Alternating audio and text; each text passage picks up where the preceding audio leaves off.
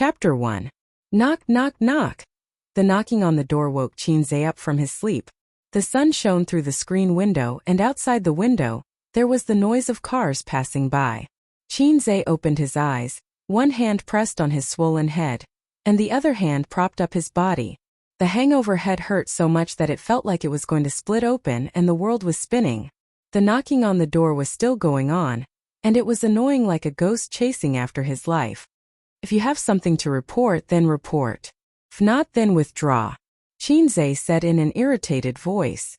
Your Majesty, your servant is hungry. A soft and slightly hoarse voice came from outside the door.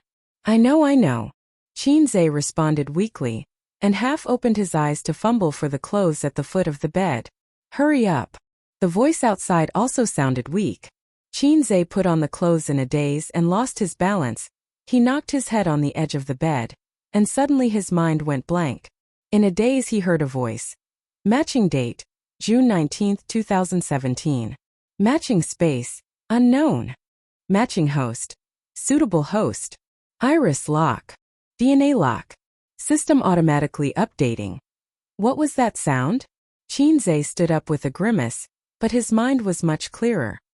He walked to the window and pulled open the curtain, and the warm and dazzling sunlight poured in like a tide. He squinted his eyes, and outside the window, there was an endless stream of cars. This was a half-new neighborhood, and the date of completion was 2004. In the distance, tall buildings were connected to tall buildings, and that was the city's central business district. The time was 2017, midsummer of June, Shanghai. Qinzhe faced the sunlight, and his unfocused eyes reflected the coming and going of cars. After a while, he remembered that today was Monday. In the living room, cups and plates were in a mess, and there was half a pizza left from last night on the table. The 12-inch margarita strawberry cake was only left with an empty box. It was not eaten, but it was used as a weapon. In addition to the leftovers, the table was full of all kinds of wine bottles, cocktails, beer, wine, champagne, and a few bottles of white wine. Could fill a wall. The ground was scattered with gold foil flowers. It was like the scene after a wild party. Qinzhe sighed softly and found a large garbage bag that he had prepared beforehand. He put the empty wine bottles and the leftovers in it one by one. He dragged the garbage bag out and threw it in the large trash can in the corridor. She walked into the bathroom with a tired expression. After washing up, she felt that she had come back to life. He calmly walked into the kitchen and took out the skim milk from the fridge. He poured it into a glass and placed it in the microwave. He lowered the heat for 2 minutes. Then he began to fry the eggs, fry the bacon, and blanch 2 pieces of lettuce in boiling water. In less than 10 minutes, a simple breakfast was ready. He placed the food on the dining table in the living room. There were 2 servings of each, just enough for 2 people. She turned around and went to the kitchen. There was still half a bag of toast in the fridge. It tasted good with peanut butter. Qinzhe prepared breakfast and returned to his room. It was not his bedroom but another room. The apartment was about 80 square meters. It had 2 bedrooms, a living room, a kitchen, and a bathroom. There was also a balcony with excellent lighting. The apartment was bought by Qinzhe's family when he was in elementary school. It was not far from the central business district. There was a subway station at the entrance of the neighborhood. After 2 stations on the subway, they would arrive at the university town. Now, the elementary school where Qinzhe studied when he was a child had been demolished for several years. This apartment had increased in value over the years. Qinzhe's university was 2 stations away from the university town. Originally, he wanted to experience the life of a dorm. On the first day of his freshman year, the lazy and gluttonous sister unexpectedly took charge of everything and said that she would be responsible for sending her brother to the university. In the end, when there were still 2 traffic lights away from the university, she made a light turn and abducted Qinzhe and his luggage to the neighborhood. Hey. This is not the way to the university. Yes. The beautiful sister stroked her hair. Put your luggage away first before you go to the university. Qinzhe said loudly. I knew you wouldn't be so kind as to send me to the university for no reason. What's so good about living on campus? A bunch of people crowded in a messy dorm. No matter how you look at it, living with a beauty like me is more cost-effective. The sister said righteously. Thank you very much. Qinzhe curled his lips. Please forgive me. I have lived with you since I was a child. I have no interest at all. Don't be like this. So inconvenient for me to live alone. I have to do the cleaning myself. I don't even have the strength to change the water dispenser when it runs out of water. Because I don't know how to cook, the kitchen is covered in thick dust. Sob, sob, sob. A moment ago, she was an awe-inspiring and inviolable sister, but the next moment, she became a little girl acting coquettishly. I don't want to live with you. I don't want to be your nanny, Chinze said. And the university doesn't allow students to live outside. This is a hard rule. Don't worry, brother. Dad has taken care of it. The procedures are all okay. You just have to obediently live together with your sister. I don't believe you. Chinze took out his phone and dialed a number. After a while, a mellow and serious voice came from the phone. What's the matter? Dad, I want to live on campus, Chinze said bluntly. At this time his sister reached out and pinched him hard. You don't have to live on campus. Don't we have a house in the university town? You can live with your sister. Your mom and I are worried about her living alone. If you want to live on campus, you can go back and live there once in a while. The head of the family said and hung up. His sister was admitted to Fudan University with excellent results. As the younger brother, Chinze was overshadowed. He used all his strength to barely get into the University of Finance and Economics, which was adjacent to Fudan University. If the brother and sister's father were not a professor at the University of Finance and Economics, the university would not necessarily admit him, who was at the bottom of the list. The brother and sister's IQ were very different. Chinze knew that he and his sister were not biological children. When he was a child, he eavesdropped on his mother's phone call. His mother's fierce words made him understand that one of them was not a child of the Chin family. His mother secretly called and did not mention the name. Chinze did not know who was adopted between him and his sister. At that time he was still very young. He told his sister about this with a frightened face. His sister threatened him and said, in fact, you are a free gift. So you can't tell anyone about this. If you tell anyone, you will be sold off. After so many years, Chinze still did not dare to dig into it. He was afraid that his family would be torn apart. The brother and sister tacitly acted as if nothing had happened. Since they were the children of teaching staff, it was not a problem for them not to live on campus in the first year. Chinze sighed. In the blink of an eye, 3 years had passed. Chinze was in his 3rd year of university. His sister was 2 years older than him. She graduated last year and worked as the secretary of the general manager of a foreign company. When he opened the door, the faint smell of perfume mixed with alcohol entered his nose. The room was dark, the curtains were closed, and the air conditioner was blowing cold air. A woman was lying on the bed, covered with a thin blanket. She stretched out her arms and legs, sprawled out on all fours. From the way she slept, it could be seen that this woman was very carefree. Chinze turned off the air conditioner, opened the curtains and opened the windows. A breeze entered the room along with the sunlight, blowing away the smell of alcohol. Breakfast is ready. Get up. The woman's chestnut-colored curly hair was loose, and her face could not be seen clearly. She snorted a few times like a lazy pig and continued to sleep. Chinze tried hard to remember. It was his sister's birthday yesterday, so she invited a group of girlfriends to the house for a party. The girls were of all shapes and sizes, and they all looked very cultured and like goddesses. After a few bottles of alcohol, their true colors were revealed. They were all drinking heroines and they drank all night long. The witty sister pulled her brother out of the kitchen to drink. She seemed to have only drunk a few bottles of beer. Even I, who was drunk like a dead dog, got up. What right do you have to sleep in? Chinze lifted the thin blanket and said loudly, Get up. Chapter 2. The most painful thing in winter was to get up early. You would want to be entangled with the quilt until the end of time, but this was clearly a hot summer. Chinze silently chewed the bread, finished the bacon and the poached egg. After waiting for 10 minutes, she finally came out. She was wearing loose teddy bear pajamas and slippers. Her eyes were half closed as she walked out. Last night I was the one who was drunk to the point of being half dead by your group of female friends. What's with your overindulgent appearance? Chinze said, puzzled. You're the one who's overindulging. His sister glanced at him listlessly and sat lazily on the chair. Her thin, moist lips pouted. After you lay down yesterday, they were almost done. I had to clean up the mess. Those who had boyfriends called them to collect the body. Those who were single, I took a taxi to send them back one by one. I didn't sleep until 3:30 in the morning. I woke up hungry this morning. You deserve it. Chinze drank a mouthful of milk and slapped her hand away from the bacon. Go wash your face and brush your teeth. His sister stood up as if she had no bones. She quickly grabbed the bacon and stuffed it into her mouth. She ran into the bathroom in her slippers and stuck her head out to make a face at him. Chinze made a gesture to hit her. She immediately retracted her head. His sister didn't act like an older sister, but he was used to it.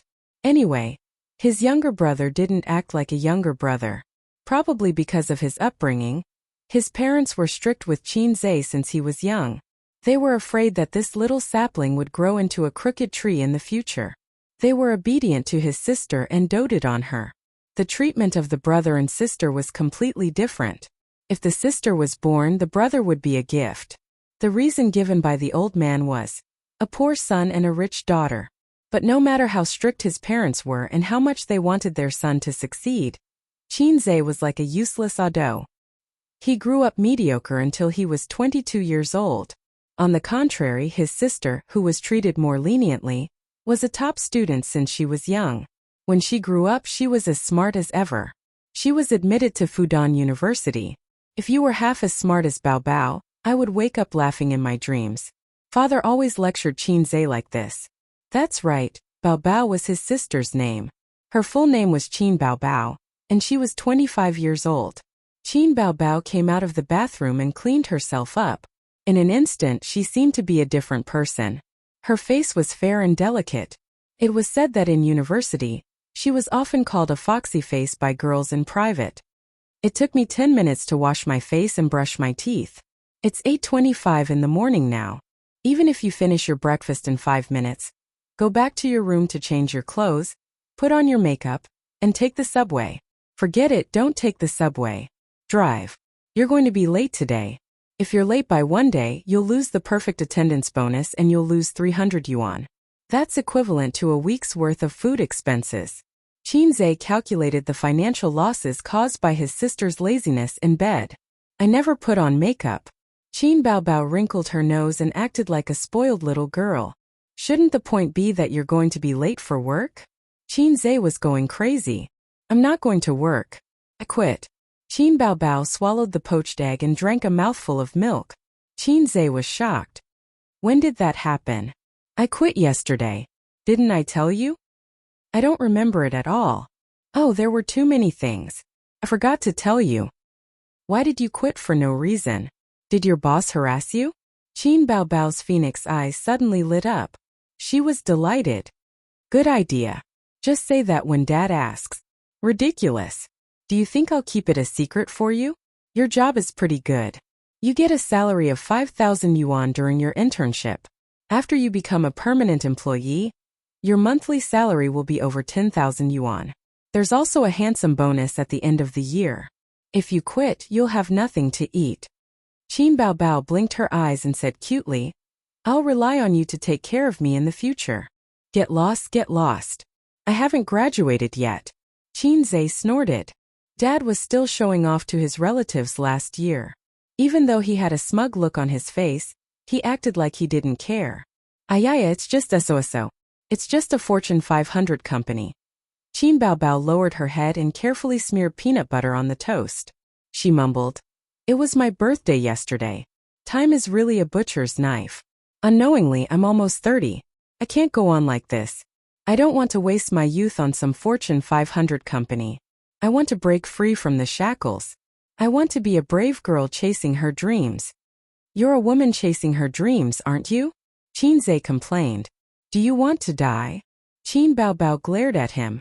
What do you want to do? Chinze had an ominous feeling in his heart. My goal is to walk onto the big screen and become a superstar. I want to be the nation's goddess. Ho ho ho. Qin Bao Bao struck a pose of a slave turning over to become the master. Indeed. Chinze covered his face silently. There was a huge stain in Qin Baobao's life, a huge regret. The so-called stain was her name. When she was in junior high school, she couldn't stand the mockery of her classmates and secretly took the household register to change her name. Because she couldn't give a good reason, an ugly name wasn't a reason, and because she didn't have her parents to accompany her to sign the agreement, the police called her home to ask about it. Without a second word, her father rushed to the police station and dragged her home by her ears. In Qin Zhe's memories, that was the first time her parents worked together to beat her up. The second time was when she was in high school. Because of her beautiful looks and extraordinary temperament, Qin Baobao was spotted by a talent scout. She didn't know what kind of pie that fella painted for her, but she had made it her life's dream to become a superstar. However, her father was old-fashioned and didn't want her daughter to enter the entertainment industry. Her mother was worried that the talent scout was a scammer who wanted to trick her daughter into selling her to brothels. Therefore, she beat her up again. This was the biggest regret of Qin Baobao's life. In fact, her parents didn't know that after the college entrance exam, Qin Baobao wanted to apply for Shanghai Drama Academy as her first choice. Fortunately, Qin Zhe risked his life to stop her. Otherwise, she would have been beaten up for the third time in her life. After so many years, he didn't expect her to still not give up. That's enough. What's so good about being a superstar? On the surface, they look glamorous, but behind the scenes, there's only bitterness. This society is very dark. If you blindly jump into the underworld like this, you'll become a black fungus in less than 2 years. You might not even be able to make a name for yourself. Qin Zhe said righteously, I don't care, I don't care. Qin Baobao twisted her body and rolled on the ground like a shrew. It's useless to act coquettishly with me. Don't try this. This matter is too big. I'm going to report it to my father. Qin Zhe took out his phone from his pocket. Qin Baobao flew over and held his hand tightly. She said pitifully, Don't. If my father finds out, he'll beat me to death. Don't cause trouble. I don't know if he'll beat you to death, but if I don't report it, he'll definitely beat me to death. Qin Zhe pressed her head and pushed her away. At the same time, he took out his phone. At this moment, a mechanical voice sounded in his mind. Main mission. Assist Qin Baobao to sign a contract with Xingyi Entertainment Company, Limited. If successful, you'll be rewarded with 300 points. If failed, 100 points will be deducted. What's this? Qin Zhe was stunned. While he was distracted, Qin Baobao snatched the phone from his hand and hid it behind her back. Was she hallucinating? Was she still drunk? Give me the phone. Qin Zhe was furious. There was a more important matter at hand. He had to think of a way to dispel this woman's unrealistic thoughts. This seemed impossible. He knew how stubborn Qin Baobao was, but she was even more afraid of being beaten. In the past, her parents were still at home. Now that she had moved out, she was like a wild horse that had lost its reins. His father asked him to move in with his sister. Maybe he had the intention of taking care of his daughter. At the very least, he had to watch over her and not let her do anything rash. For example, she could resign and enter the entertainment industry. If he encountered this kind of thing, he should call the headquarters to report it. Otherwise, he would be derelict in his duty. He couldn't take the blame. Qin Baobao stuffed the phone into her 36D. She puffed out her chest and said, Come on, come on. If you dare to touch me, I'll tell my father that you touched my chest. That's enough. Qin Zhe's mind was full of shit. Sister, let's talk. Qin Zhe decided to use the conciliatory policy. It's not that I want to stop you from chasing your dreams, but you didn't walk the right path at your best age. It's too late now. You're already 25 years old. Your image as a pure girl is definitely not good. At your age, how can you enter the entertainment industry without relying on your ability? Everyone wants to enter the entertainment industry. Everyone wants to be famous. You can imagine how fierce the competition is. Please, you went to Fudan University. It's not an acting school. Can you compete with those fresh graduates with professional backgrounds? Do you know how to act? Do you have a solid foundation in acting? You're already 25 years old. Don't be so childish. I have a face. Qin Baobao raised her foxy face. What face do you have? Did you drink too much poisonous chicken soup? Does the entertainment industry rely on one's face? There are as many handsome men and beautiful women as you want on Earth. Chinze said.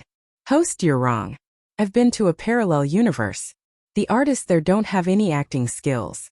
They can dominate the entertainment industry just by relying on their faces.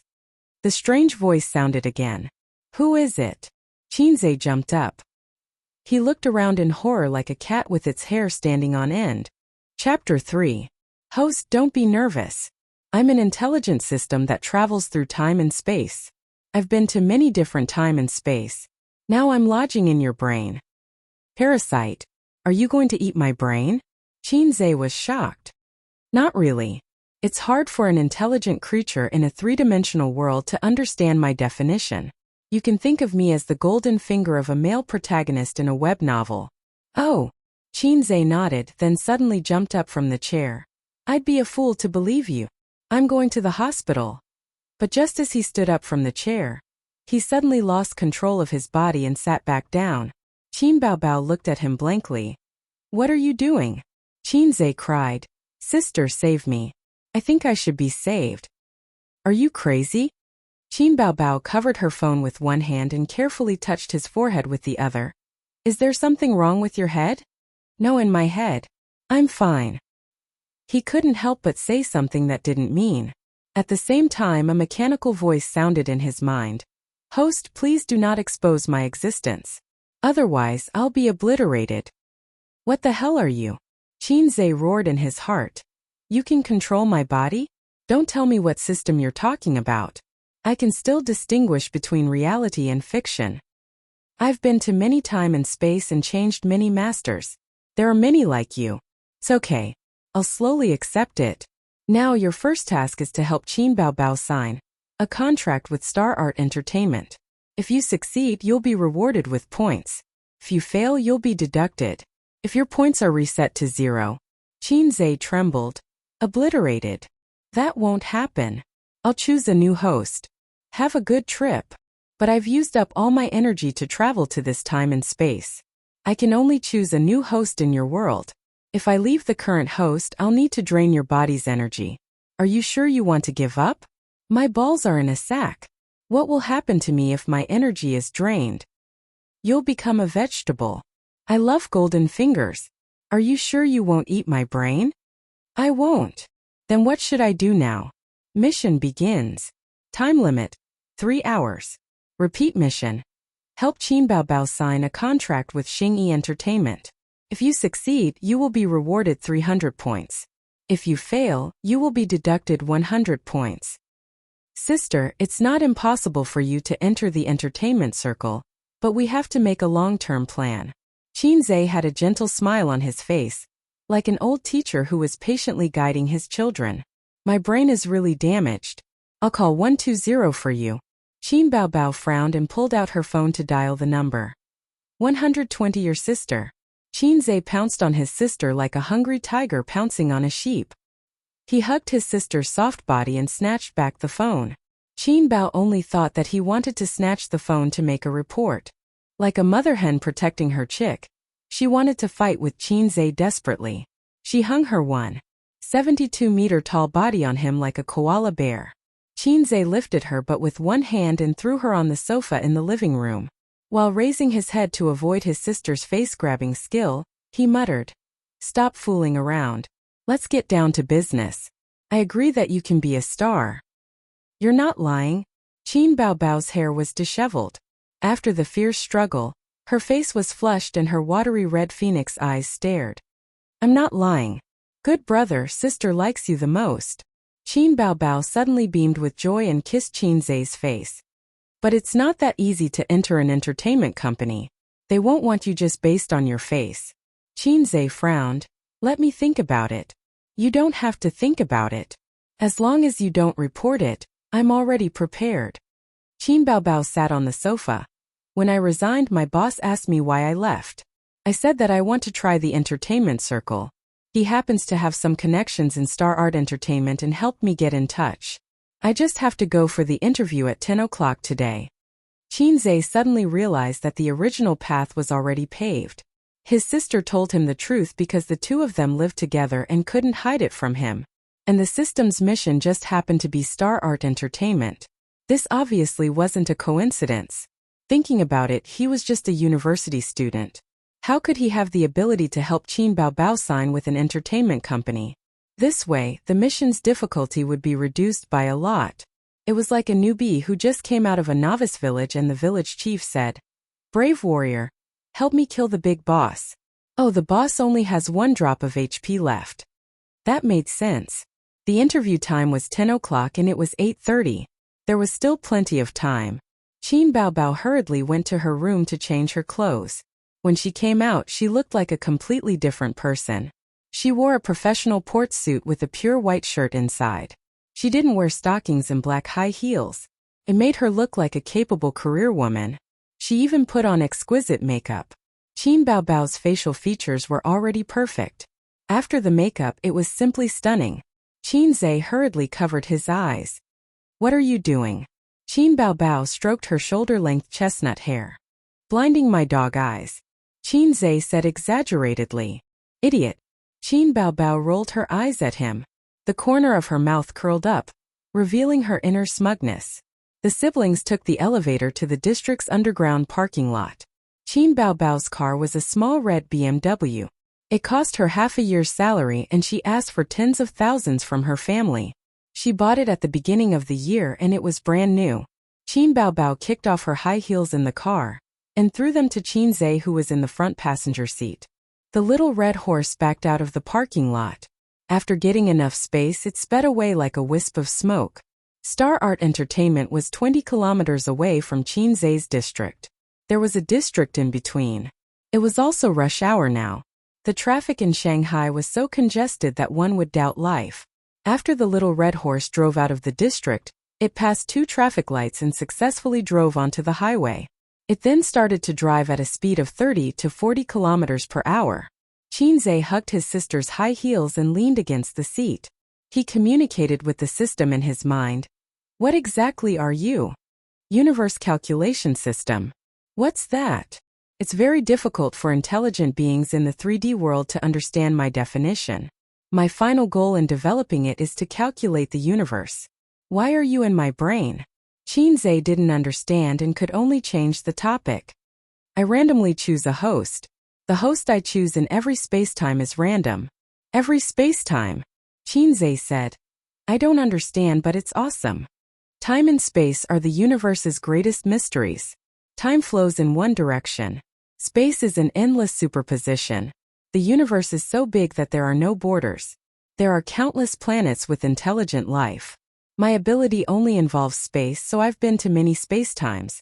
Every intelligent being that became my host was a famous person in their time. Great God, please accept my kneeling." Qin Zhe ridiculed and said, "I've read novels. Can't you pluck the stars and the moon and live forever?" "I've been to a similar world." Qin Zhe was excited. "Then can I become an immortal? Can I live forever?" "Ridiculous. There is nothing eternal in the world. The sun will also end one day. According to my speculation, the universe is not eternal, including me. Then can I live as long as the sun? Not really. The formation of a world depends on many factors. Every world is different. The laws of existence are also different. In the world you live in, humans can't fly in the sky and burrow into the ground. What's the use of having you?" Qin Zhe was very disappointed. Every boy had a fantasy.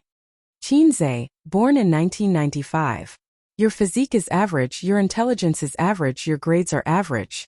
You've been average since you were young. According to your current life trajectory, your sister Qin Baobao will be the most beautiful woman you've ever seen. You'll be mediocre for the rest of your life. But I can change your life and change your destiny, so I think I'm still useful. Hearing you say that, I really want to die." Qin Zhe covered his face. "What's the use of you? Next is the beginner's tutorial time.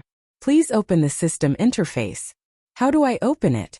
At least give me a controller." "Am I supposed to shout to the sky system interface? Then it will jump out?" Qin Zhe's voice fell. A blue virtual interface appeared in front of his eyes. It reminded him of the 3D projections he saw on the internet. On the top left corner of the virtual interface was the 2 words Qin Zhe. Below that were 2 options: Mission Point Store. Qinze stretched out his finger and clicked on Mission. The virtual interface showed the details of the mission. Main mission. Help Qin Baobao sign a contract with Xingyi Entertainment. Success will reward 300 points. Failure will deduct 100 points. He clicked on the points store, but a notification popped up. This function has not been activated. System. What's in the points store? Something that can help you reach the peak of your life. It hasn't been activated because I currently have 0 points. Yes, please work hard. I want to ask, what the hell is this mission? Missions are not ghosts, but I can roughly understand what the host means. There is no free lunch in this world. If you want something, you have to work hard. If you want to use points to exchange for things in the store, you have to keep doing missions. What are the conditions for a mission to appear? Don't ask me to commit murder, arson, or molest young girls. The conditions for a mission are based on the host's current state, the people around you, and the desires in the host's heart. Then if I want to molest young girls, is it possible for a mission to molest young girls to appear? Yes, that's enough. Qinze's mouth twitched. Who doesn't have a dark heart? If you encounter a similar mission, the host can choose to give up. The system will automatically deduct points. There's a mission item here. Qinze found that at the end of the mission details, there was a line of gray words, mission item. This is the support item for the first mission. It hasn't been activated yet. Host, please wait patiently. At this time, Qin Baobao turned to look at him and curiously asked, "Why are you gesticulating? Can't my brain be damaged?" Qinze said as he closed the system interface.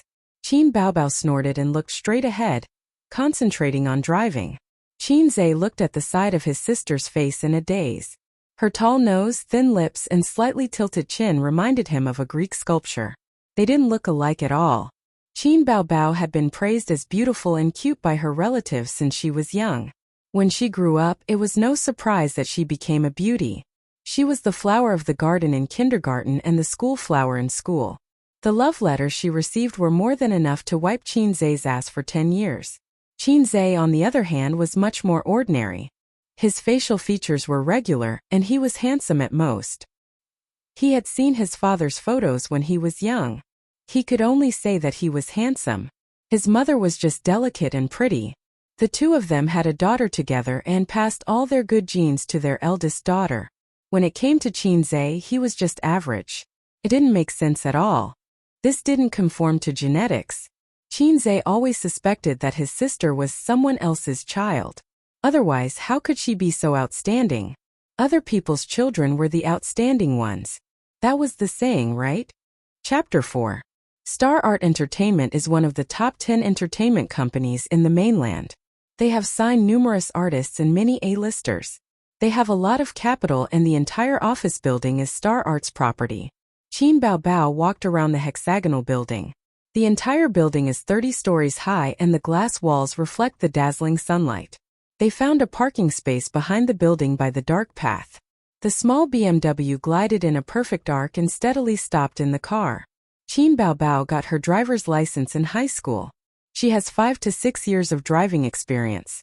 Unlike most students who lock their license in a drawer as a souvenir, she would drive her father's car during the winter, summer, and even weekends to drive Qinze around. She would drive wherever she wanted. Then, she would cheat Qinze of his living expenses and sit down under the afternoon sun to drink coffee and eat. Whenever that happened, Qinze would feel uncomfortable.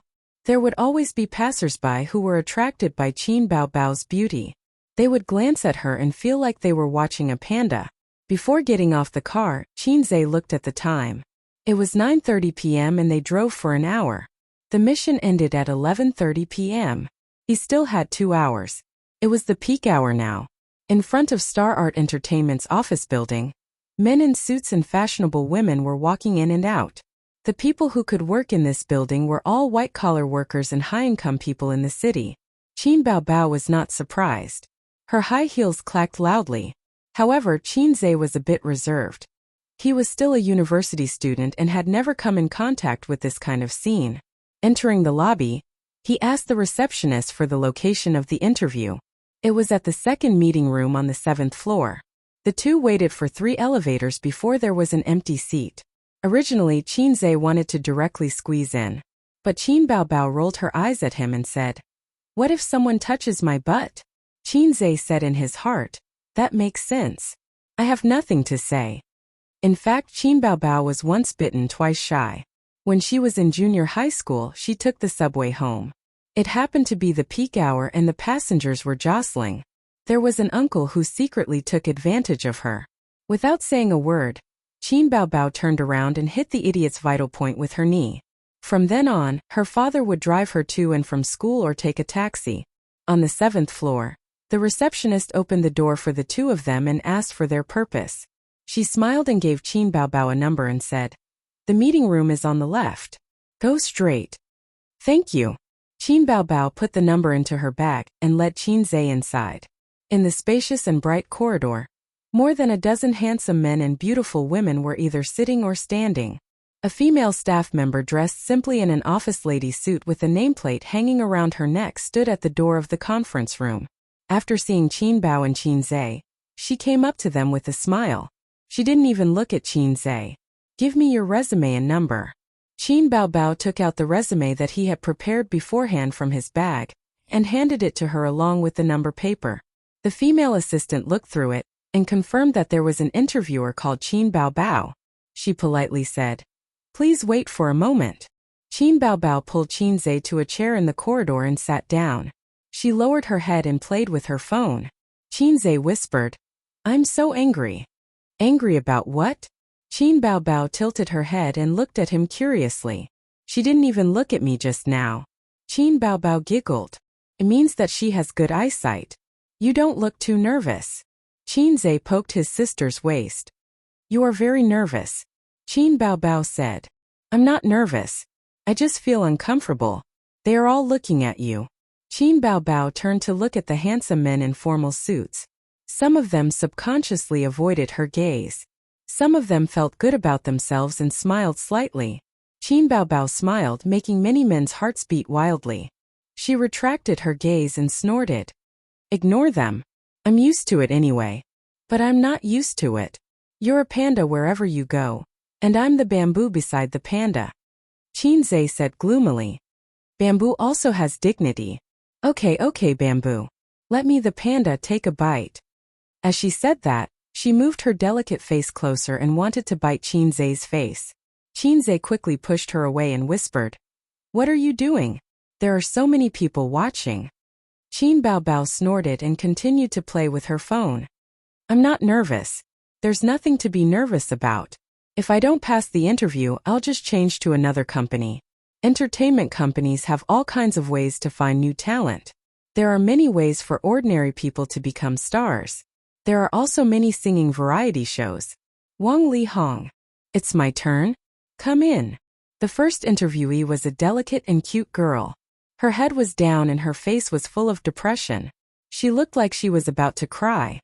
"How is it? Did you pass? What do you ask in an interview?" Immediately, someone came forward to ask. Everyone was talking at once. Qin Zhe also pricked up his ears. The girl shook her head. "They said I don't know how to sing, and I'm not a professional. I didn't meet the requirements." This was also a girl who wanted to rely on her face to enter the entertainment industry. Qin Zhe looked at the beauty beside him who also wanted to rely on her face to make a living. "What, my singing is not bad?" The beauty glared at him. Time passed quickly. The interviewees took turns to enter. After about 5 minutes, some came back with a happy face while others came out with a gloomy face.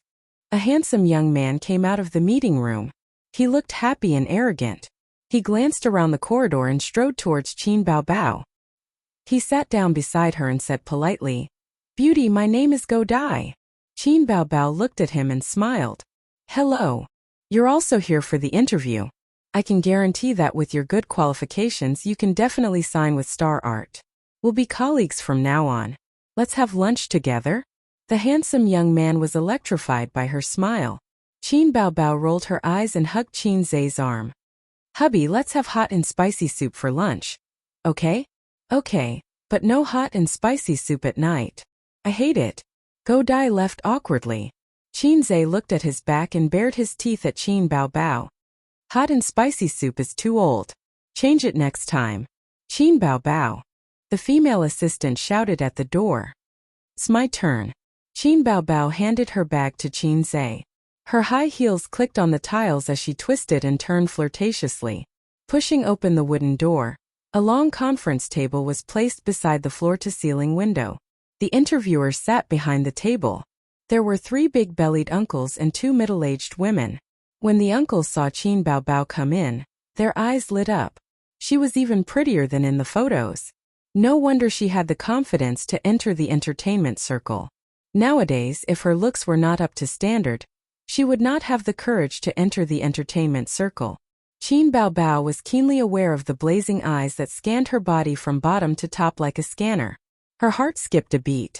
She remembered that Qin Zhe had once told her about a popular method to distinguish men and boys on the internet. It was very simple. When a little boy saw a beautiful woman, his first reaction was to look at her face.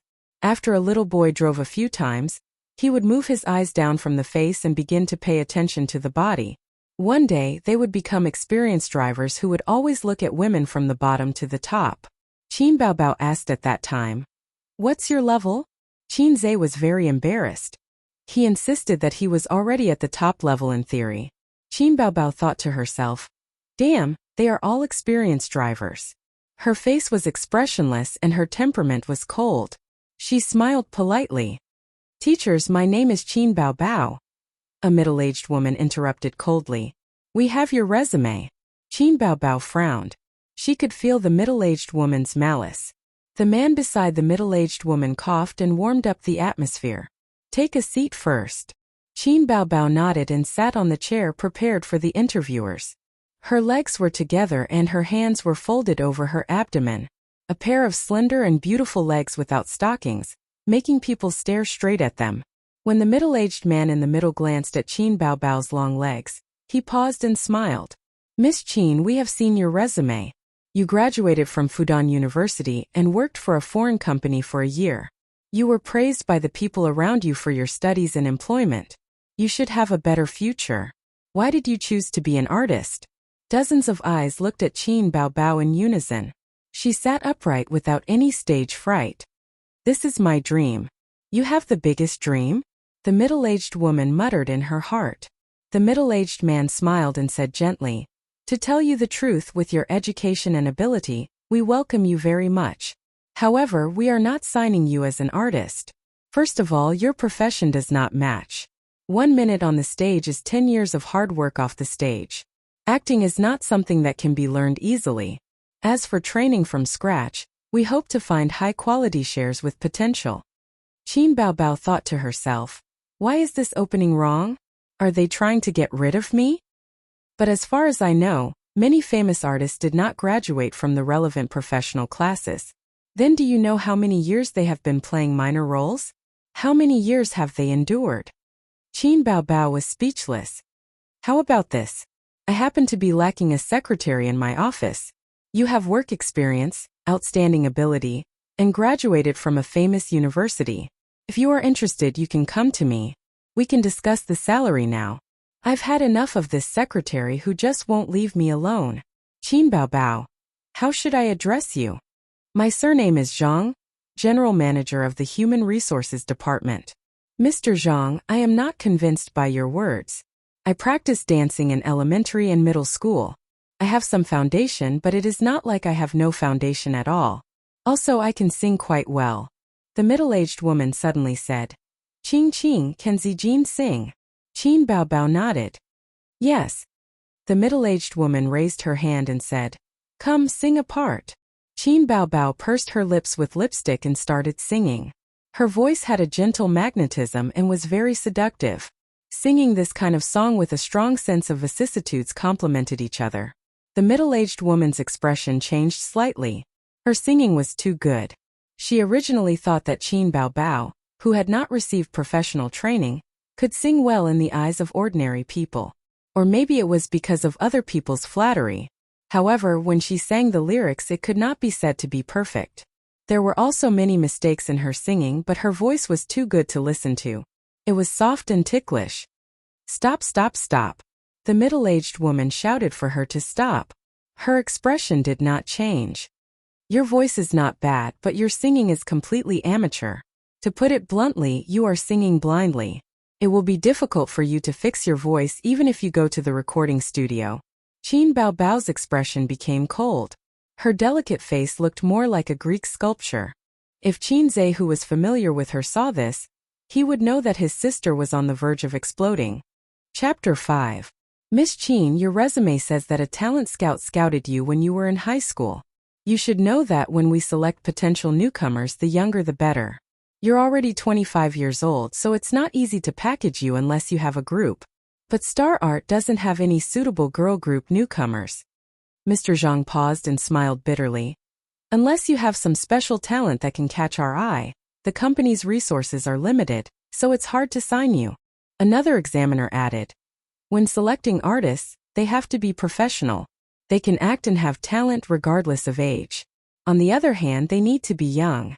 Between 18 and 22 is the ideal age. Right now, the entertainment industry is becoming more and more popular. Someone like you is a bit awkward. Middle school dance doesn't count. Even my daughter can dance better than you.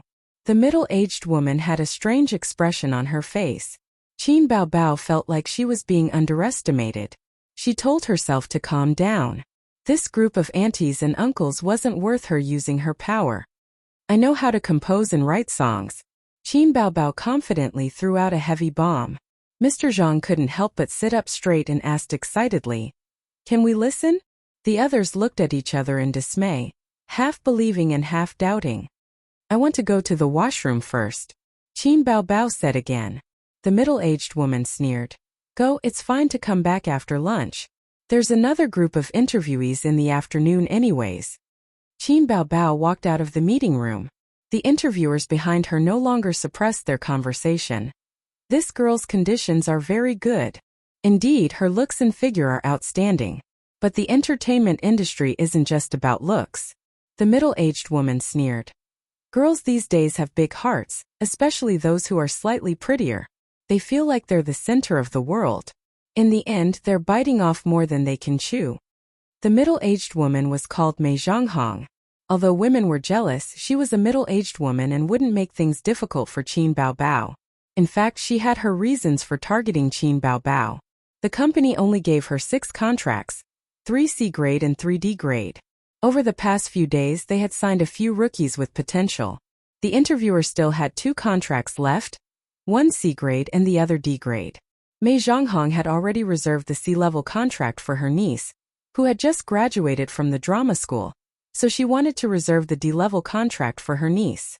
She had already spoken to a few colleagues and made arrangements for all aspects. Although a few of them did not agree, they did not say anything. For example, CEO Zhang in fact tacitly agreed. But as soon as she saw Qin Baobao, she felt a knot in her heart. This little hoof was too outstanding. As soon as she came in, the eyes of the old men who were old enough to be her father lit up like light bulbs. Fortunately, this girl was just a flower vase.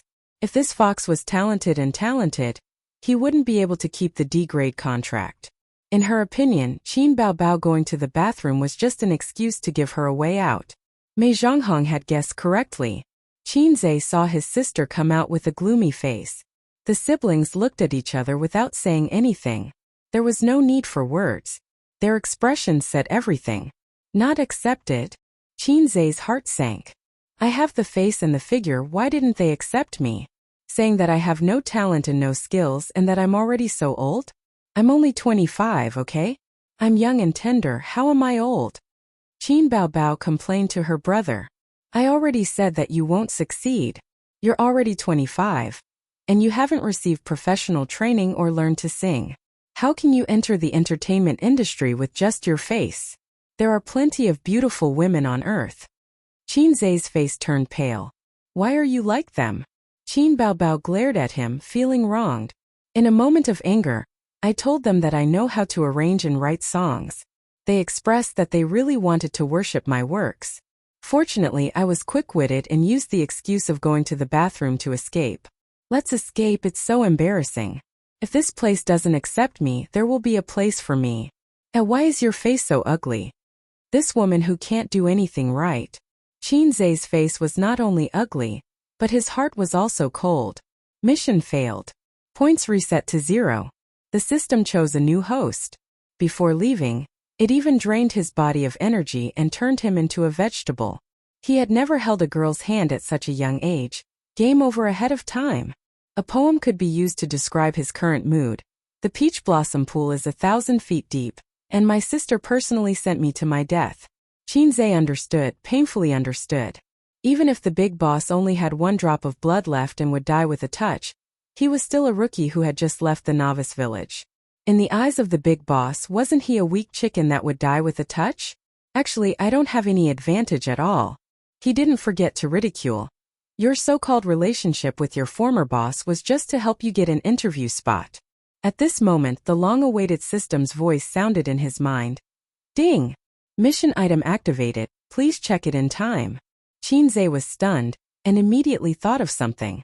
With trembling hands, he opened the system interface and clicked on the mission item. This is... System, this is a song? Yes, a novice mission. Of course, it's not in the hell mode. The host can just lie down and win. Lie down and win, I almost peed myself. Qinzhe spat. Import into the phone. Already imported. Sis, I have a song here. Qinzhe took out his phone and clicked on local music, but he didn't have his earphones.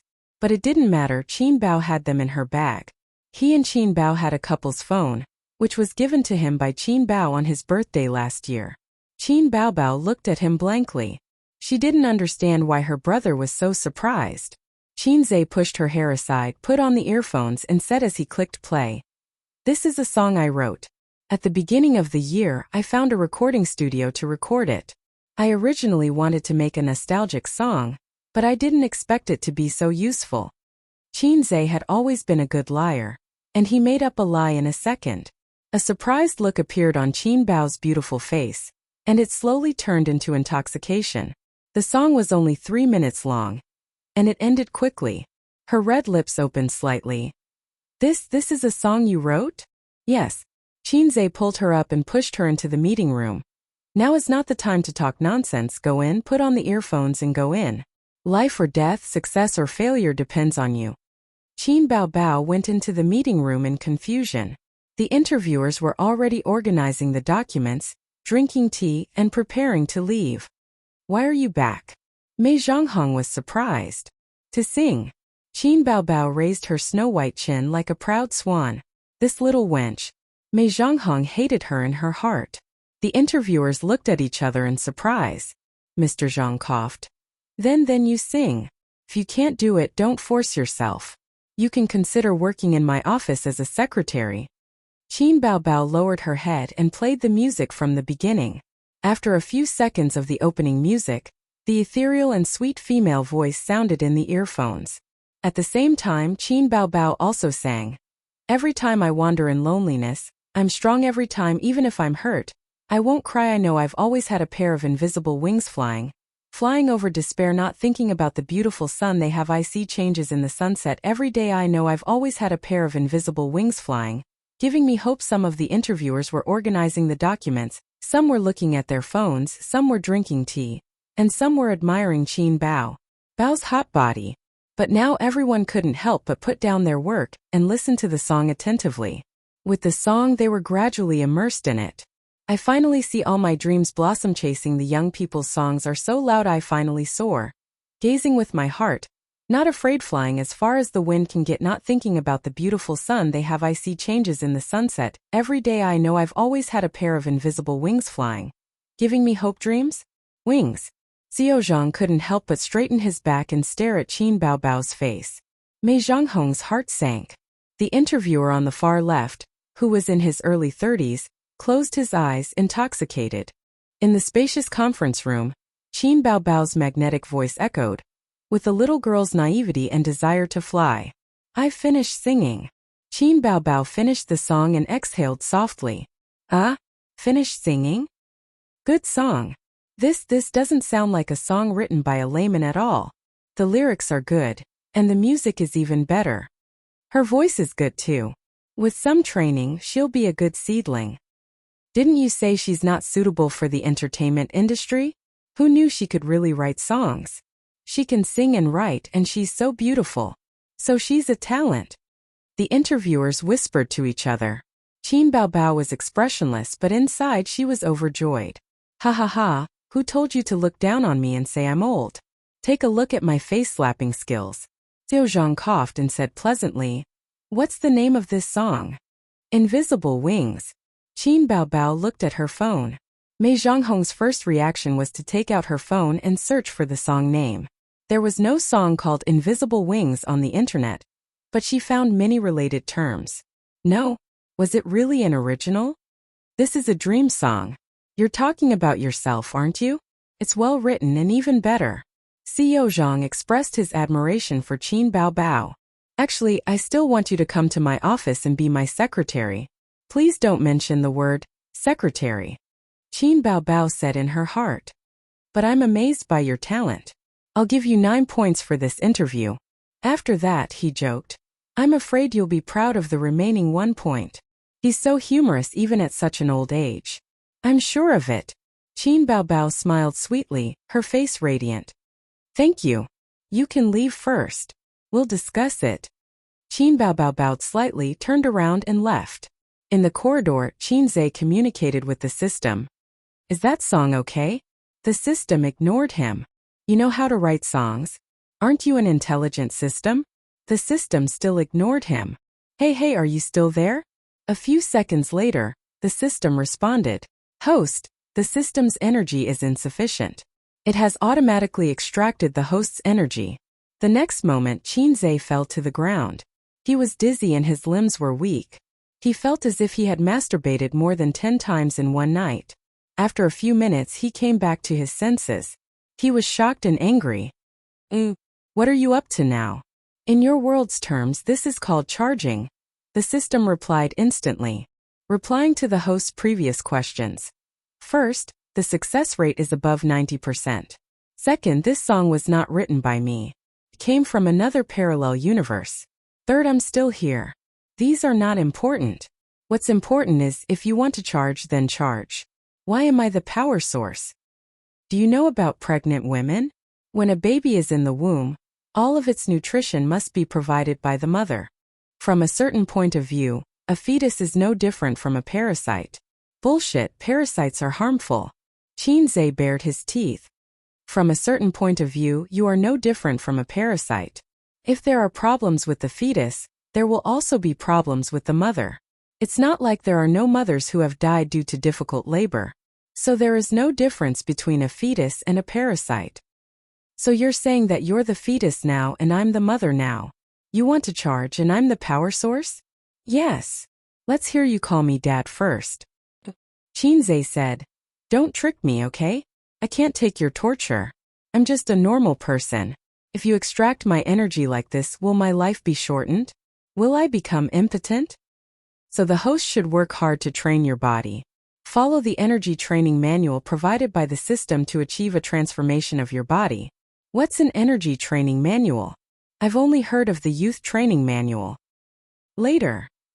A few seconds later, the system replied. I've looked it up. In your human terms, chi cultivation. Damn, didn't they say that you can't become an immortal in this world? Can't you become a spirit after the founding of the country? According to the literature of this world, there is chi in the human body. Through chi cultivation, you can prolong your life and obtain great power. In fact, it's a process of humans absorbing energy from the outside world. It's the same principle as charging a mobile phone. But the so-called great power is only limited to normal people. It's still within the scope of living creatures. There's no such thing as becoming an immortal. At this moment, she saw Qin Baobao walk out with a gloomy face.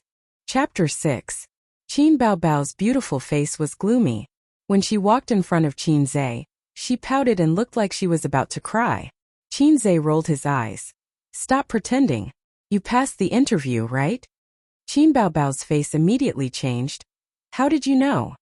We knew each other when we were in diapers. The roundworm in your stomach doesn't know you as well as I do. Qin Zhe said disdainfully. In the meeting room, Chief Zhang finished discussing with everyone and said loudly, This Qin Baobao is not bad. The company needs this kind of talent. I suggest giving her this D-grade contract. What do you all think? The interviewers expressed that they had no objections. Wait, Mei Zhonghong said loudly. Chief Zhang frowned. Manager Mei, you say it. Mei Zhonghong did not answer. She just lowered her head and fiddled with her phone. She could not find the song title. The song title might be fake. She had to search for the lyrics. Nothing. Impossible. Mei Zhonghong could only say. The song just now, I felt that it was somewhat familiar. Maybe it was a copy of another song. How can someone who has never studied music know how to compose a song? Don't you think it's strange? There are always geniuses who are especially talented in certain aspects. Just because they have never studied music doesn't mean that they can't write good songs. Chief Zhang said. Familiar? Are you familiar? Why haven't I heard the melody of that song? The others shook their heads, indicating that they had never heard of it. Mei Zhonghong was unwilling, but at this time, Chief Zhang waved his hand and said lightly, "It is the responsibility of the HR department to find talents for the company. If she is just a vase, I will do you a favor and give the contract to you. But she clearly has a lot of potential. This is obvious to all. In the workplace, the capable get the top and the incompetent get the bottom. Your niece's matter should be put aside for now." In the corridor, Qin Zhe received a notification. Congratulations to the host for completing the task. The reward is 300 points. Success. He was overjoyed. Just as he was about to speak, the meeting room door opened and the assistant walked out. Qin Bao Bao, come in. As Qin Zhe expected, Qin Bao successfully signed the contract. Then she went through the entry procedures and followed the female assistant to go through the process. Qin Zhe sent her a message, saying that he was going downstairs to get some fresh air. Qin Zhe had heard on the internet that the contracts of entertainment companies had many tricks and were full of various overbearing clauses, but he was not worried at all. Qin Bao Bao had graduated from a high school, and her IQ was higher than his. Moreover, she had been in a foreign company for a year, so she knew some of the ways in the workplace very well. He walked out of the Star Art building and smoked a cigarette on the side of the street where there was an endless stream of cars. Only then did he feel alive, and the exhaustion in his body slightly improved. When she entered the elevator, her legs were trembling. Qin Zhe opened the system interface. The point store icon was already lit up. He clicked on it. The interface changed and a dazzling array of categories appeared. Entertainment, art, lifestyle, machinery, finance, language, industry, literature, computer, combat, sports. What are these things? Qin Zhe was dumbfounded. He felt that he had clicked on a lifestyle app. The host can exchange points for any of the items. The system said, "Please check the details yourself." Qin Zhe clicked on the entertainment category. There were many categories. Movies, music, variety, crosstalk, rich and colorful. He clicked on music again. The interface changed and a list of songs popped up. Mandarin, Cantonese, English, Russian, etc. Every song was darkened, and at the end of the song were the points. He found a song called Invisible Wings. Points to exchange, 30 points. Qin Zhe's mind suddenly echoed the words of the system. I can change your life, change your destiny. After today, the trajectory of his life will be changed, and his future will be completely changed. No, not just his life. Qin Zhe was suddenly filled with pride. I am a man who will change the world. Half an hour later, Qin Bao Bao came out of the building. Her face was full of joy. Qin Zhe waved at her. When she came closer, she put on a serious face. What kind of demon are you? Show me your true form. As she spoke, she came up to grab Qin Zhe's neck. Qin Zhe pressed her smooth forehead and pushed her away. You're not a fairy, you're more like a fairy. Tell me, where did that song come from? When did you know how to write songs? Why didn't I know? Qin Bao Bao puffed up her cheeks. There are many things you don't know. Qin Zhe grinned. Do I have to tell you everything? Do I have to report to you when I'm in love? You are my sister, not my mother. Qin Bao Bao suddenly became alert. You're in love? Where did this vixen come from, daring to seduce my brother? I'm too lazy to talk to you. Qin Zhe took out a cigarette from his pocket and walked to the parking lot with it in his mouth. Qin Bao Bao trotted behind in high heels and carrying her bag. Qin Bao Bao started the car and smiled like a flower. I'm happy today, I'll take you to eat and drink. Qin Zhe was not interested. Let's order takeout, I'm not happy to eat out, I want to go home and rest. Her legs were still weak. Boring. Qin Baobao wrinkled her nose, rolled her eyes, and shyly lowered her head. Good brother, you have done a great job today. I will reward you when I get home. Qin Zai's body shook. You said it, no going back on your words. Qin Baobao nodded shyly. Okay. The little red horse drove out of the parking lot and galloped quickly. It was 11 o'clock in the morning. The traffic was not as dense as it was in the morning rush hour. After 40 minutes, the siblings arrived home. Qin Zai held Qin Baobao's hand and rushed into the elevator, pressing the button hard. The elevator rose slowly and stopped on the 6th floor. Qin Zai took out the key to open the door and inserted the key into the keyhole. He took a deep breath and looked at his charming sister. Sister, we are home. Qin Baobao lowered her head. Okay. I'm so excited, so nervous, I feel like my heart is going to jump out of my chest. Qin Zai said. Stupid face. Qin Baobao rolled her eyes at her. The last time we was half a month ago. Qin Zai said excitedly. I have been holding back for half a month, you finally agreed today. Open the door quickly. Qin Baobao urged. Qin Zai turned the key and pushed the door open. A few minutes later, the room was filled with sonorous music and Qin Zai's shouts. Sister, heal me. Ouch, you should be more careful. The opponent's hammer hooked me, you even went to the river to set up an eye. Why are you playing support? Play AD with me and kill him. It's over, it's over. The opponent got a double kill. We are going to die at the bottom lane. Qin Baobao. Shut up, I know how to play. Why are you jumping around? Come to my side, I will heal you. Ouch, I've been pinched by a clamp. Help. Your big move is hide in the grass. Look, the AD flashed and escaped. It's useless. I won't play with you next time. I just leveled up to silver sob. At 3:30 in the afternoon, after the siblings lost 5 times in a row, they tacitly threw away the mouse. Qin Zai stood by the table and Qin Baobao stood on the bed, criticizing and ridiculing each other. Qin Baobao's verbal skills were not as good as her brother's. She grabbed a pillow and hit him on the head. Qin Zai angrily retaliated and grabbed another pillow to hit back. This pillow fight ended with Qin Baobao unexpectedly winning. She chased Qin Zai from the room to the living room, then from the living room to the kitchen. In the end, Qin Zai ran back to the room and locked the door. Qin Zai threw himself on the bed and gasped for breath. He felt weak and weak. He had just been drained of energy by the system in the morning. Otherwise, he would be riding on Qin Baobao's body and showing off while his sister cried and begged for mercy. A wave of sleepiness hit him and he fell asleep.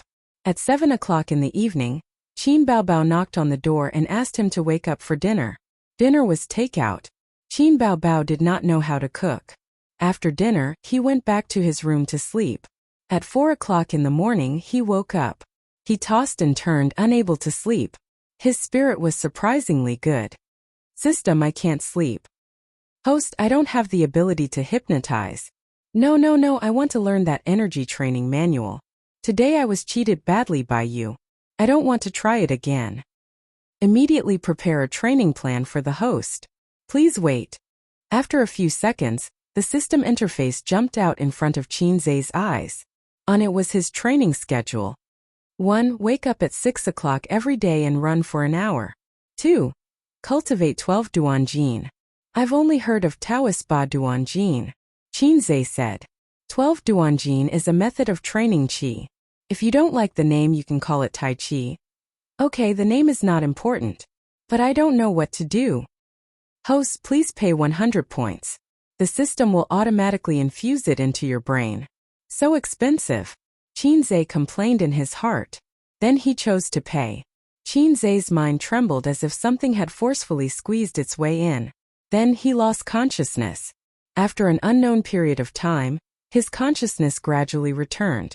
Qin Zai opened his eyes and felt that he had somehow learned the 12 brocade swords. Damn, is this the Great Enlightenment method? Qin Zai was shocked. What's the principle behind this? Humans store information through the brain. The system said a bunch of things. I don't understand, but it's awesome. Qin Zai still did not understand, but he did not dwell on it. He put on his clothes and tiptoed out of the room. The living room was dark. Qin Baobao's door was closed. He put the key in his pocket. After he left, he took out the key and locked the door. It was 4:30 in the morning. The neighborhood was quiet. The streetlights stood alone. In the lobby, the security uncle was lying on the table, dozing off. He zipped up his jacket, lowered his head, and ran out of the residential building. After leaving the neighborhood, he walked left. 2 kilometers away was a park. The area where Qinze lived used to have many old houses and an elementary school.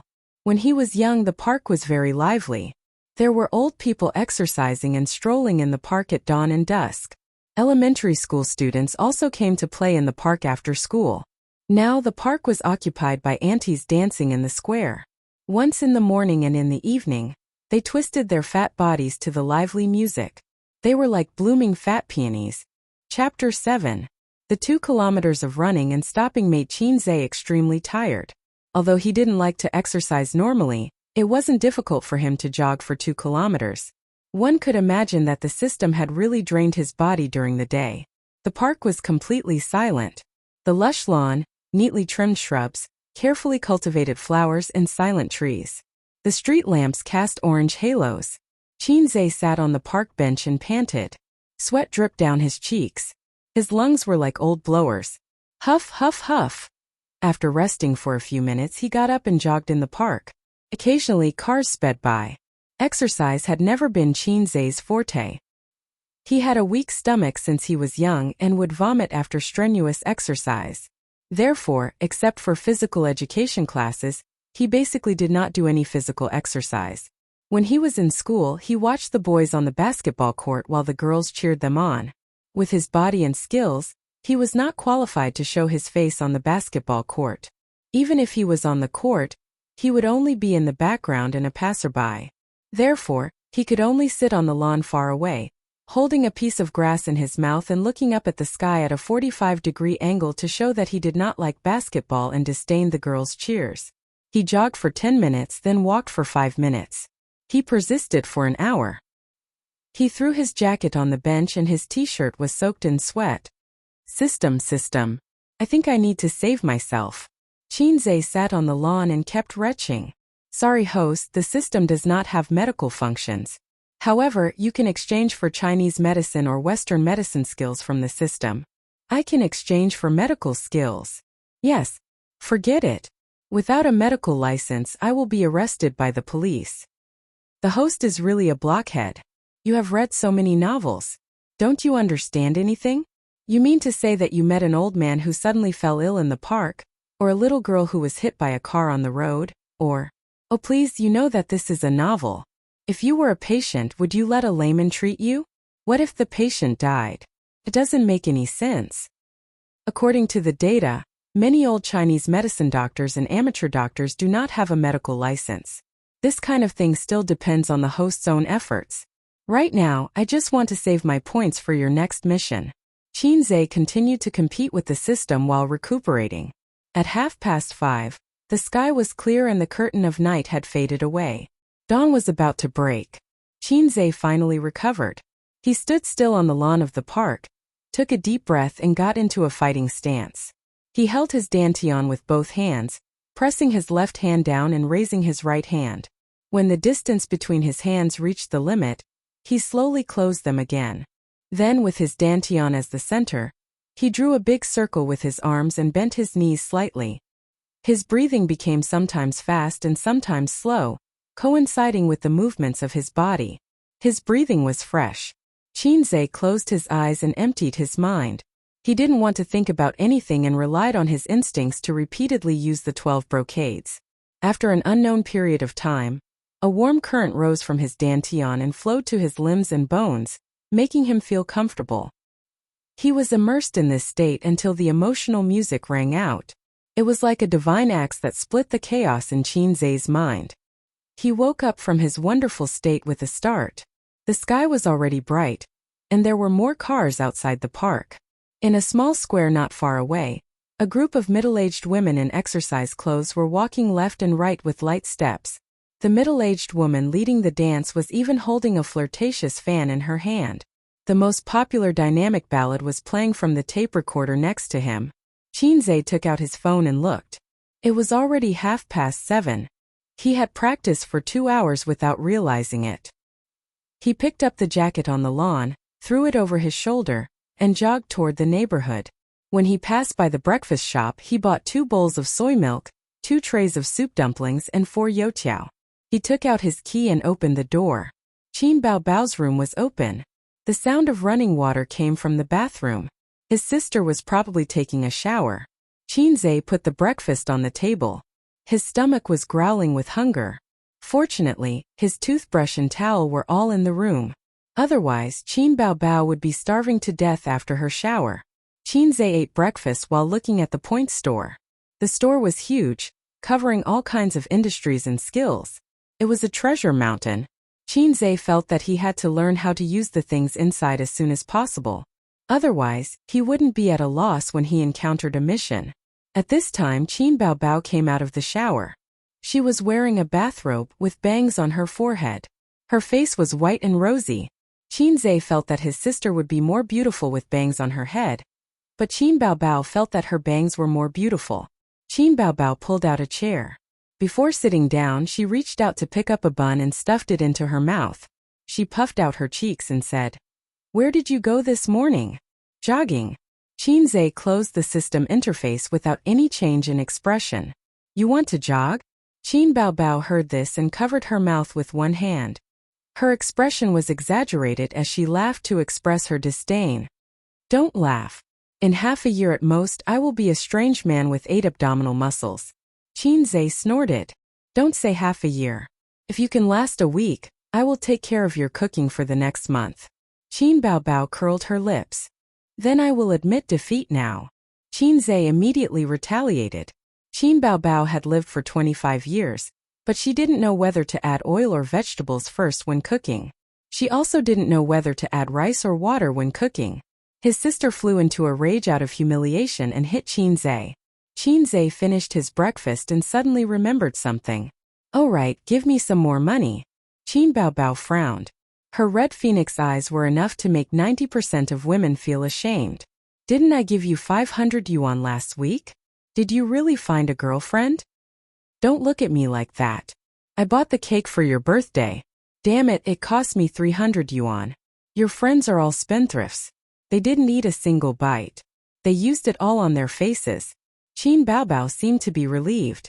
She ran back to her room in her slippers and came out with her handbag. She took out 500 RMB and put it on the table. "Save your money. I just resigned and my new job only pays me 3,000 RMB. We have to tighten our belts in the future. We can't ask our parents for money, or we'll be nagged by the old man again. Didn't you sign a contract to be a star? A star's salary is only 3,000 yuan? Qin Zhe's face was full of "don't lie to me." Qin Baobao rolled her eyes. "I haven't debuted yet. There are many artists signed by entertainment companies every year. Only a few of them can make a name for themselves. They are all half-baked. Besides, stars don't care about the basic salary. I still have 3 months of training before I can debut. During this period of time, I only have a meager basic salary." Qin Zhe suddenly had the idea of making money as soon as possible. Although his family was a local and had 2 houses, they were real estate. He didn't have much savings. In the words of the locals of Shanghai, "Those who are rich are not from here. Those who are rich are all foreigners." After Qin Zhe moved in with his sister, his family stopped paying for his living expenses. Qin Baobao took care of all his expenses. Qin Baobao bought him 3 sets of clothes, mobile phones, and laptops. Qin Zhe wanted to make money, but he wouldn't say it out loud. Qin Bao kicked Qin Baobao's leg. "Then why are you still sitting there like an idiot? Hurry up and go to training. Don't come back to see me if you don't make a name for yourself." Qin Baobao was furious. She fought back under the table and gave him a Foshan shadowless kick. At 8:30 in the morning, Qin Baobao rushed to work. Qin Zhe went to the bathroom to take a shower. He quickly took off his t-shirt and pants. When he was about to throw them into the bamboo basket, he suddenly saw a pile of clothes lying in the basket. On top of the pile was the black lace underwear that Qin Baobao wore yesterday. Qin Zhe's first thought was, "I heard that there are beauties selling original underwear on the internet. I wonder how much Qin Baobao's underwear can be sold for?" At 10 o'clock in the morning, Qin Zhe carried the Hermes bag that his sister bought for him. He walked out of the neighborhood and took the subway to the university town. There were many famous universities in this university town: Fudan, Tongji, and the University of Science and Technology. The University of Finance and Economics was slightly inferior to these famous universities. To be honest, it was not bad. However, with his sister in front of him, Qin Zhe's results were not good. In the past, his father wanted to train his only son to be a top student at Fudan. However, his only son failed to live up to expectations. He had to settle for something like Tongji. But in the end, Qin Zhe went to the University of Finance and Economics. His father was disappointed, but he could not say anything, because Qin Zhe said with righteous indignation, "Dragons give birth to dragons, phoenixes give birth to phoenixes, and mice give birth to children." His father was a professor at the University of Finance and Economics. Red walls, red roofs, and extravagant school gates. Qin Zhe walked briskly into the familiar campus with a shoulder bag. The wide two-way driveway was lined with trees on both sides. Scantily dressed girls were walking on the sidewalk with books in their hands. Some were walking in groups of 2 or 3, and some were walking alone. Sometimes, cars drove into the campus at low speeds. Qin Zhe was wearing a hoodie and carrying a shoulder bag. He looked like a high school student. He did not like carrying a shoulder bag, but he had to. After all, he was not a resident student. There were a lot of textbooks and he had to memorize them. Moreover, this bag was bought by Qin Baobao. She spent all of her year-end bonus. This afternoon there was an open class related to international finance. In the afternoon there were 2 professional classes. Originally, he could have taken a nap at home and come to school after lunch. But the professor in charge of this class was famous for being narrow-minded. From time to time he would give a test. The test results were directly linked to the final grades. Many students were cheated by him, so very few students skipped his class. The students had the same opinion about this professor. Wilted radish and spicy heart. This professor's surname was Qin. That's right, he was Qin Zhe's father. Chapter 8. Qin Zhe took out his phone and sent a message to the dorm 303 group chat. "Those who don't skip class will be rewarded with a popsicle." Soon someone replied, "Professor Qin is too sinister. I wouldn't dare skip class. Can I change the reward to a girlfriend? Men never lick popsicles. Please buy me an ice cream cone." Qin Zhe smiled as his fingers flew across the screen. "How about an inflatable girlfriend? Then let's be more uniform. Everyone eats ice cream. I just passed by the convenience store. I'll go to the classroom after buying an ice cream cone. I'll wait for you at the door." After he finished speaking, he put his phone back in his pocket and walked into a small supermarket on campus. Everyone was given an ice cream cone. After buying, they carried the plastic bags and walked leisurely to the classroom building. Outside the classroom, Qin Zhe leaned against the railing and faced the classroom. He took out an ice cream cone and ate it. There were still 15 minutes before class started. Students in 2s and 3s walked into the spacious classroom with books in their hands. There were 5 classes in the open class. The classroom could accommodate 500 people. "Qin Zhe." Someone called out to him not far away. Qin Zhe turned his head and a smile appeared on his face. 3 sloppy guys walked over together. The one in the middle was a 1.9 tall and sturdy man. He was Zhao Guoshan from the northeast. His nickname was Baoliang. He had big shoulders and a round waist with strong muscles. He usually said "me" when he spoke. Zhao Guoshan's name was too old-fashioned. Qin Zhe liked to call him Zhao Baoliang. On the left of Zhao Baoliang was a good-looking guy. His name was Li Liang. He was a local from Shanghai. His family background was better than Qin Zhe's. His father owned a large foreign trade company. Li Liang had 3 houses under his name. He was a proper rich second generation. However, he was friendly and easy to get along with. He liked to go to nightclubs and called himself an experienced driver. The last one was an average-looking young man. His name was Lu Ziqiang. He was from Suzhou. His family background was average, his talents were average, and his looks were average.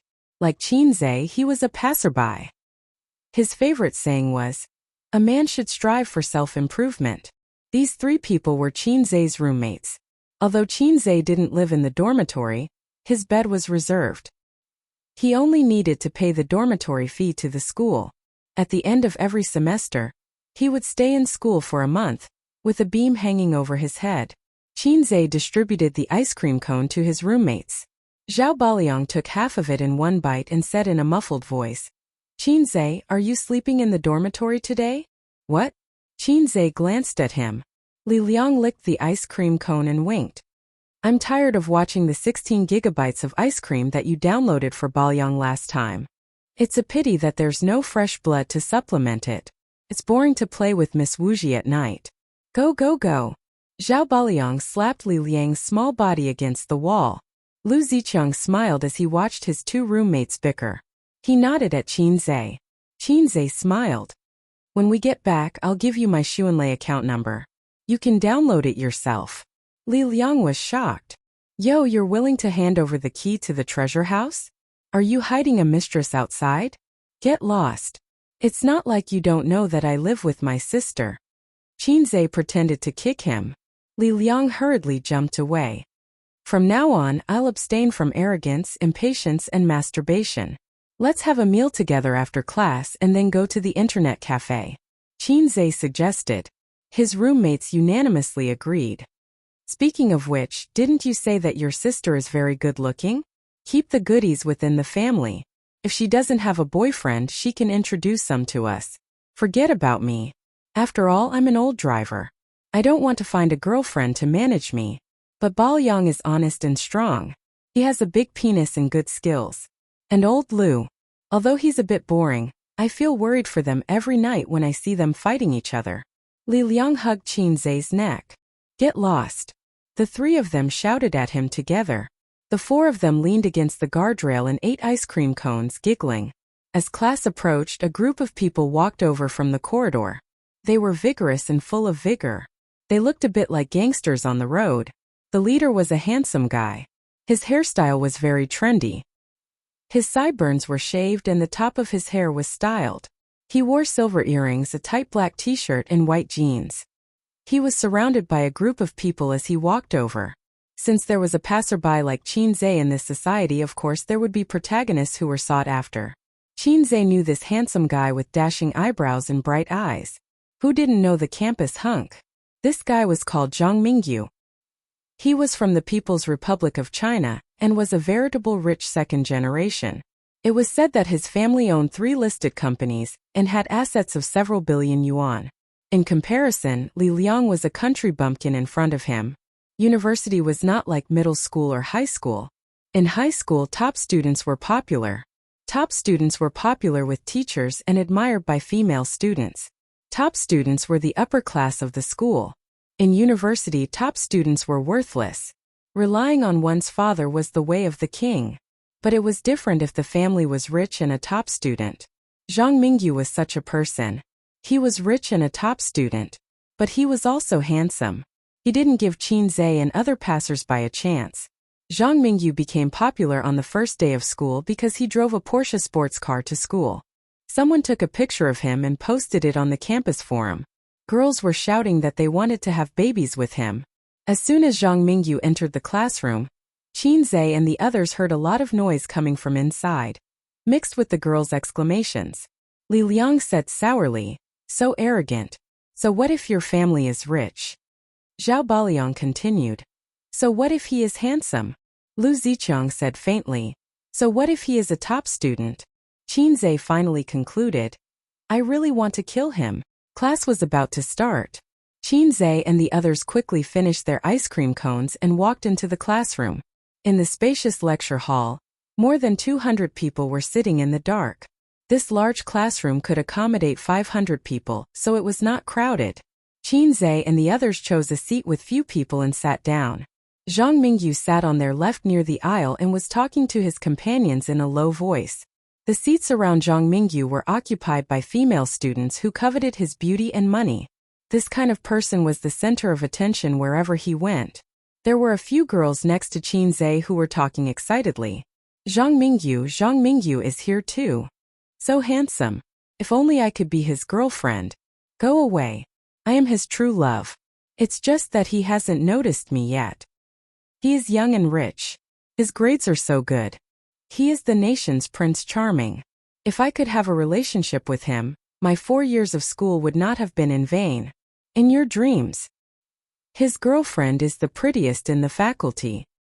Humph, we have to believe that the prettiest in the faculty is the scenery in Appa Mingyu's life. We are his true home. Qinzhe thought to himself, damn retards. At this time a girl poked Qinzhe's arm with a pen and said impatiently, "Hey classmate, you are blocking my photo." Qinzhe turned his head and saw that the girls were taking photos with their phones. He didn't have to guess that they were going to post it on the school forum to show off. The title must be something like, "The Surprising Appearance of Prince Charming Zhang Mingyu." There were too many posts like this and he had seen many of them. Li Liang said with a dark face, "If you want to take photos, take them outside. It is class time now." The girls sneered. "Why do you care? It's not like we are taking photos of you. Who are you? Jealous of the school hunk? You can tell just by looking at his face full of envy and jealousy. He looks so ugly. Even if you take photos for us, we won't take photos. Hot shots, hot shots." Ha ha ha. Li Liang exploded in anger. Qinzhe tugged at his sleeve and shook his head. There was no need to quarrel with girls. It would be embarrassing if he lost, and it wouldn't be something to be proud of if he won. When the bell rang, a middle-aged man walked in from the classroom door. He was wearing a casual suit and his hair was neatly combed. He had a square face and a serious expression. He was middle-aged and had a reserved temperament. This was probably the so-called a man in his 40s. As soon as he appeared, the classroom immediately quieted down. Professor Qin was here.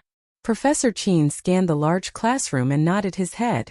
He turned on the calculator and took out the teaching materials from his briefcase. He said in a clear voice, "Today we will not take attendance.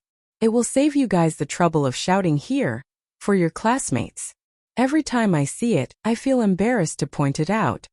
The classroom was filled with laughter.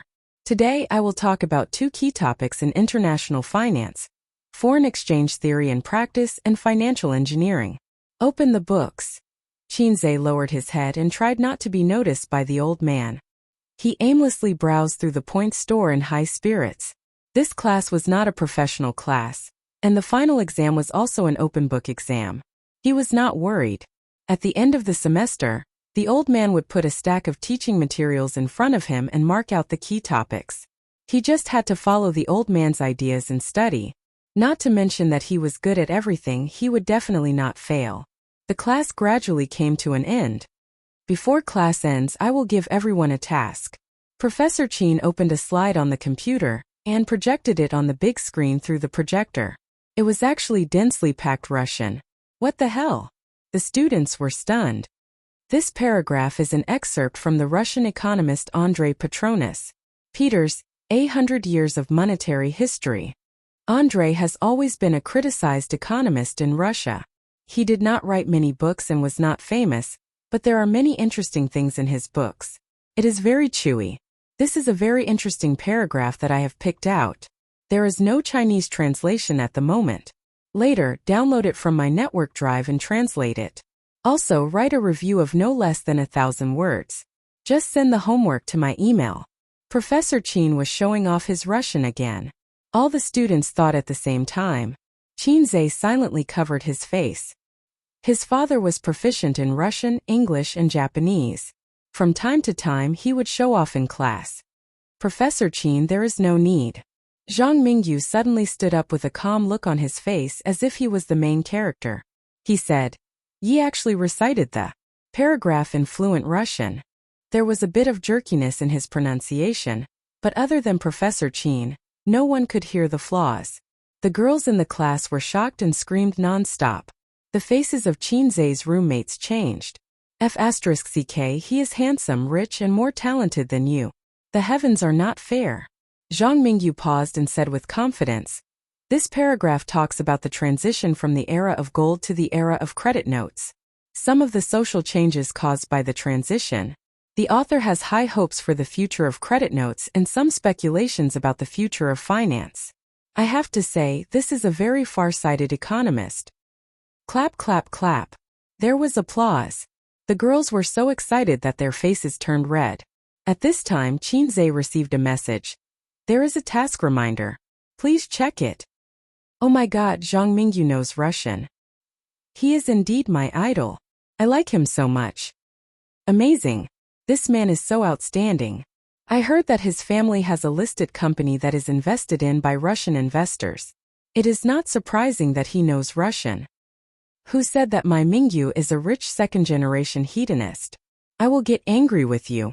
That's right. Some boys don't work hard because their family is poor.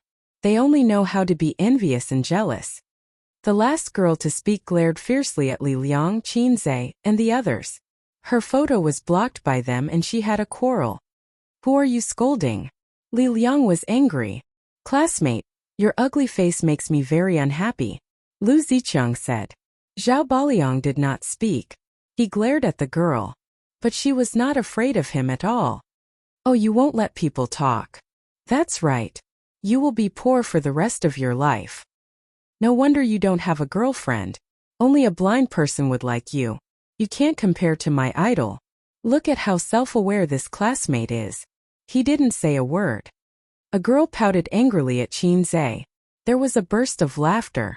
Qin Zhe turned to look at her and suddenly stood up. Professor Qin, I have a different opinion. Chapter 9. Professor Qin, I have a different opinion. As soon as he said this, there was a moment of silence in the classroom. Everyone looked at Qin Zhe. Zhang Mingyu raised her eyebrows and looked sideways. Under everyone's gaze, Qin Zhe's mind suddenly echoed the song he listened to last night. It was a song from the Point Store. The lyrics went like this. The quieter the crowd, the quieter it is. The more indifferent it is. I want to stir up an accident. It's like suddenly singing. In everyone's eyes, was he a clown who was trying to please the crowd? Qin Zhe smiled slightly and shook off Zhao Baliang, whose face changed drastically, and walked calmly to the podium. He walked to the big blackboard that was made up of 4 small blackboards and wiped away all of the old man's handwriting. He picked up a piece of chalk, and under everyone's stunned gaze, including the old man's, he started writing at a high speed. His handwriting was messy but smooth. He wrote in Chinese. Some busybodies read after him. In the hundreds of years when the gold standard ruled the economy, the financial resources of all countries were flat and uniform. There were no ups and downs, no overnight riches, and no possibility of a meteoric rise. For many restless people, it was undoubtedly a desperate and difficult era. The advent of the era of credit notes gave more people the opportunity to change their lives, and also created the possibility of unlimited growth of the world's wealth. Human life will be completely changed, and life will be full of opportunities. But, Qin Zhe paused and turned to look at Zhang Mingyu. He continued to write with disdain. Deflation and inflation are like women's menstruation. From time to time, it greets the lives of people all over the world. You can get rich overnight, but you can also lose all your wealth overnight. Yesterday you could buy a car, but today you can only buy a loaf of bread. If God opens his eyes and looks at the world, he will definitely admire the wisdom of the American government. No, the governments of the world. Qin Zhe turned around and faced more than 200 students. He said firmly, "This excerpt is the author's apparent praise and derision of the American government and the governments of all countries around the world. He is ridiculing credit notes as the most ridiculous and shameless lie in the history of human currency." Of course, just as the Chinese language was broad and profound, there was a difference between a biological elder sister and a biological elder sister. There was also a difference between liking a younger sister and liking a younger sister. If you don't have a deep understanding of Russian, you won't be able to see the irony in the author's words. Zhang Mingyu's face instantly darkened. A biological sister and a biological sister are 2 different things. Professor Qin's mouth twitched. At this time the bell rang, signaling the end of class. Qin Zhe did not dare to look at his father's face. With a flick of his finger, he placed the chalk into the chalk box. He clapped his hands and said indifferently, "I will write the translation of the excerpt. Students, just copy it accordingly. No need to thank me, please call me Lei Feng." Being able to read Russian and being able to translate Russian were 2 completely different things. In the silence, he walked out of the classroom with the bell ringing. Beautiful. I give myself full marks for acting tough. The chivalrous hero who killed a person in 10 steps without leaving a trace for 1,000 miles looked cool and unrestrained. In fact, he was afraid of being retaliated against or being arrested by the soldiers. This was called quitting while you were ahead. After Qinzhe walked out of the classroom, he immediately quickened his pace. At the same time, the monotonous voice of the system sounded in his mind. Main mission divinity show completed. The host is rewarded with 200 points. Qinzhe lowered his head and naturally opened the mission interface. This mission was not like the one with Qin Bao Bao, where the mission notification disappeared after completion. It was still there. Main mission divinity show 1/5. This is AF * King Chain mission? Qinzhe understood. According to the host's inner desires, he desires to amaze the world with a single brilliant feat, be noticed by the crowd, be cheered by the girls, and be shocked by the same sex. Therefore, this mission is a chain mission. Then it's over. This kind of inner desire is endless. I can't finish it in my lifetime. The system did not respond. Qinzhe. A voice called out from behind him. The three guys from room 303 rushed out of the classroom and chased after him. Qinzhe stood still. Li Liang said, "God, please accept my kneeling." Lu Ziqiang said, "How do you know Russian?" "We don't know." Qinzhe did not have any good points in his life, but he was good at talking and talking nonsense. His expression did not change. "It's not like you don't know who my dad is." The three guys immediately understood. Professor Qin and Qinzhe were father and son. Not many people in the class knew about it, but Qinzhe did not hide it from his roommates.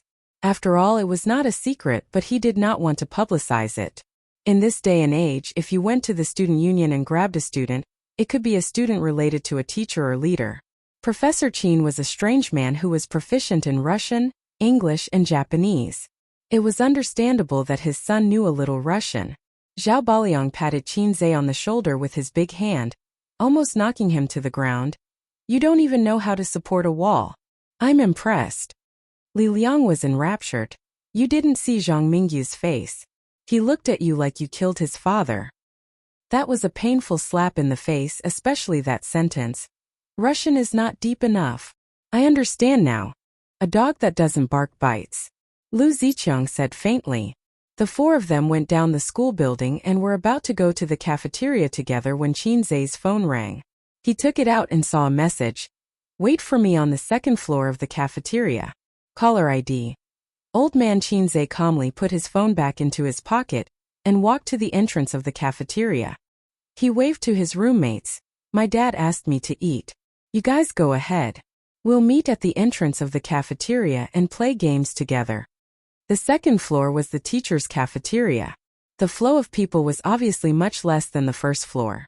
It was not too cold or bustling. The environment was not bad. More importantly, the food was not on the same level. The old man was a more old-fashioned and serious person. He would not bring his son to improve the food every 2 or 3 days. He did not want to be special. In the past, it was Qinzhe who shamelessly followed him to eat. Qinzhe chose a seat by the window and waited silently. 10 minutes later, the old man walked slowly to the second floor. He glanced around and walked to the window. He smiled and greeted the teachers he knew along the way. After a while, he sat opposite Qinzhe with the food. There were 2 meat dishes, 2 vegetables, and 1 soup. The 2 bowls of rice were enough. The food looked more exquisite than the students' food. The old man did not have any rules when eating. He did not pay attention to eating or sleeping. He just chewed and swallowed slowly. Therefore, he looked very elegant. However, the siblings did not inherit any of the old man's good points. Usually, he and Qin Bao Bao would lie on the sofa with their bowls in their hands. They would watch TV while eating. Occasionally, they would snatch the food to eat. If they were at home, the old man would flip the table. "When did you learn Russian?" Grandpa Sheng asked casually as he ate some rice with his chopsticks and chewed carefully. "Here it comes." Qinzhe lowered his head and ate the rice. His brain worked quickly. The next second he came up with an answer. "I have learned Russian for more than half a year. When I am free, I will go to the foreign languages department and listen to their classes. When I am not in class, I will watch videos at home and learn pronunciation. Russian is actually quite interesting. I like Russian more than English. I think that when I graduate in the future, I will only have a bachelor's degree. There is nothing special about it. So, I want to pave the way for myself. It is always good to have more skills. In fact, he wanted to say 100 points for the exchange. The task this time was, translate this paragraph in Russian and suppress Zhang Mingyu's arrogance. Achieve the effect of shocking everyone. Without the task item, he could only spend points to exchange for Russian proficiency. Fortunately, he had an in-depth understanding of the points store. Soon he found the language department and chose to exchange for intermediate Russian proficiency. The task reward was 200 points. After deducting the points used for the exchange, he only earned 100 points. It is good that you have this understanding. What are you talking about? The old man was originally gratified. Suddenly, he realized that his son's words were not right. He was a professor at the school that gave out this lousy diploma. Qinze pretended to be deaf and dumb. How is your sister these days? She is fine. She goes to work on time every day. After dinner, she watches TV and plays computer games. She is definitely in bed before 11 o'clock. On weekends, we go out for a walk, drink coffee, and occasionally eat hot pot. Qinze added in his heart. Then we play games to improve our points. Qinze needed to report his sister's situation to the old man from time to time. Although his sister was very smart, she was too carefree in life. Even at 25 years old, she could not make his parents feel at ease. Qinze was different. He was undoubtedly a failure in intelligence, but he was a good child since he was young. He was steady and mature. His parents were very reassured. You haven't been home for a month. Your mother misses you very much. Come back for dinner this weekend. The old man nodded, indicating that he understood. Mom won't arrange a blind date for her again, right? Qinze asked tentatively. His mother was very anxious about Qin Baobao's marriage. Especially for decades, the neighbors all had grandchildren and married off their daughters.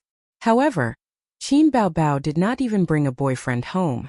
Her daughter was not living up to her expectations. As a mother, she had no choice but to be concerned. She searched all over the country for a rich husband for her daughter. For this reason, she even bought a DSLR camera and specially took photos of Qin Baobao. Every few days, she would arrange a blind date for her. Qin Baobao did not get tired of it. The number of times she came home became less and less. The last time she came home was last month. Qinze said in his heart, Mom, if you put this thought on me, your son might have already been born. It's time for her to find a partner. The old man said. No rush, no rush. I don't even have a girlfriend. Qinze said sourly. She is already 25. How can she not be in a rush? Can you be the same as her? When a man is 30, it is not too late to start a family. But how many years of youth does a woman have? Once a woman is over 30, she will deteriorate day by day. You can't stop it even if you want to. When that time comes and you want to marry into a good family, who will still like you? He said it as if she was 35. She was only 25, okay? Qinze curled his lips and did not think much of it. Does she have a boyfriend? Qinze thought for a while and felt that she should have one. Yesterday, he saw her wearing sexy lingerie. However, he did not dare to say this out loud. He was afraid that the old man would slap him to death. Chapter 10. Dad, are there any part-time jobs in our school? Qinze suddenly asked. The old man frowned. Studying is a student's duty. You haven't graduated yet. Why are you thinking about this? Besides, are you good at your studies? You don't do proper work.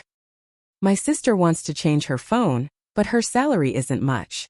She still has to support our expenses. She can't save money, so I want to find a part-time job with more money to update my phone. Of course, Qinze couldn't say that his sister had changed her job. They were in a financial crisis. The old man's brows immediately relaxed. He pondered for a moment. Professor Lee, who works in the same office as me, recently accepted a job to help a private equity company with fund investment modeling.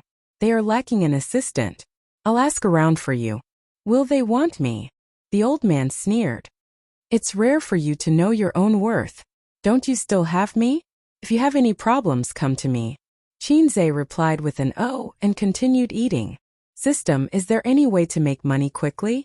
It's best if I can get rich overnight. Host, the system is not your mother. Qinze was depressed. He had thought of many ways to make money today. The point store was a big treasure, but he had no way to use it. Write songs for a singer? The review of submissions was probably very troublesome. Besides, he had no channels. He had never contacted an entertainment company and didn't know how to submit. In the future, when Qin Baobao made a name for himself, he could consider it. Becoming a director was even more unrealistic. He was a poor student. He had no manpower, funds, props, and so on. Marketing plans in the exchange store? Start a company? That wouldn't work either. He still had no channels and no capital. The most important thing was that he didn't know how to attract investors. System, what do you think about stock trading? If I catch the upper limit every day, my net worth will increase a few times in a month. Even if you get the knowledge of stock trading through the exchange, you can't catch the upper limit every day. Besides, you don't have enough points. Do I need to exchange? You can just tell me. Aren't you an intelligent system? Can't you predict which stock is going to hit the upper limit? Ridiculous. First of all, the system doesn't have the ability to predict the future. Second, the stock market of your country can become rich through knowledge. There are many shady dealings in the stock market. Stop. There are some things that only you and I know. It's fine if we don't say it out loud. This society is very harmonious. You can't talk nonsense. Thank you for your reminder, host. As an intelligent system, I instantly understand what you mean. In the future, I will not reveal any insider information that will affect social harmony.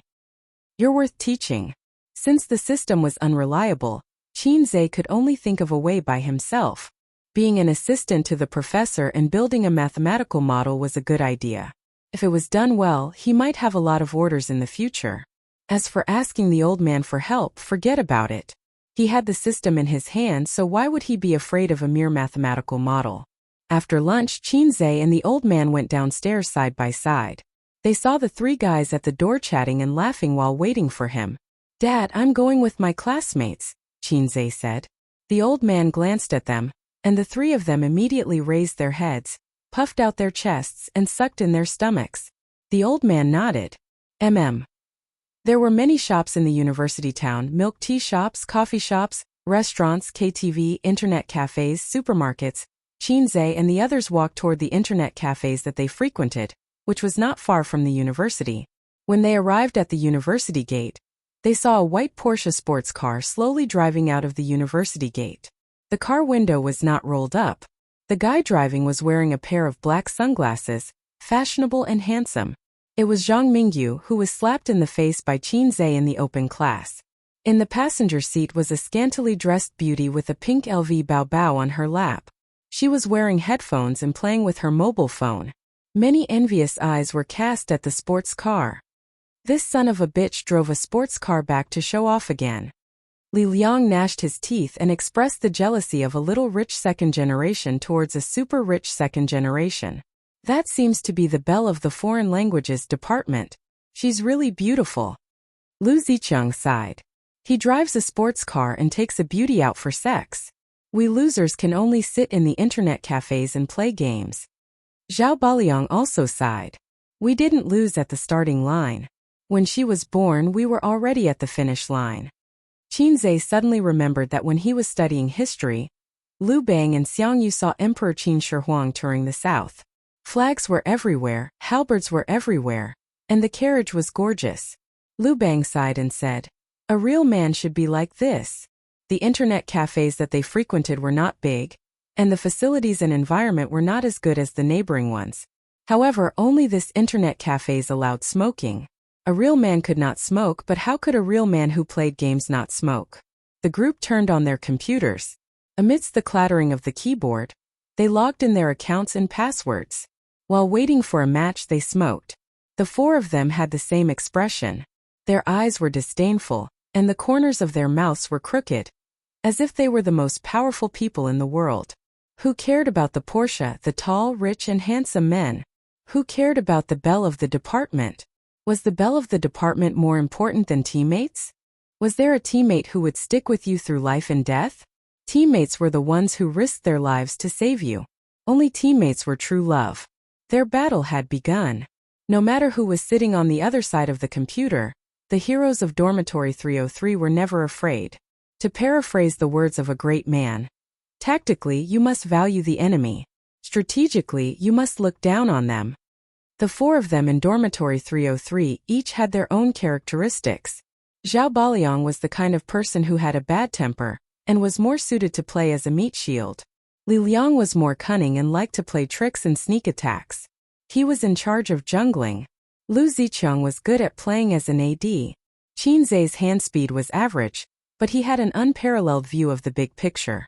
He was the core of the team and he played as a support. The last person typed happily, "Wow, this is the first time I've seen a mid laner that no one wanted. Thank you everyone." Li Liang replied cheekily, "You're welcome, son." The four of them found their way to the jungles on the opposite side and ambushed the jungles. The mid laner stood under the tower and danced. Qin Zai placed a series of markings on him, but the other party was still indifferent. Li Liang placed an eye in the jungles. A moment later, the five people on the opposite side appeared in his field of vision. Qin Zai frowned. He placed a danger marker and led his people to retreat. If the other party had only one person in the jungles, this sneak attack would have been successful. However, the other party was obviously not a rookie and intended to fight a team battle. Qin Zai only had 4 people on his side. He couldn't and didn't dare to. If they were wiped out, there would be no need to play this game. What's this guy doing? Li Liang was a little angry. Qin Zai placed an eye in the river to prevent the other party from coming over to fish. Then he helped Li Liang to start the fight. Level 3. Help the mid lane kill people first, Qin Zai said. Then he went to the bottom lane to assist Lu Ziqiang. A moment later, double kill. The opposing mid lane took 2 kills. What's going on? Qin Zai was dumbfounded. F***ck this idiot. Li Liang yelled. I placed markings on him for a long time. Didn't he see it? F***ck. I ambushed the opposing mid laner and he was watching from the side. He only reacted when the opponent flashed away. He flashed to the bottom of the tower.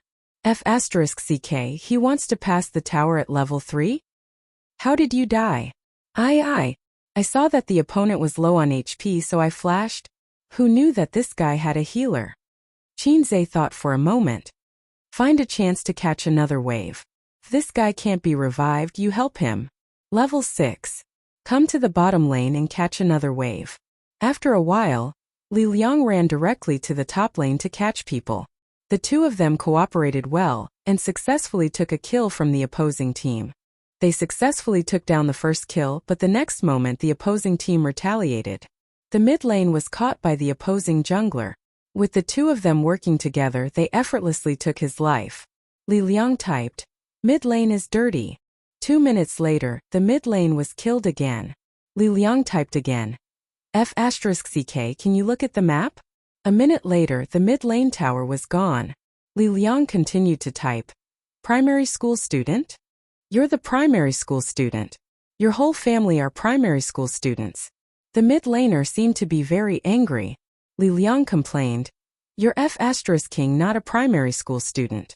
I'll live stream myself eating **tea. Eat it. I'm a junior high school student. Who would believe that? I'm a girl. If you're a girl, I'll live stream myself eating **tea. 15 minutes later, the mid laner was killed 12 times. 0 kills and 0 assists. Qin Zai glanced at the map. The junglers in the mid and bottom lanes were gone. He raised his eyebrows and marked Xiaolong's position. Sure enough, the opposing team's 3 people were trying to kill Xiaolong. In order to confuse the opponent, the jungler appeared in the top lane to catch Zhao Baliang. Our side's mid lane continued to kill minions. At Xiaolong's position, Qin Zai's team and the opposing team's 3 people were in full swing. Zhao Baliang was struggling on the verge of death. After walking the dog for a round, he finally breathed his last.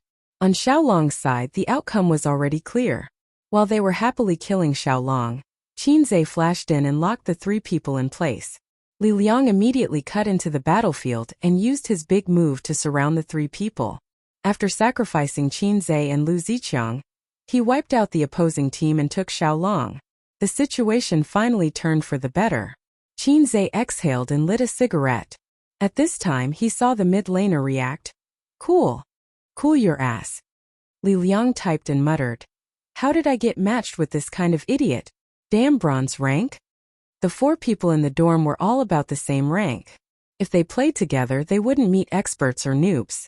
Of course, this was excluding those who opened smurf accounts. Qinze thought for a moment and felt a pang of guilt. Yesterday he had played with Qin Baobao and lost 5 times in a row. His rank had plummeted, and only then did he attract a guy who was on the same level as him. The situation was still one-sided. The territory was gradually nibbled away, and the 2 crystals were taken. But at the 35th minute, the situation was reversed. The opposing team was obviously careless. After gaining the advantage, they started to go crazy. They didn't take advantage of the situation and went to attack the main dragon. In the end, the 4-man team took the opportunity to counterattack at the main dragon, and the opposing team was wiped out. This was a common problem for mid and low-level players. They wouldn't go home if they didn't go crazy. They would row a boat without oars and rely on waves for their whole life. After gaining the advantage, they would always want to continue to abuse noobs and maintain their advantage. Only 5 godly equipment? No, I can't push it. I'll push it when I get to 6 godly equipment. Qinze looked at the resurrection time and put out his cigarette. We'll clear the troops along the way. Baoyang will go home to replenish his health. Just teleport and follow us. Zhao Baoyang was a big piece of meat. The others could be at low health, but he couldn't. As long as he could stand and tank the tower, he could wipe out the opposing team in one go. The opposing team only had 1 high tower left in the middle lane. 42 seconds later, at the last second before the opposing team resurrected, the crystal exploded. Victory! The 4 of them leaned on the sofa looking weak. After being tense for more than half an hour, it was finally over. At this time, Qinze found that the cute mid-laner wanted to add him as a friend. Accept. Guru, please carry me. They didn't want to add me as a friend. You're the only one who agreed. Guru, please accept my kneeling. Ooh. Carry me up the ranks. I'm a girl. Chapter 11. Should we bring her? Qinze asked for his teammates' opinion. No. Li Liang refused. Lu Ziqiang and Zhao Baoyang didn't care. Qinze invited him to join the game and said jokingly, maybe it's really a girl?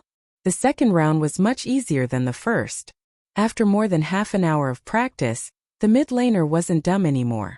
At least she listened to the commands. She seemed to know that Qinze was the core of the team. As long as he marked her, she would listen to him. If Qinze asked her to go to the bottom lane, she would go to the bottom lane. If he asked her to fight Xiaolong, she would fight Xiaolong. 3 wins in a row. Qinze looked at the time. It was 1:30 in the afternoon. There was a class at 2 o'clock in the afternoon. I'm going offline. Go play by yourself. No. I'll be promoted to silver if I win 1 more round. Guru, please carry me. Moi. The other party acted cute. No, I have to go to class. Oh, are you really a primary school student? Change the word small to big. Guru. Where do you go to university?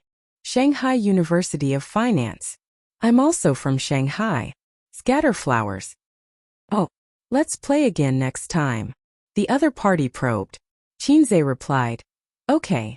He logged out of the game, settled the account and turned off his phone. There were 2 classes in the afternoon.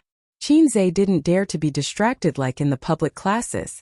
Even if he went to university, his old man was still very concerned about his grades. He often said, if you don't work hard when you're young, you'll be sad when you're old. His old man was full of despair about Qinze's future, however. Qinze's level was limited. Every time he listened to a lecture, he could only understand half of it at most.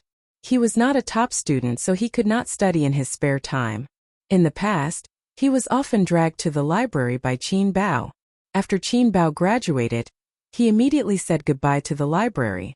At 6 p.m. today's class ended. Qinze followed his roommates back to the dormitory. The boys' dormitory was dirty and messy. There was a trash can that hadn't been emptied for a week, and it was filled with honey paper balls. There was yesterday's takeout lunchbox and some clothes on the table. Fortunately, there was no smell in the air. Qinze took off all the sheets that he hadn't slept on for months and put them in a plastic bag. He was going to take them home and throw them into the washing machine. The 4 of them chatted in the dormitory. Li Liang suggested that they continue to fight at the internet cafe that night. Everyone agreed. Qinze gladly agreed. He was addicted to the game and hadn't played in a while. Look at the campus forum. Look at the campus forum. Zhao Baliang shouted. Qinze and the others opened the campus forum in confusion. There was a post that was pinned to the top.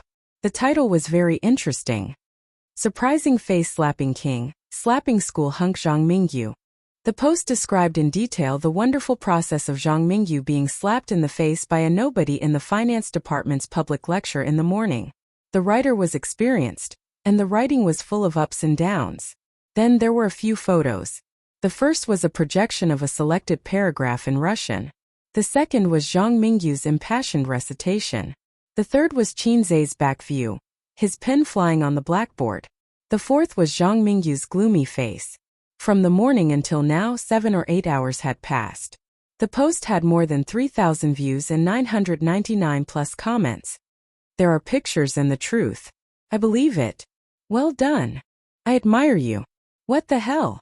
Are you trying to find fault with my idol? Why didn't you take a picture of his face? Let's search him. He doesn't look good from the back. How can someone like him compare with my idol? Face-slapping my ass lands how sesame cake. Zhang Mingyu has so many brainless fans. I heard from the students present that the professor assigned the students an extracurricular task to translate the Russian passage and write down their thoughts. Then Zhang Mingyu stood up and said that the professor didn't need to do that. It was too easy. He recited it in Russian on the spot and pretended to be cool whenever he disagreed. The students applauded. At this time, the face-slapping king suddenly stood up and shouted, "I have a different opinion." He strode to the podium, translated the passage into Chinese, and refuted Zhang Mingyu's opinion. My classmate said that he and his friends were stunned. Upstairs, I'm dying of laughter. This is the legendary saying that you failed to show off and got screwed. I feel pain from the slap in the face. Zhang Mingyu excitedly put his right face forward. Please continue. There are so many awesome people in our university. Let's teach that rich second generation a lesson. There is always someone better than him. The original poster is an idiot. Long live Zhang Mingyu. Zhang Mingyu is invincible. Zhang Mingyu will live for generations. Zhang Mingyu smiled and put down the gun that was pointed at my head. Most of the comments were happy to see the drama. There were also many Zhang Mingyu supporters. They came back and forth and their words were fierce. Qinze, you're on fire. Li Liang looked at the comments and laughed. Qinze said worriedly, can I live until tomorrow? Will Zhang Mingyu pay an assassin to kill me? Zhao Baliang patted him on the shoulder and said in a deep voice, Brother, have a safe trip. You can leave the Xuanlei account to me. Lu Zicheng smiled and said, Before you go, show me your sister's photo. Get lost. Qinze laughed and scolded. He threw his phone on the bed and began to take off the pillowcase. He almost forgot the pillowcase. At this time, Qinze's phone rang. He looked down and saw that it was from his sister. Qinze picked up the phone and put it on speaker. He took off the pillowcase and said, What? Where are you? Qin Baobao's sexy voice came from the speaker. It was a bit hoarse and coquettish. Li Liang, Zhao Baliang and Lu Zicheng stared at the phone. Their eyes were shining. I'm at school. What's wrong? Qinze knew something was wrong. Her voice was not coquettish at all. Why aren't you back yet? I'll be back later. Maybe I'll stay in the dorm and not come back. Qinze said. When they played games, it was common for them to stay up all night. If you don't come back, I'll jump off the building.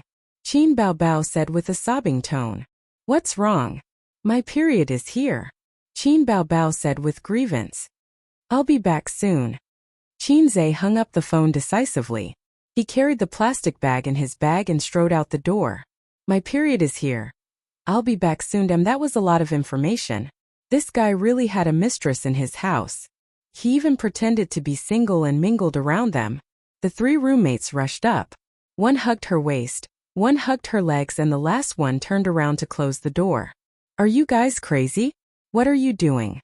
Qinze was confused. You're not being honest. You didn't live on campus for 3 years. How could there be nothing fishy? Who's the girl? Damn. Her voice is so coquettish and sexy. So shameful. Tell the truth and you'll be punished. Go away, I don't have time to play with you guys. Qinzhe shook off the three guys. He opened the door and dashed out. He jogged all the way downstairs and ran like crazy. He knew that baby Qin had dysmenorrhea. When she was still living with her parents, every time she had her period, she would be in so much pain that it seemed like she wouldn't be able to survive. At that time, her mother was taking care of her and Qinzhe was watching from the side.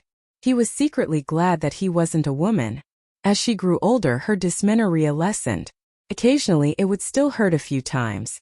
Qinzhe would run to the supermarket to buy her brown sugar, make her a cup of brown sugar ginger tea, and add a few dry dates.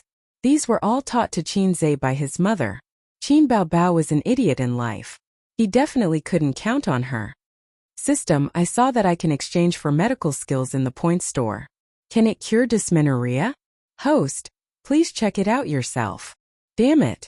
Qinzhe cursed. He scurried and opened the point store. Life. Medical, Chinese medicine. After looking for a long time, he finally found a prescription for female dysmenorrhea and a massage technique. The total was 80 points. Host, I suggest that you directly exchange for elementary Chinese medicine proficiency. It only costs 150 points. After the exchange, you will automatically learn the massage technique and receive 10 elementary prescriptions. Qinzhe hesitated for a moment and decisively chose to exchange for elementary Chinese medicine proficiency. Qinzhe didn't need anyone to teach him how to choose between a one-time and a permanent one. There were pharmacies everywhere in the university city. There were 2 hospitals, one of which was a Class 3 Grade A hospital. However, there weren't many shops that sold traditional Chinese medicine. This was because there was a Chinese medicine academy nearby.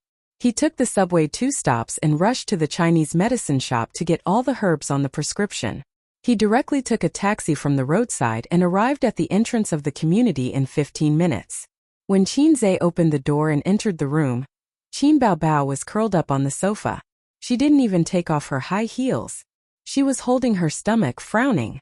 Her face was pale and her forehead and the tip of her nose were oozing cold sweat. Why are you in pain again? Qinzhe closed the door and threw the things in his hand on the sofa. He frowned and asked, "Does it still hurt?" Qin Baobao looked at him like a kitten. She didn't even have the strength to speak. Panting, she spat out a word. "It hurts. Let's talk about it on the bed first." He grabbed Qin Baobao's stocking legs, took off her high heels, put his hands under her legs, and carried her back to the room. "Ouch, be gentle.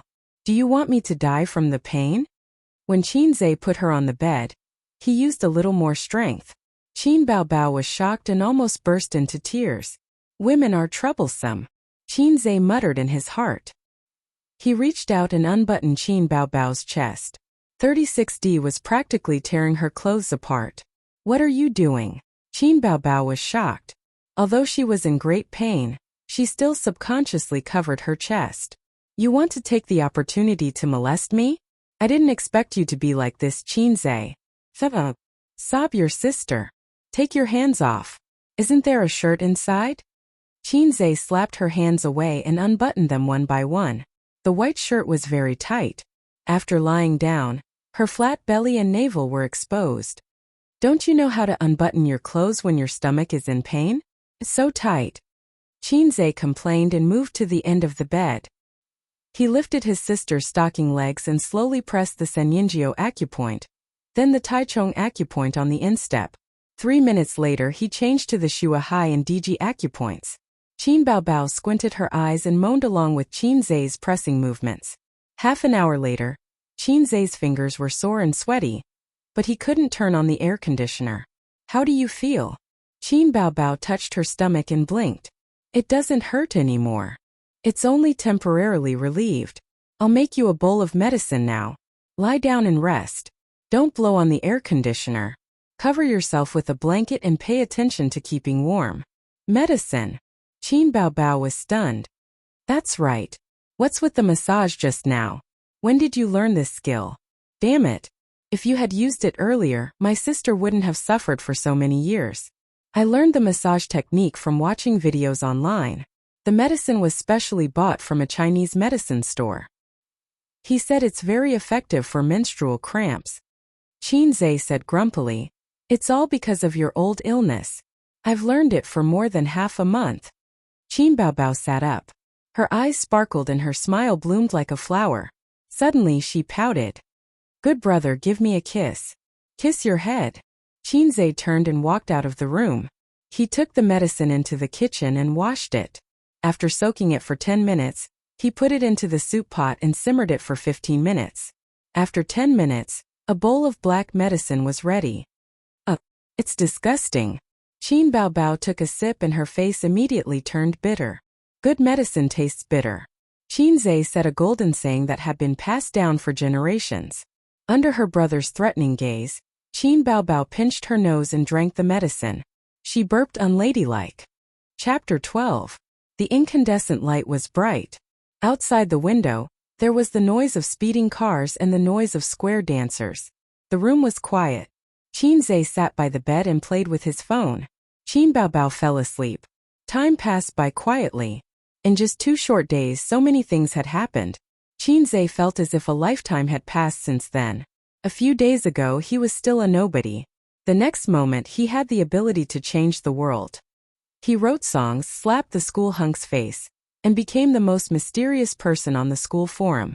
He also picked up medical proficiency and cured his sister's menstrual cramps. It was like a dream. In the past, he looked at Zhang Mingyu like a passerby looking at the protagonist. She was brilliant and destined to be extraordinary. Now he looked at Zhang Mingyu again. Zhang Mingyu was a stepping stone for the protagonist in novels. He was the real protagonist. He could slap anyone's face as he wished. Qinzhe had been an ordinary child since he was a child. He was too naughty in elementary school.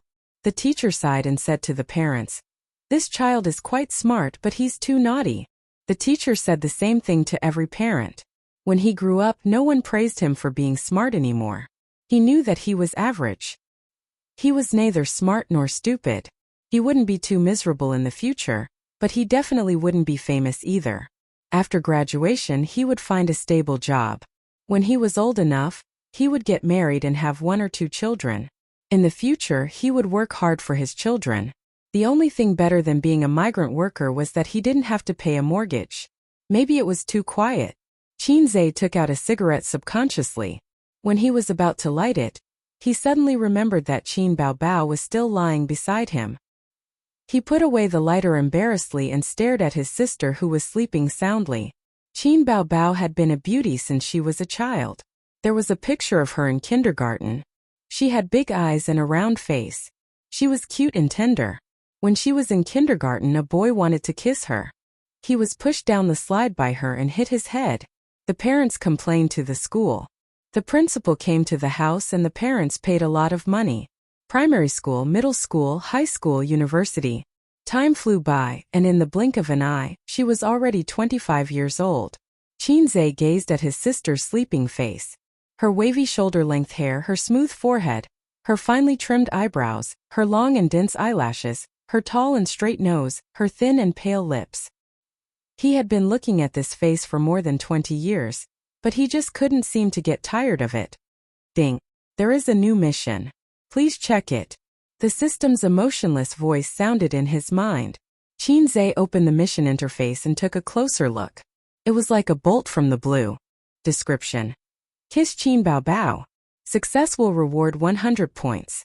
Failure will deduct 100 points. The mission description was short and concise. I'll go.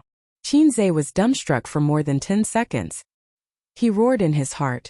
System, come out, I promise I'll beat you to death. Host, please speak. What kind of bullshit mission is this? Can you be more cunning?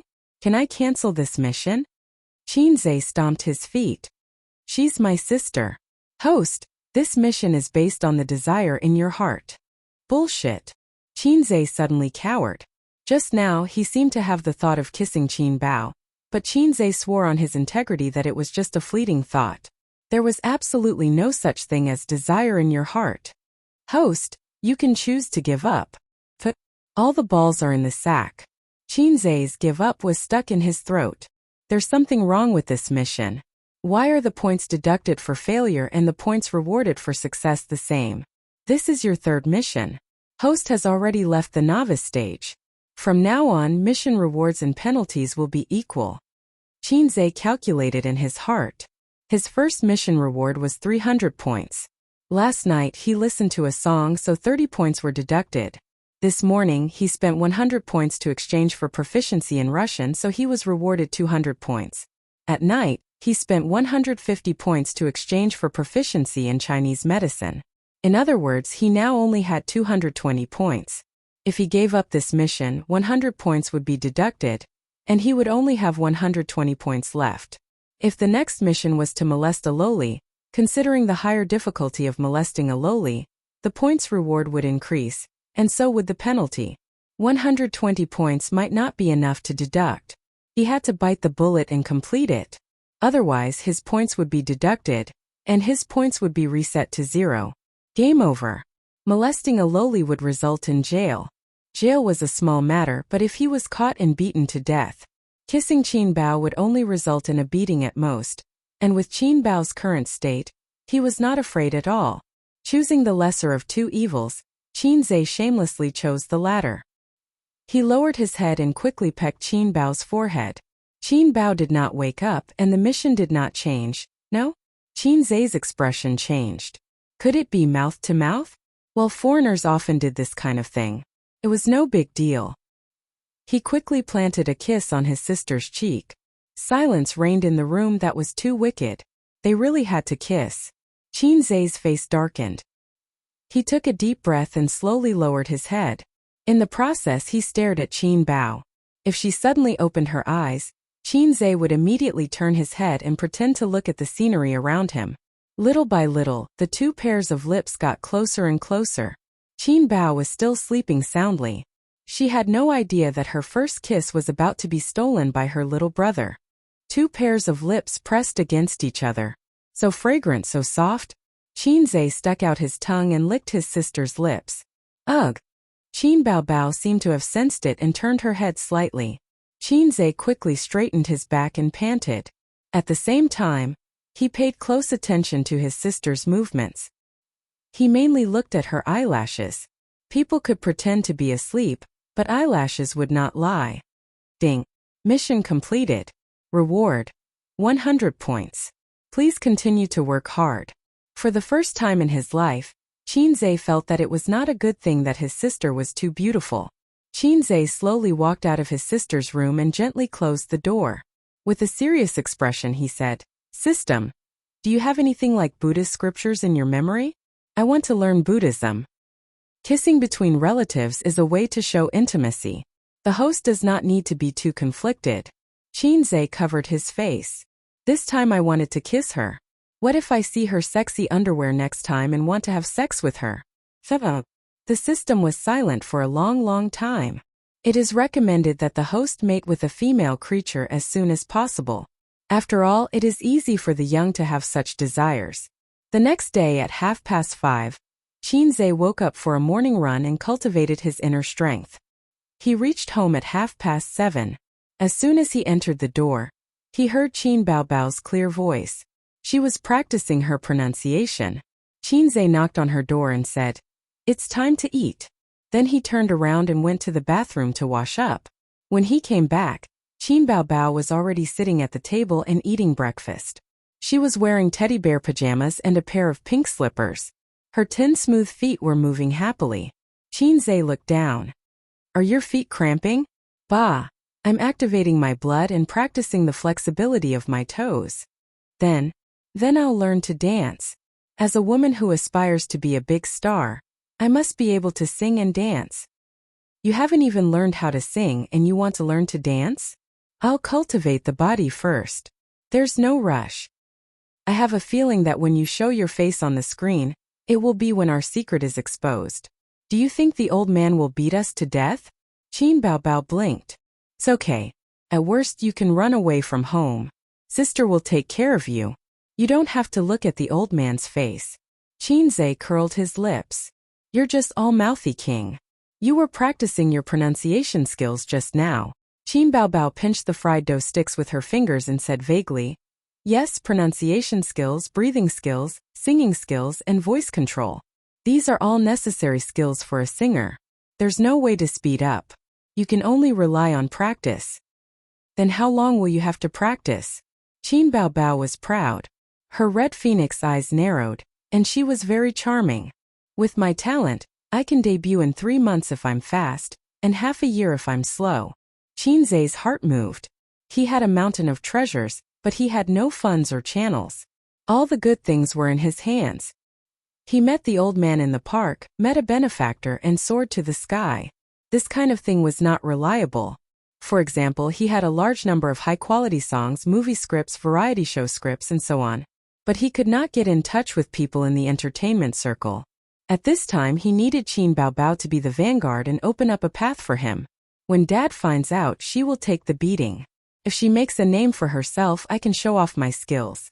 Qin Zai thought darkly in his heart. Sister, work hard. Qin Zai encouraged. Qin Baobao did not understand, but she nodded. Yes, yes. In the morning, he got off the elevator with Qin Baobao. Since it was on the way, Qin Baobao drove him to the school gate. There were 2 compulsory professional classes in the morning, and an elective class in the afternoon. Qin Zai had lunch with the old man. He asked the old man about Professor Li's office location. At around 1 o'clock in the afternoon, he reported on time. On the top floor of the teaching building there was an empty classroom. There was no metal nameplate next to the door, indicating that this was an empty classroom. Qin Zai knocked on the door. A few seconds later, someone opened the door. It was a good-looking girl wearing glasses. She looked at Qin Zai suspiciously. My name is Qin Zai. I'm looking for Professor Li. The girl turned sideways and turned her head. Professor Li looking for you.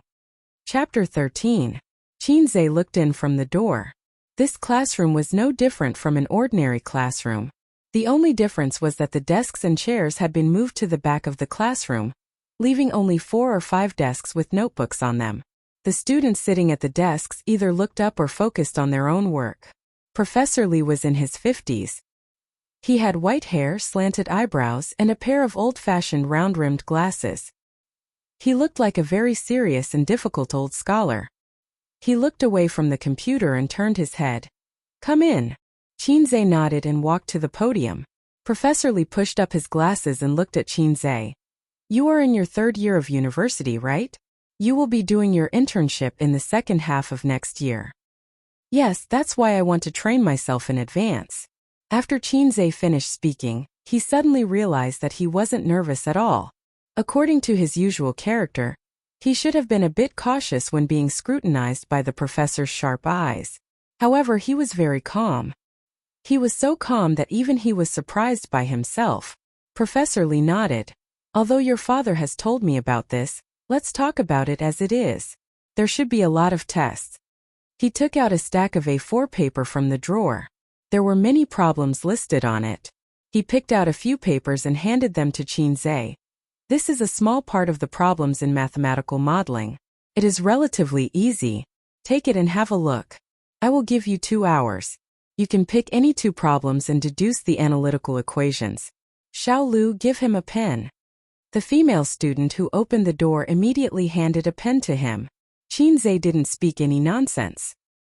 He looked around and found that there weren't any extra seats, so he went to the back of the classroom and pulled out a desk on his own. He moved quietly, trying not to make too much noise.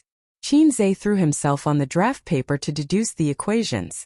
He looked at the topic from time to time.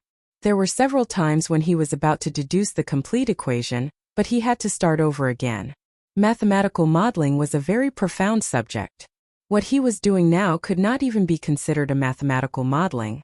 It was just a small step in a long journey.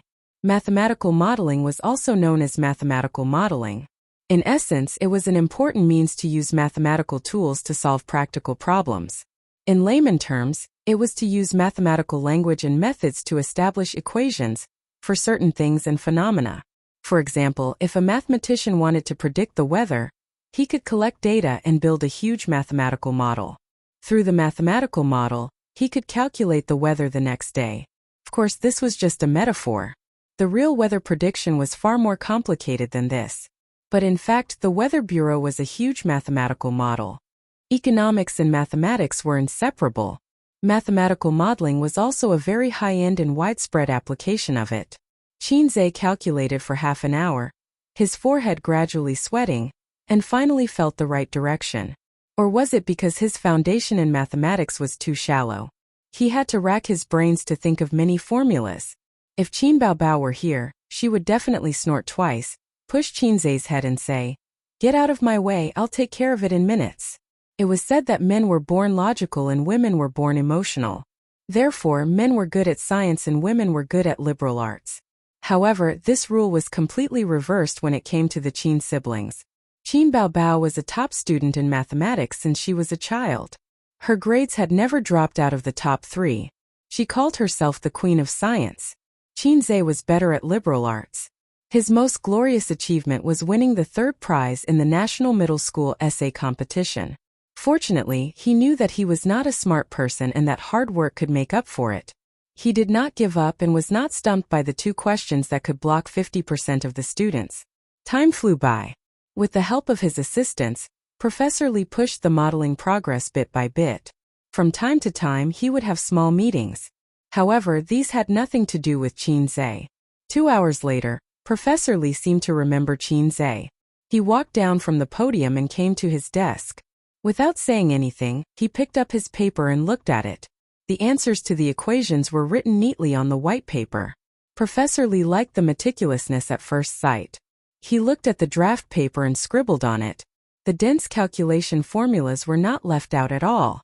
Qinze's mathematics was trained by his grandfather. Not bad. Professor Li nodded and put the paper back on the table. He turned and walked back to the podium. "Stop what you are doing."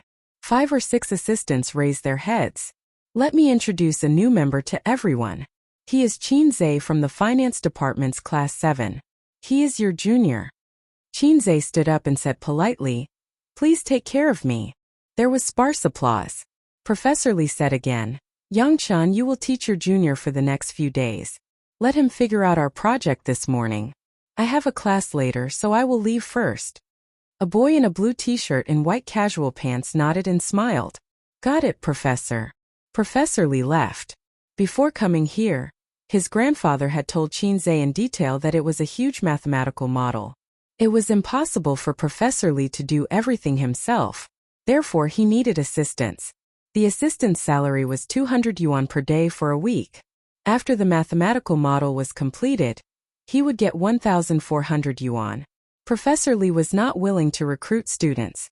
Several of his assistants were 4th-year interns who would graduate next month. Because of his grandfather, he agreed to let Qinze give it a try. Qinze waited for a moment in his seat. When he saw Yang-chun working, he took the initiative to walk over and said, "Senior." Yang-chun looked at him and took out a stack of documents from the drawer. He said, "Take a look at it yourself." Qinze took the documents and went back to his seat. He patiently read them. A good private equity company should have its own professional market analysts. It could be seen that the private equity company that commissioned Professor Li was not large. To build a complete mathematical model, it required a lot of formulas and data. Mathematics was the most rational thing in the world. Every step needed to be carefully considered. Qinze's group was responsible for the return and risk assessment. In addition to the not too detailed summary, there was a series of symbols and explanations. Qinze looked a little tired. He took out his phone, searched the internet and translated them one by one. In the blink of an eye, it was time to eat. The seniors in the classroom went to the cafeteria to solve the problem of food and clothing. Qinze wanted to take out his spirit and immerse himself in studying, but he was kicked out by the senior who was in charge of the key to eat. Because time was limited, he ate a little and hurried back to the classroom. The classroom door was ajar, revealing a gap. Just as he was about to push the door open, he heard someone say, "Brother Chan, what's the new guy's background? We worked hard for a month to build this mathematical model. There's only a week left before the delivery time. Good Lord. He suddenly jumped in and earned our labor costs." The guy who spoke was also in Qinze's group. Qinze did not know his name. Yang-chun snorted. His dad and Professor Li seemed to be in the same office. He's a relative, so he came to learn and get some pocket money. Our group only has a bonus of 10,000 yuan. He took more than 1,000 yuan. Mother asterisk cur. It's enough for half a month's rent. Don't you still live in the dormitory? Then you can come to the healthcare twice.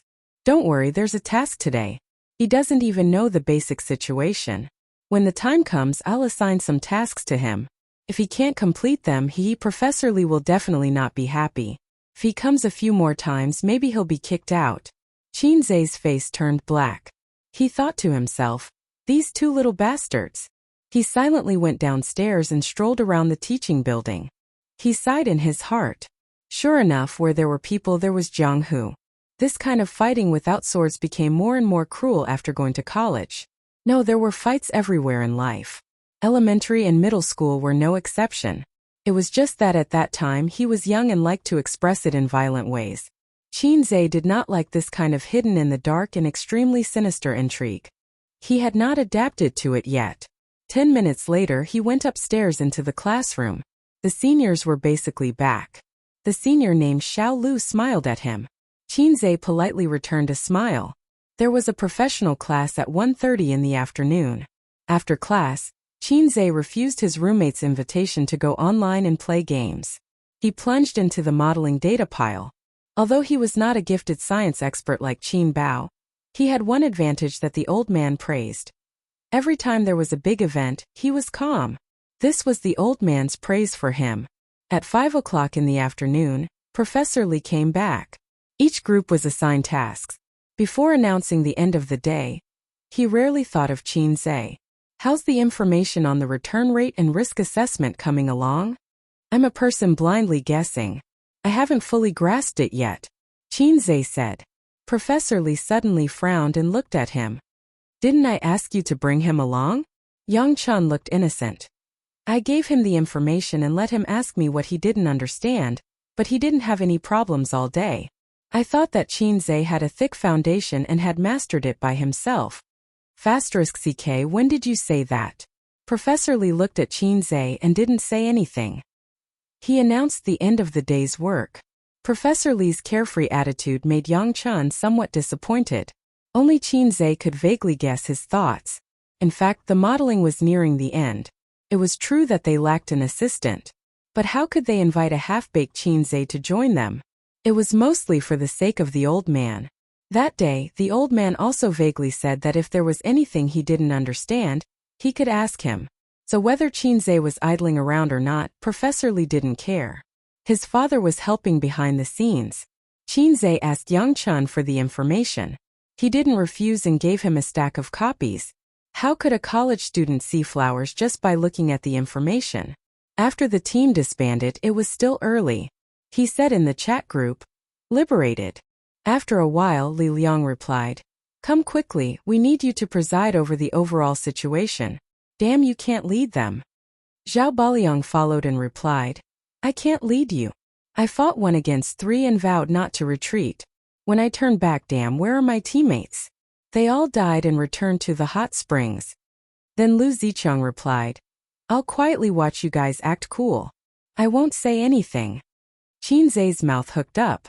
He put his phone back in his pocket, carried his shoulder bag, and trotted towards the direction of the internet cafe. It was a familiar position and 3 familiar animals. With a cigarette in his mouth, he leaned against the sofa. Because he was waiting for Qin Zhe, Li Liang took the time to watch the competition videos. Zhao Baliang opened a small window to watch the Japanese president Lu Zicheng play with his phone. Qin Zhe habitually put a cigarette in his mouth, turned on his phone, and squinted his eyes to smoke. "It's summer vacation at the end of the month. What are you doing? Be careful not to fail." Li Liang took a deep drag on his cigarette. "I can't let my sister support me all the time to earn some pocket money." Qin Zhe took out mineral water from his bag and gave a bottle to each of them. Investment modeling is not easy. There are too many factors to consider. How do you feel on the first day? Lu Zicheng, who had the best results compared to the other two, unscrewed the cap and took a sip.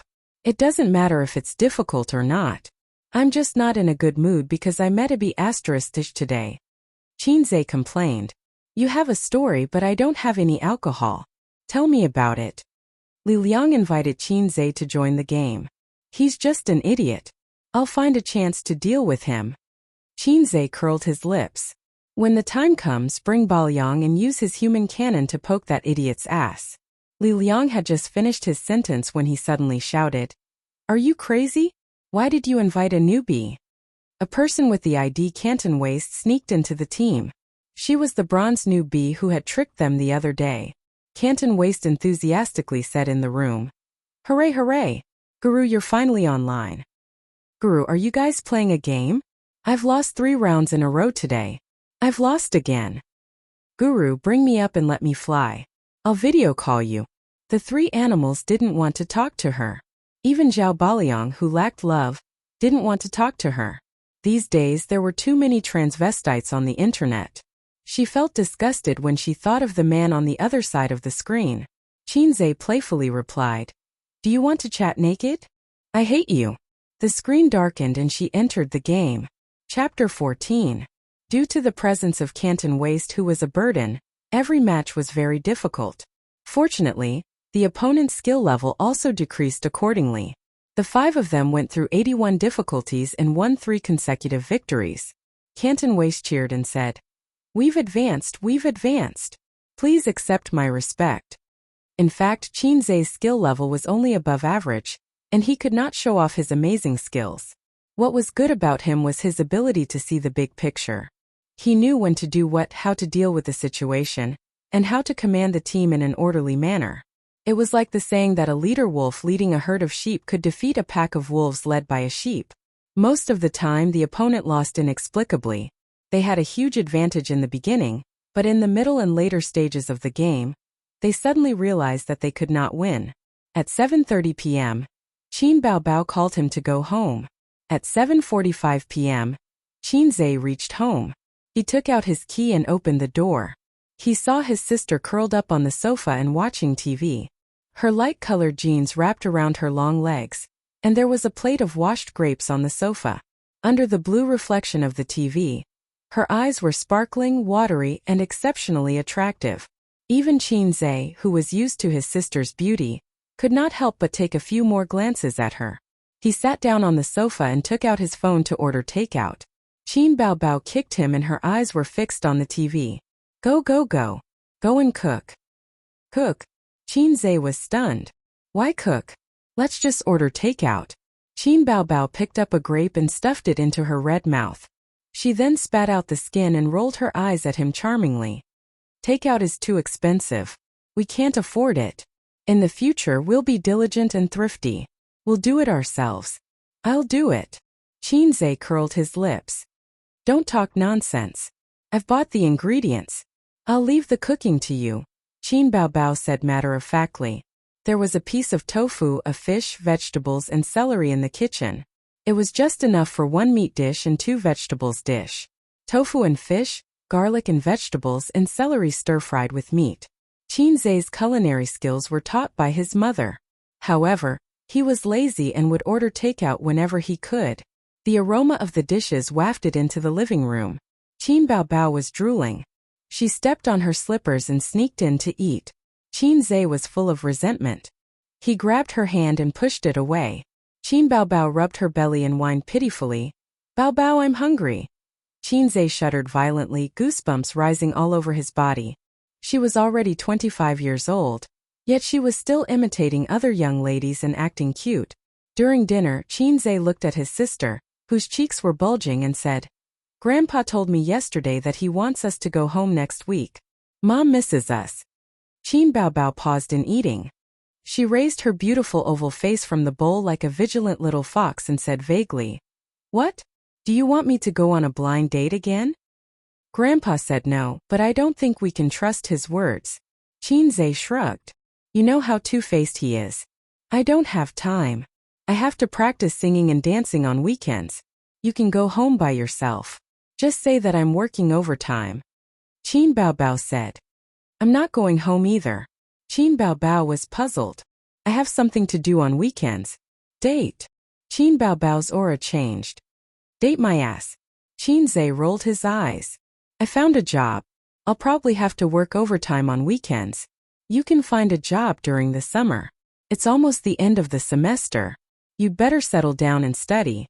Don't fail and get beaten by Dad with a feather duster.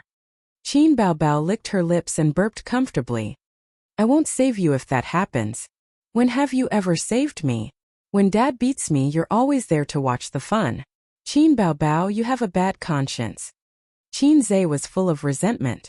Qin Baobao made a face at him. After dinner, Qin Baobao was in charge of washing the dishes. Qin Zhe sat in the living room and studied his model. His notebook was placed on the glass coffee table. He was chewing on his pen while searching for relevant information. The clumsy bird flies first. His father had taught him more than 10 years ago, and he had been practicing it faithfully. However, with his current level, it was undoubtedly a fool's dream to understand these things. Some things were really innate, such as IQ. No matter how hard you work, no matter how clumsy a bird flies first, there was a limit. 10 years of hard work was not as good as 1 year of hard work. This saying was a bit extreme, but 3 years of hard work was very common. Take Qin Zhe as an example. During his 3 years in high school, the old man had personally taught his son, who had failed to live up to expectations. But no matter how hard he had tried, Qin Zhe still only managed to get into a second-tier university. On the other hand, Qin Baobao wasted her time in the first and second year of high school, dreaming of becoming a star. In the third year of high school, she casually worked hard and got into Fudan University. It was impossible not to be jealous. Thinking of this, Qin Zhe raised his head and angrily stared at Qin Baobao, who was bending over to wipe the table. Her tight jeans wrapped around her extremely well-developed buttocks, just like a full moon. Qin Zhe's heart trembled. He silently said, "Color is emptiness, emptiness is color." He was afraid that a ding-dong message would appear in his mind. Touch Qin Baobao's butt. It was time for him to find a girlfriend. Qin Zhe came up with this idea. In his life, he had very little experience in love. In elementary school, he held a girl's hand. In junior high school, all his classmates were in love. In order to catch up with fashion, he made an appointment with his desk mate. If someone asked, "You are my girlfriend and I am your boyfriend." So, they were boyfriend and girlfriend in name for 2 years. They didn't even hold hands. In high school, the workload was heavy, so he didn't think about it at all. In the second year of college, he pursued a girl. She was a pretty and gentle girl. Unfortunately, it didn't take long for him to fall in love. Clicking on the campus forum, there was a post that was always in the most conspicuous position. The title was, "Summary of the Beauties of the University of Finance and Economics." In the post, there were photos of beautiful women taken by students secretly or openly. After photoshopping, they were all beautiful and extraordinary. Qin Zhe had seen it before, but he didn't look at it carefully. It was mainly because his taste was ruined by Qin Baobao. It was really difficult for ordinary beauties to enter his eyes. Qin Zhe carefully browsed through the beautiful photos of the campus beauties. He thought, "Today is different from the past. There will be money and a house. It's time to find beauties and pick up girls." Otherwise, when he became a multimillionaire in the future, he would probably be laughed at to death by the girl who threw herself at him and excitedly opened a room with her, only to not enter the room after passing through the door. While Qin Zhe was concentrating on browsing the photos, Qin Bao came out of the kitchen after washing her hands. She threw herself on the sofa, groaned and stretched. She suddenly caught a glimpse of Qin Zhe looking at the photos of beauties. She immediately moved her head over and hummed, "Oh, you are in heat." Qin Zhe dragged the mouse and said, "Look, there are a lot of beauties in our school. The Photoshop is too fake. Their chins are so sharp that they can stab people to death. Their eyes are so big that they look like aliens." Qin Zhe wanted to say that she was jealous, but when he turned his head and saw his sister's beautiful face, he changed his words and said, "That's because they have a good foundation. As long as they are delicate and pretty, I like them. The beauties are all taken. It's not your turn to make a move." Qin Baobao disdainfully curled her lips. As long as the hoe is used well, there is no corner that can't be dug down. Qin Zhe turned his head and spat at her. Qin Baobao punched him and sat cross-legged on the sofa. "You are a giant in theory and a dwarf in action. It would be strange if you knew how to chase girls." Qin Zhe suddenly felt that his self-esteem was severely hurt. He angrily said, "Who said I don't know how to chase girls? I also once had a girlfriend." Qin Baobao sneered. "Well, it hasn't been a month and you were kicked out." Qinze was furious. You still have the face to say that. If it weren't for you blindly interfering, would I still be a single dog now? I have long been an experienced man. Speaking of this, he became angry. In the past, he showed off to Qin Baobao that he was no longer single. When Qin Baobao heard that her brother finally found a girlfriend, she was also very happy and invited him out for a meal to check. Therefore, Qinze asked the newly won water spirit Cabbage out. They agreed to meet at the entrance of the restaurant. That day, Qin Baobao was particularly well dressed, like a superstar. Many people turned their heads to look at her. When Qinze saw his girlfriend coming, he excitedly waved his hand. Qin Baobao showed her killer move, a sword to the throat. She hugged Qinze's arm and said coquettishly, "Hubby, this is the little bitch you have outside. She doesn't look that good." Qinze was petrified on the spot. Of course, the meal was not finished. His girlfriend left in anger and embarrassment. Since then, she never talked to Qinze. She blocked his phone number in the chat app. From then on, they were like strangers. I am helping you test her character and your relationship. Real love should be firm and immortal. After that, Qin Baobao said with conviction, I am helping you. Sure enough, Qin Baobao still said the same thing. Qinze spat at her face again. Bullshit, it's been so long. I have already figured it out. You are just jealous that I found a girlfriend. Because you are still single. You are just jealous.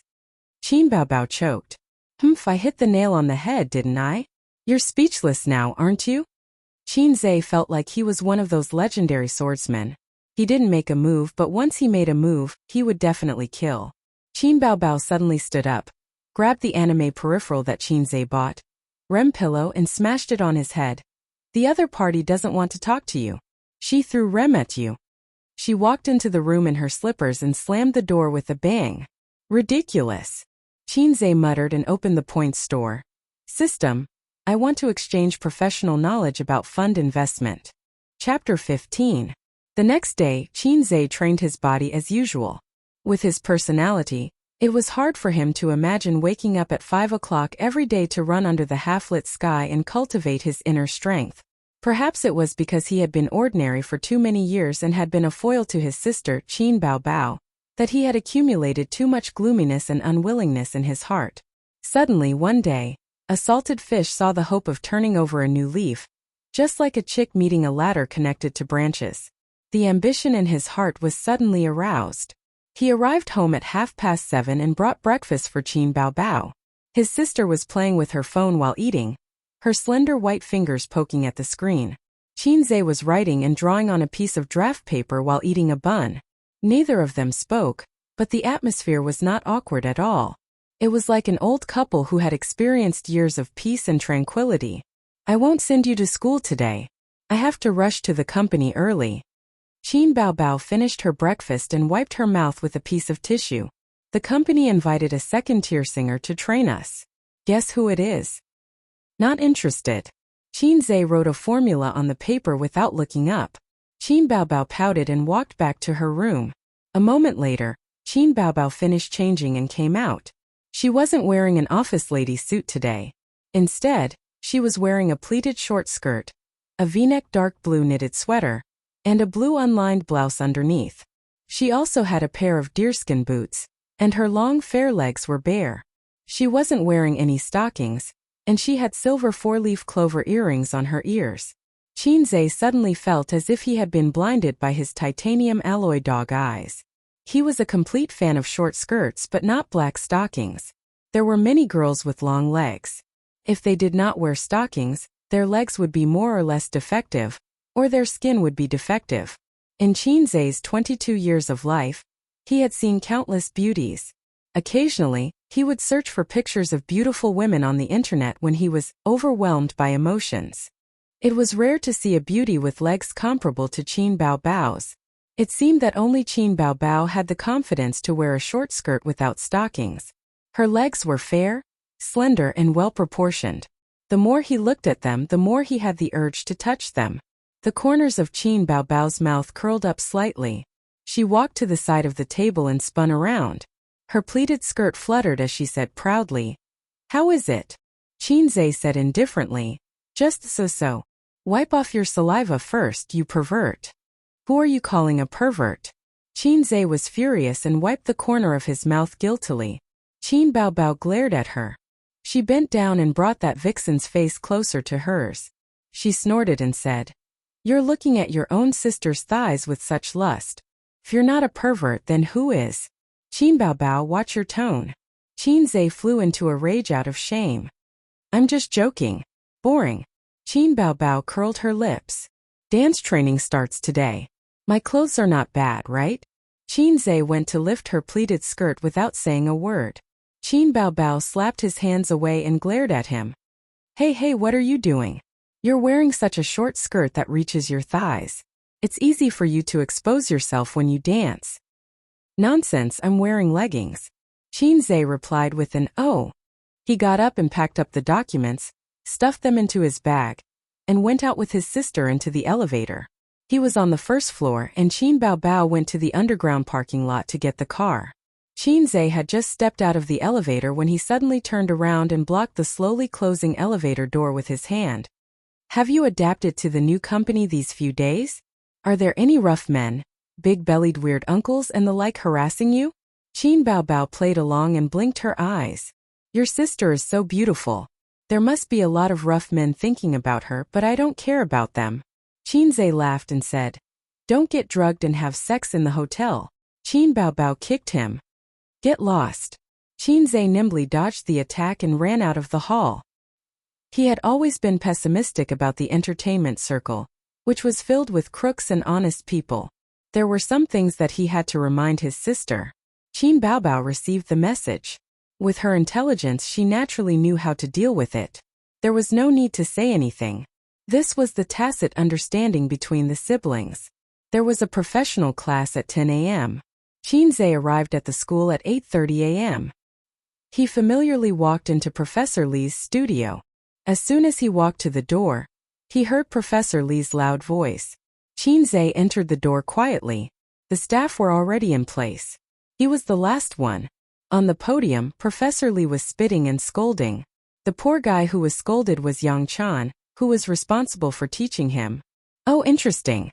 Qin Zhe was gloating in his heart. He sat quietly in his seat. "What's the matter with you? You didn't do the topic at all. You're not like this usually. Without your risk assessment prediction, other people's topics can't be connected. What did I tell you? Rigorous and rigorous. Did you take my words as wind? This is good. Everyone's progress has been slowed down by you. Drinking. Don't you know that drinking makes things worse? Your work style is not rigorous at all. How will you compete with others in society in the future? You drink when others ask you to? You won't refuse. Do you know what self-discipline is?" Yang Chan shrugged his head and let Professor Li scold him.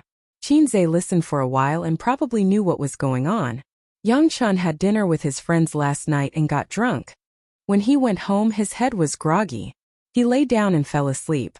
As a result, he forgot to do the task assigned yesterday. Qin Zhe knew about yesterday's task.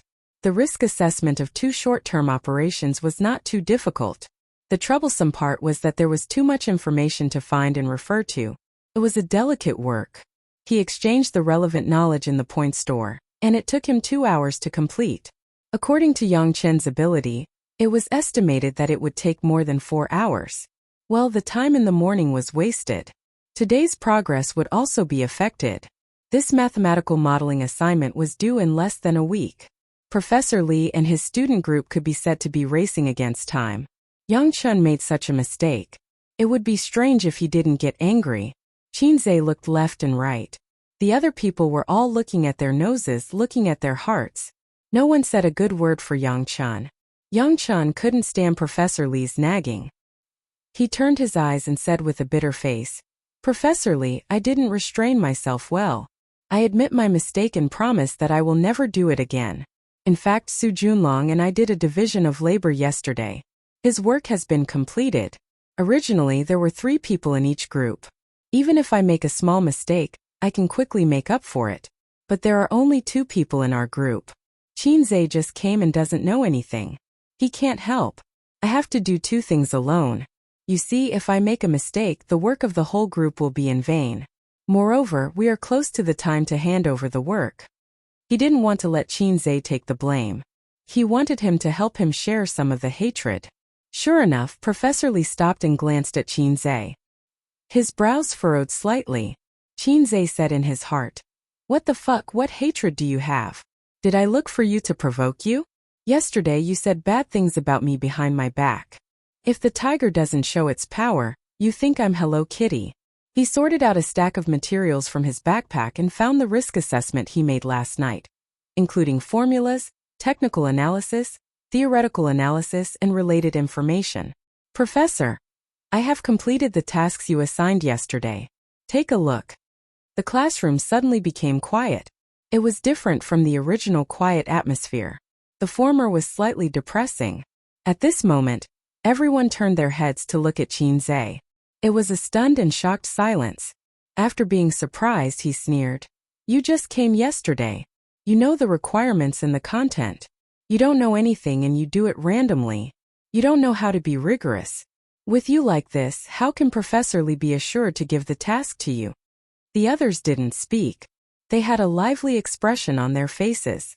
Professor Li took the materials handed over by Qinzhe. Of course, he couldn't attack his student. He glanced at it and said gently, "Qinzhe, you have such a serious heart. It is worthy of praise, but you just came yesterday. You have to learn more and see more. Don't be blindly impulsive." "Huh?" Professor Li didn't speak. He looked at it carefully several times and said in surprise, "Well done, very good. Qinzhe, I was right to ask you to come here to help me." "Well done." Yang Chun was confused. He looked at Qinzhe's risk assessment, but Professor Li didn't show him. He snorted and put the materials into the file bag. The interns present all had blank and shocked expressions on their faces. They were all shocked. This kid had hidden his strength well. Professor Li, who had always been stingy with his praise, actually said, "I was right to ask you to come here to help me." He looked proud. Probably only Qinzhe understood the meaning of Professor Li's words. He was not praising himself, but the professor behind him, his father. Professor Li must have misunderstood. He thought that this risk assessment was written by Qinzhe's father. He could make a professor of the same level work for him for more than 1,000 yuan. Of course he was proud. Qinzhe got everyone's admiration. He smiled and calmly sat back in his seat without looking at Yang Chen's ugly face. There was a saying, "Invisible pretentiousness is the most deadly." "Little red guy, fight with me. I have been fighting with Qin Bao Bao for 20 years. I am proficient in various house fighting skills and secret room assassination." Chapter 16. Professor Li clapped his hands and solemnly announced, "I don't want anything similar to Yang Chun to happen again. There are still 5 days left. Everyone, keep up the good work and put in more effort. After the end we will have a celebration banquet and then you will graduate.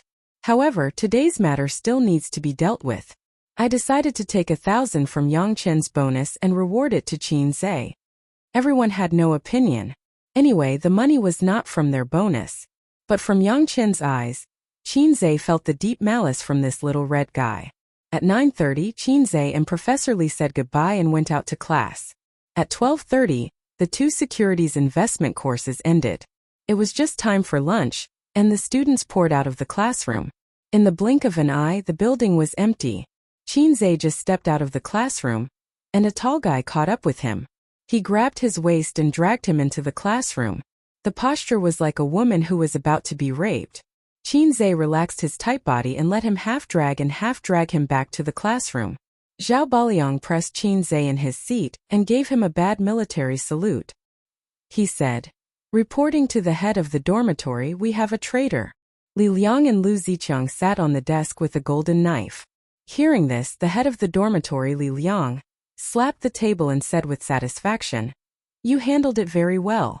The old driver Qinzhe said angrily, "Get out of here, your sister." Li Liang snorted, "You dare to talk back, 2nd Battalion Commander. Where is your Italian cannon? 3rd Battalion Commander, your human cannon is on standby." Lu Ziqiang unbuckled his belt with an indifferent face. Zhao Baliang laughed strangely. Qinzhe said helplessly, "Why is the organization looking for me? I have joined the underground party for 3 years. I have been cautious in my work, vowed to protect the motherland, and obeyed the organization's arrangements. I have never taken a needle or a thread from the people. Although he didn't know what his roommates were up to, he cooperated with them tacitly. Okay, then let me ask you, what are the rules of room 303? Li Liang used the book as a gavel and slammed it down hard. Qinzhe hesitated for a moment and then said honestly, for men are of one mind, and a gay friend's status is as heavy as a mountain. I will only love the fifth young lady in my life. Whoever leaves singleness will die first. A few girls who were packing up their books looked over in surprise.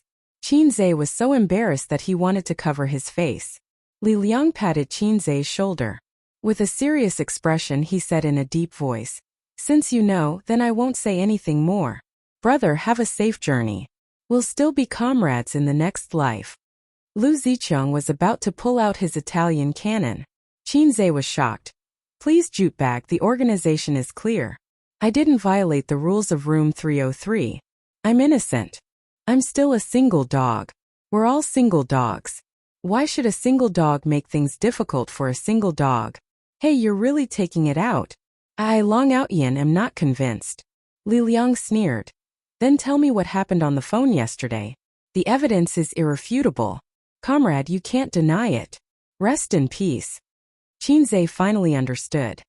He rolled his eyes. The organization's investigation work is too rough. It needs to be improved. That's my sister. She's not someone I can have sex with, so I'm still a good comrade. 2nd Battalion Commander, please take back your Italian cannon. 3rd Battalion Commander, please take back your human cannon. Really?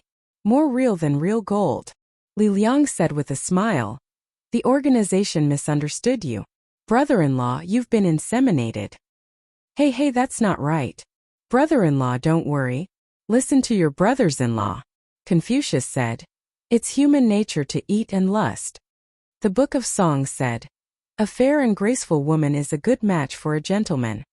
To sum it up, it can be summed up in one sentence. A single dog is a failure in society.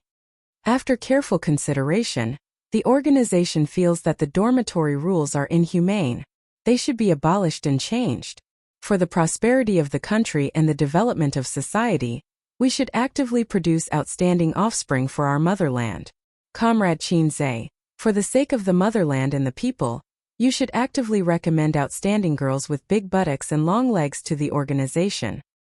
Dormitory leader's words make sense. I second the motion. I second the motion too. Zhao Baliang and Lu Zicheng voted in favor. I'll go. Qinzhe was stunned. He suddenly came back to his senses. *CK, I've been tricked again.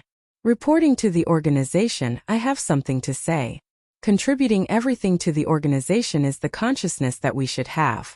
However, dormitory leader, you're known as an experienced driver. You've had sex with countless girls from bad families. You're a proper scum. How can I push my sister into the fire pit? Li Liang was furious. You dare say I'm a scum? 2nd Battalion Commander, where's your F*King Italian cannon? No. Don't misunderstand. I'm not targeting you. Qinzhe said disdainfully. What I mean is that everyone here is a scum. Don't think that you're the only ones who know how to trick people. You're asking for a beating. Kill him. My broadsword is thirsty for blood. The 4 of them joked around as they ran out of the classroom. The sky was gray and there was no sun. It was a cloudy day with a cool breeze. In the hot summer, it was an extremely comfortable day. The 3 of them had lunch in the cafeteria. Lu Zicheng, the internet addict, suggested for the first time that they play basketball. This suggestion was unanimously approved. In dormitory 303, other than Zhao Baliang, who insisted on morning jogging every day, the other 3 were not sports-loving youths. Naturally, there was no basketball in the dormitory. Fortunately, the guys in dormitory 304 liked to play basketball. The dormitory leader, Wang Tiancheng, was a basketball fan. The dormitory leader, Wang Tiancheng, was shirtless. He ate boxed lunch while leading his roommates in a dungeon. The game they played was different from the competitive games Qinzhe and the others played. It was very time-consuming. Old Wang, do you want to play basketball? Zhao Baliang knocked on the door and asked in a low muffled voice. Wang Tianqing's nickname was Old Wang Next Door. After I finish this dungeon, our dormitory is going to the basketball court. It's not hot today. It'll be a waste if we don't play basketball. Old Wang's eyes never left the computer screen. His facial features were not bad. Unfortunately, his face was full of holes due to acne. Qinzhe took out his phone and looked at the time. He urged, "Hurry up. I have something to do later." He had to go to work. After playing for 40 minutes, Old Wang turned around and was amused. He laughed and joked, "I owe face-slapping God. It's the first time someone dared to slap Zhang Mingyu's face. You're famous in our department." Old Wang was a good person. He was smooth and slick and had a way with people. Even Qinzhe, who didn't live in the dormitory for a long time, was very close to him. 5 minutes later, the 8 people from the 2 dormitories walked to the basketball court together. The basketball court was surrounded by an iron fence. Took up a lot of space. At the moment, the students were sweating profusely on the court. They wore short sleeves, shorts, and basketball shoes. In this cool weather, there were many people playing basketball. There was an expensive basketball court in the University of Finance and Economics, but it was not open during normal times. Usually, it was only open during the school's basketball games. They picked an empty basketball hoop, practiced their shooting, and started the game. Old Wang had the ability to play half of the school's basketball team. His 3 roommates all knew how to play basketball. In terms of skills, they were enough to crush Qinzhe's dormitory 303. Therefore, the first ball was given to the weaker side. The 2 sides played half the court. It was a bit crowded with 4 people. The most reasonable allocation was to play in groups of 3, but they only had 8 people in total. Li Liang served the ball. The ball was passed to Qinzhe. Qinzhe symbolically dribbled the ball for a moment and passed it to Lu Ziqiang. After Lu Ziqiang received the ball, he was quickly blocked. Zhao Baliang rushed to his side and shouted, "Pass the ball! Pass the ball!" Lu Ziqiang passed the ball to him. After receiving the ball, Zhao Baliang roared. He was still outside the 2-point line, but he had already started to make a 3-step layup. He was tall and sturdy. When he rushed, he was as unstoppable as a human chariot. Old Wang tried to stop him, but he was knocked down by him. He took 3 big steps to the basket and hooked the ball. With a bang, the ball hit the basket and didn't go in. I knew it would be like this. Qinzhe face-bombed. Old Wang jumped and grabbed the rebound. At the same time, he bumped into Li Liang's small body and almost fell down. He dribbled the ball out of the 3-point line and directly jumped to shoot. The basketball drew a perfect arc and went into the net. "You can even enter like this?" Li Liang cursed. F***ck, Old Wang said valiantly, "Please call me Archer God." 3-point shooting was Old Wang's specialty. In his own words, "I only practice shooting 3-pointers, and I only practice dunks inside the 3-point line." That was because these 2 cool skills on the court would always attract the attention of girls. Among them, dunks were the most popular. He could forget about dunks. He didn't have the jumping ability. He could only settle for the next best thing, which was to practice shooting 3-pointers. The team that scored served the ball. After a few passes, the ball was blocked by Qinzhe and the others inside the 3-point line. Therefore, the ball was passed to Old Wang. He took a deep breath and ignored Li Liang, who had poor jumping ability. He jumped and shot. This time the ball didn't go in. The ball hit the basket. Zhao Baoyang's physique dominated under the backboard. Without any suspense, he grabbed the ball and threw it to Lu Ziqiang, who was near the 3-point line. Lu Ziqiang dribbled the ball out of the 3-point line and rushed to the backboard. He jumped and shot. Without any suspense, he didn't go in. "Pass the ball back to me. I'm under the backboard."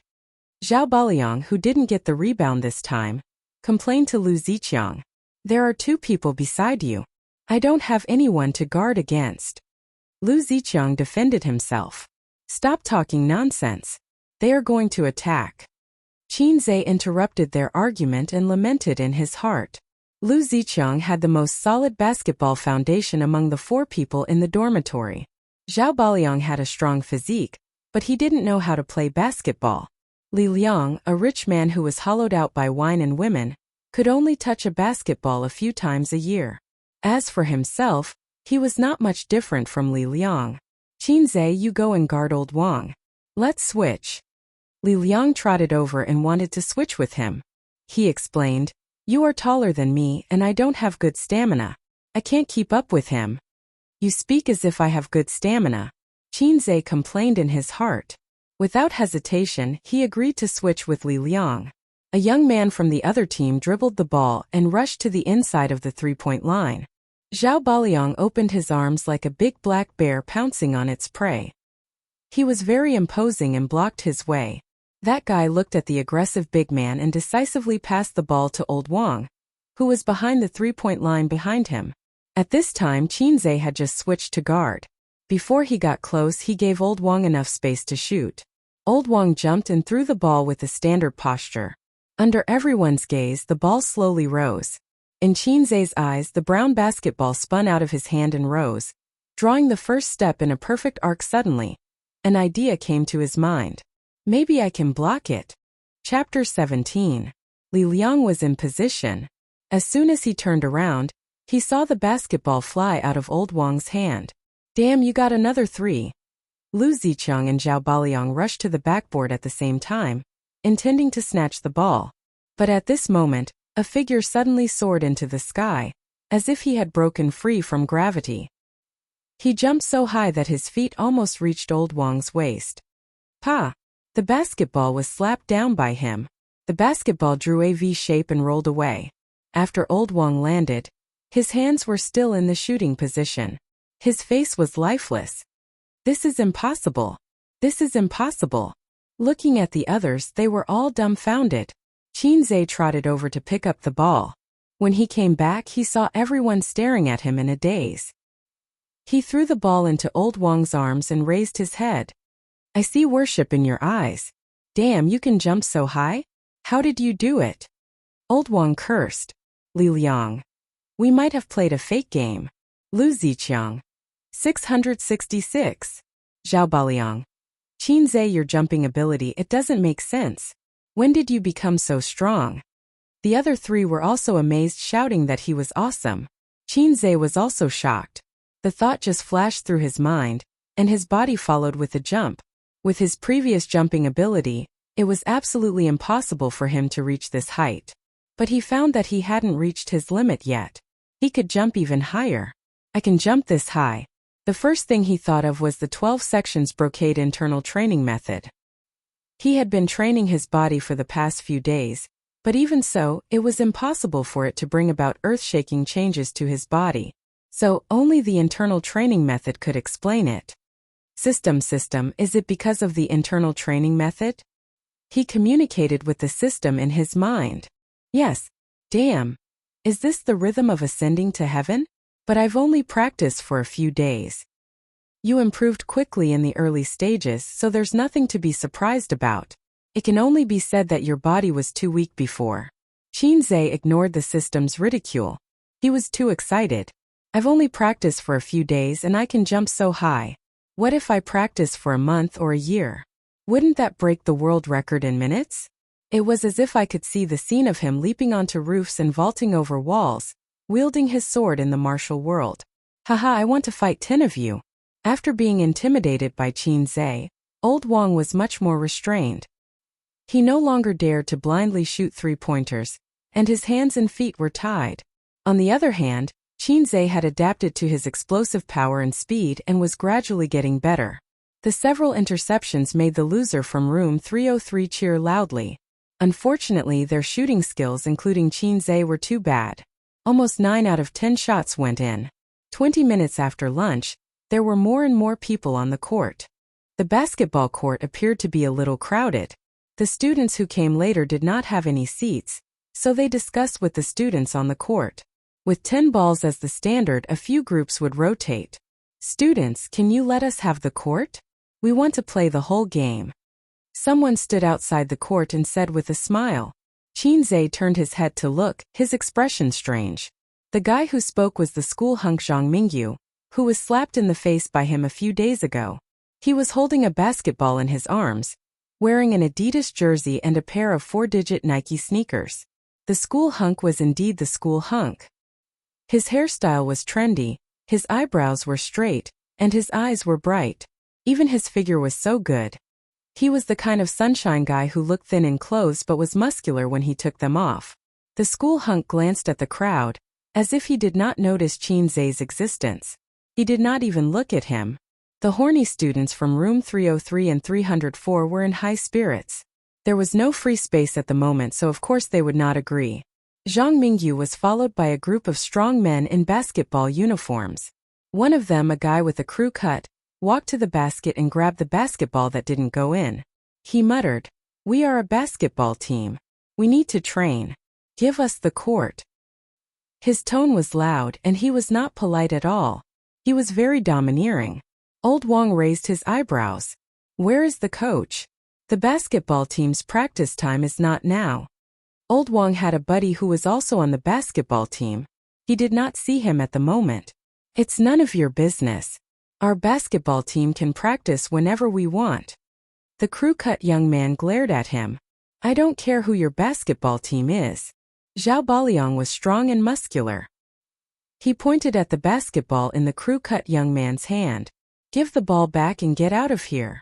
Northeastern men were simple and rough, and they were not afraid in the face of trouble. Needless to say, his figure was quite intimidating. Forget it. Let's play the first half." Zhang Mingyu, persuaded in time, took the ball from the crew-cut young man's hand and threw it to Zhao Baliang. Then, he led the basketball team to the opposite basket.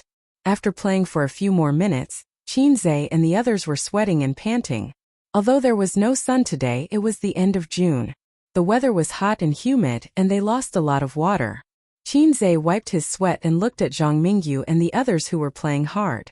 The school hunk was not only handsome, but he was also very good at basketball. He dribbled the ball smoothly, and his shooting posture was standard. He must have been a hero in high school. In high school, he was handsome and good at basketball. He was very popular with girls. If he was a straight-A student, 9 out of 10 girls would want to have his babies. Qin Zhe was a passerby. He could only look up to the protagonist. "Let's stop for a while. I'll go buy a few bottles of water. You guys practice shooting," Qin Zhe said and ran out of the court. The school's supermarket was not far from here. It only took 5 minutes to go back and forth. Qin Zhe bought everyone a bottle of energy drink and ran back with a plastic bag. He could play for about 20 minutes before he went to the classroom to study the mathematical modeling fun with Professor Li. When Qin Zhe returned to the court, he saw a conspiracy that had been planned for a long time. The arrogant and domineering crew-cut young man glanced at Zhao Baliang and the others. He smiled and threw the basketball. The hard rubber basketball whizzed through the air and almost turned into a black shadow. It hit Li Liang's head. Bang! A muffled sound startled everyone. Li Liang's body staggered forward. He didn't even have time to make a sound before he fell weakly to the ground. Everyone was shocked and went forward. They saw that his eyes were empty and his expression was dull. They were relieved and angry at the same time. Li Liang's mind was blank. He was stunned for a few seconds before he came back to his senses. He touched the back of his head. Damn it, there was a bump. He immediately jumped and cursed. "Motherf asterisk cur, that son of a bitch hit your grandpa." Sorry. The crew-cut young man ran over and picked up the ball. He then apologized. The ball flew away. It was unintentional. On the basketball court, it was common for the ball to fly around and hit people. However, if it was unintentional, it would not hit people too hard. It was rare to see a bump on the back of Li Liang's head. "Are you King blind? How can you hit people like that?" Zhao Baliang said angrily. "We didn't do it on purpose. It's basketball. There are always mistakes." The crew-cut young man shrugged. "If apologies are useful, why do we need the police?" Old Wang said. "Then go and call the police." The crew-cut young man sneered. Not to mention Lu Ziqiang and Zhao Baliang, the people in dormitory 304 were also angry.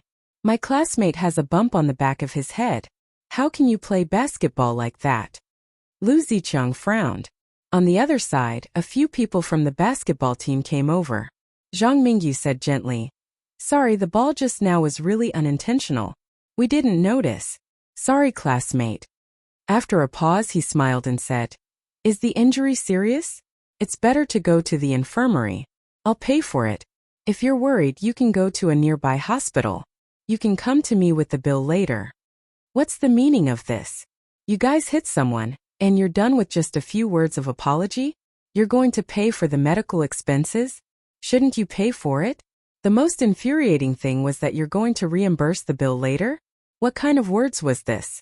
You hit someone and you don't even want to go to the infirmary? Li Liang was so angry that he almost vomited blood.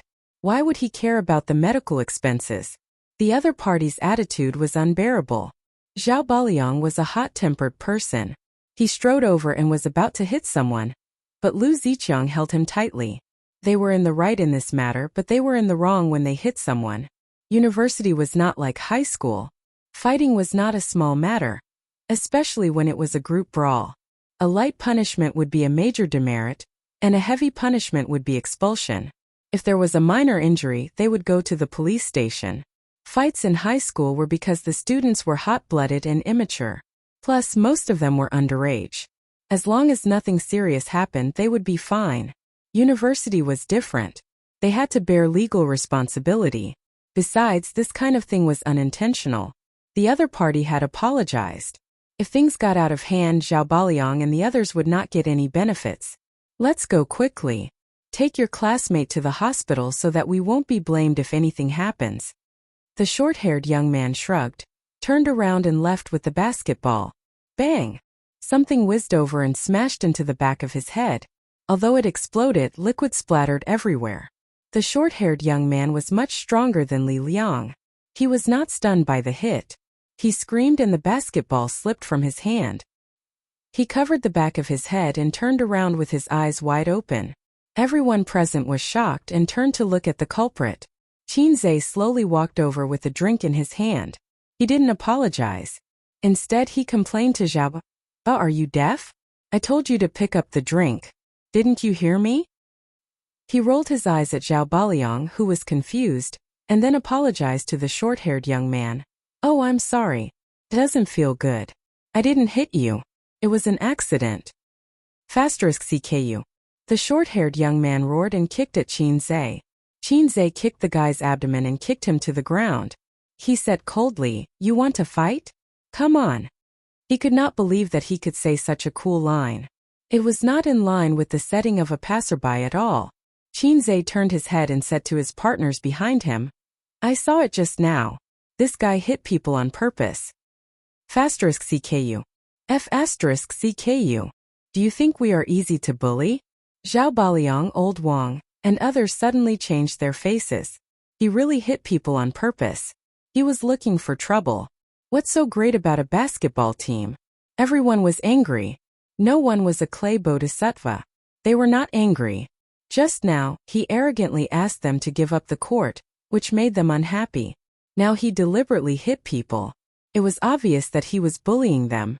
Seeing that the two sides were about to fight, and the hostile atmosphere here also attracted the surrounding students who were playing basketball. They all came to watch. Zhang Mingyu hurriedly stopped his angry companions.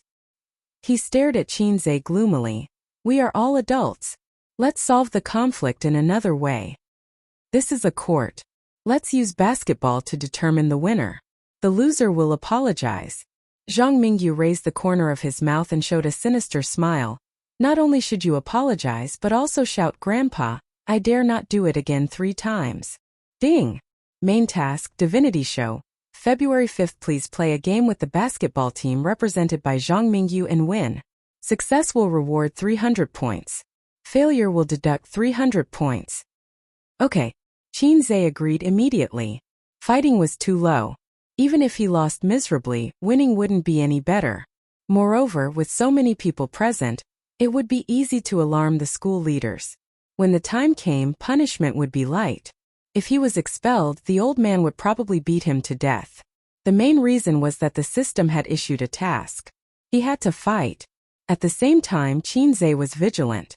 The task reward was 300 points. Wasn't this a bit too much? The first task reward was also 300 points. But that was the reward of the first director. From this, it could be seen that the difficulty of this mission was much higher than translating Russian and kissing his sister's lips. Chapter 18. After hearing Zhang Mingyu's bet, Qin Zhe's first reaction was not the anger of Zhao Baliang and the others, but that he seemed to have been tricked. Zhang Mingyu's appearance on the court was not strange. It could only be considered a coincidence. However, from the initial request to give up the court, the subsequent smashing incident, and the incident of him slapping Zhang Mingyu's face in public a few days ago, it was intriguing. To sum it up, Zhang Mingyu and his friends came to play basketball happily. Then they bumped into Qin Zhe, so they came up with a plan. The whole thing could be summed up in 4 words. I'm going to stir up trouble. This was the revenge of the school hunk. Qin Zhe had never been afraid of speculating the worst intentions of others. The arrow on the bow had to be shot. When the time came, there was no backing down. Qin Zhe thought for a moment and turned to look at his friends. I'm fine with it. Zhao Baliang was very loyal. Let's talk about life and death. If you don't agree, let's do it. This was the reply of the internet addict Lu Ziqiang. Old Wang thought for a moment and whispered, Damn it, we can't admit defeat now. Otherwise, we won't be able to get a girl before college. We can only switch hands. Li Liang said, Actually, I'm scared too. But we can't lose face. A guy from room 304 hesitated and said, They're all on the basketball team. The founding emperor said not to fight an unprepared battle. Old Wang glared at him. Tong Ziji, shut your ass. You're good at shooting. You have to play. He said, As long as you play, no matter if you win or lose, you don't have to pay me back the 200 yuan you owe me. Old Wang was very good at dealing with people. In this way, the people in room 303 liked him very much. Tong Ziji patted his chest and said, Don't mention Grandpa. I'll even call you Great-Grandpa. In this way, the members were quickly settled. Qin Zhe, Zhao Baliang, Lu Ziqiang, Old Wang and Tong Ziji. Qin Zhe looked at Zhang Mingyu and said, Take a 5-minute break. Okay. Zhang Mingyu nodded. The surrounding students were talking about it. Zhang Mingyu was a famous person. Everyone knew him. Someone even took out his mobile phone and posted a post on the campus network. Zhang Mingyu duels with others on the court. The loser calls him Grandpa. There were also a few photos attached, showing the confrontation between Qin Zhe and Zhang Mingyu. This post was pinned to the top by the moderator. A few minutes later, the number of views and replies skyrocketed. There are pictures and the truth. I believe you. Basketball court, right? I'll be right there. Old driver is going to race. Destination: basketball court. Beep, acupoint is stuck. Beep, social security card. Beep, elderly card. Zhang Mingyu has been a bit noisy these days. Not long ago he was slapped in the face, and today he wants to compete with someone. Let's wait for Zhang Mingyu to fail miserably. That's impossible. Look, the people around him are all from the basketball team. The few students opposite him are all uneven in height and weight. They don't look good at all. Only the student standing in the middle has a decent aura. Eh? Am I the only one who thinks that back looks familiar? +1, I also feel that it's very familiar. Ditto. Ditto. +10086. That look, is that Qin Zhe? Face-slapping King Qin Zhe. Someone replied with uncertainty and then attached a picture of Qin Zhe's back as he wrote on the blackboard. As soon as this picture was posted, the popularity of the post instantly rose to a new height. Damn, it's really him. Hey, is this guy and Zhang Mingyu going against each other? Slightly stiffening to show respect. My wish is world peace. Bah, let's start again. My wish is to slap Zhang Mingyu's face. My name is Qin Zhe. I bring salt for myself. Students, let's team up and go to the basketball court. Damn, I'm outside the school. I can't make it back. Please do a live stream. I smell a conspiracy. Leader, what's going on? The original poster was very happy that his post was pinned at the top and temporarily became the most popular post on the campus forum. He replied happily, I'm at the basketball court. They haven't started the game yet. Don't miss it. Come and watch the fun. The original poster asked the right person. I was playing basketball next to him and witnessed the whole thing. Because of basketball, the two sides quarreled and almost fought. Fortunately, they were rational and didn't really fight. Otherwise, they would definitely be punished and maybe even expelled. But now that things have come to this, no one is willing to back down, so they decided to decide the winner with basketball. The loser has to admit his mistake, apologize, and call the winner. Grandpa, I'm sorry. The people on the forum were excited again. Did the original poster say it was intentional? Are you sure? It's absolutely true. I saw it with my own eyes. The original poster posted a picture of, I swear on my integrity. That is to say, Zhang Mingyu is deliberately looking for trouble. He is taking revenge on Qin Zhe for slapping him in the face. Damn, Zhang Mingyu is really insidious. He will seek revenge for the smallest grievance. He has no tolerance. Rich people are not good people. Only the state officials are allowed to set fires, but the common people are not allowed to light lamps? Qin Zhe slapped our Mingyu's face, and we are not allowed to fight back? That's right, that's right. A bunch of nerds who hate rich people upstairs. They deserve to have no girlfriend. Zhang Mingyu is good. Long live Zhang Mingyu. There was a lot of quarreling in the forum, and it quickly went off topic. Qin Zhe and the others sat under the basket, drinking and resting. Their faces were calm, but their words exposed the anxiety in their hearts. Zhang Baliang looked around and whispered, "Why do I feel that there are more and more people? I don't think so." Li Liang rubbed the back of his head and grimaced. "Take a look at the campus forum." Old Wang handed his phone to Zhao Baliang. They passed it around, and Zhao Baliang was dumbfounded. Damn, that wicked guy posted it. He's roasting us on a bonfire. If we lose, our reputation will be ruined, and we won't be able to raise our heads again, Lu Zicheng said faintly. More and more people came to watch, and the basketball court was packed. As time passed, the number of people was still increasing. Tong Ziji was unafraid. What's there to be afraid of? Of course you don't care. You're just a nobody. If you lose face, so be it. Who knows who you are? Old Wang rolled his eyes. The most embarrassing one is Qin Zhe. He is the main character of this incident. This is Zhang Mingyu's revenge. If he is really forced to call him grandpa, it will be much worse than being slapped in the face in class. Everyone looked at Qin Zhe. Qin Zhe was expressionless. He glanced at the excited audience outside the court, at Zhang Mingyu and the others who were eyeing him covetously in the distance, and finally at his companions' faces. At this moment he was suddenly overwhelmed with emotions. He could not help but sing, running forward, facing cold eyes and ridicule.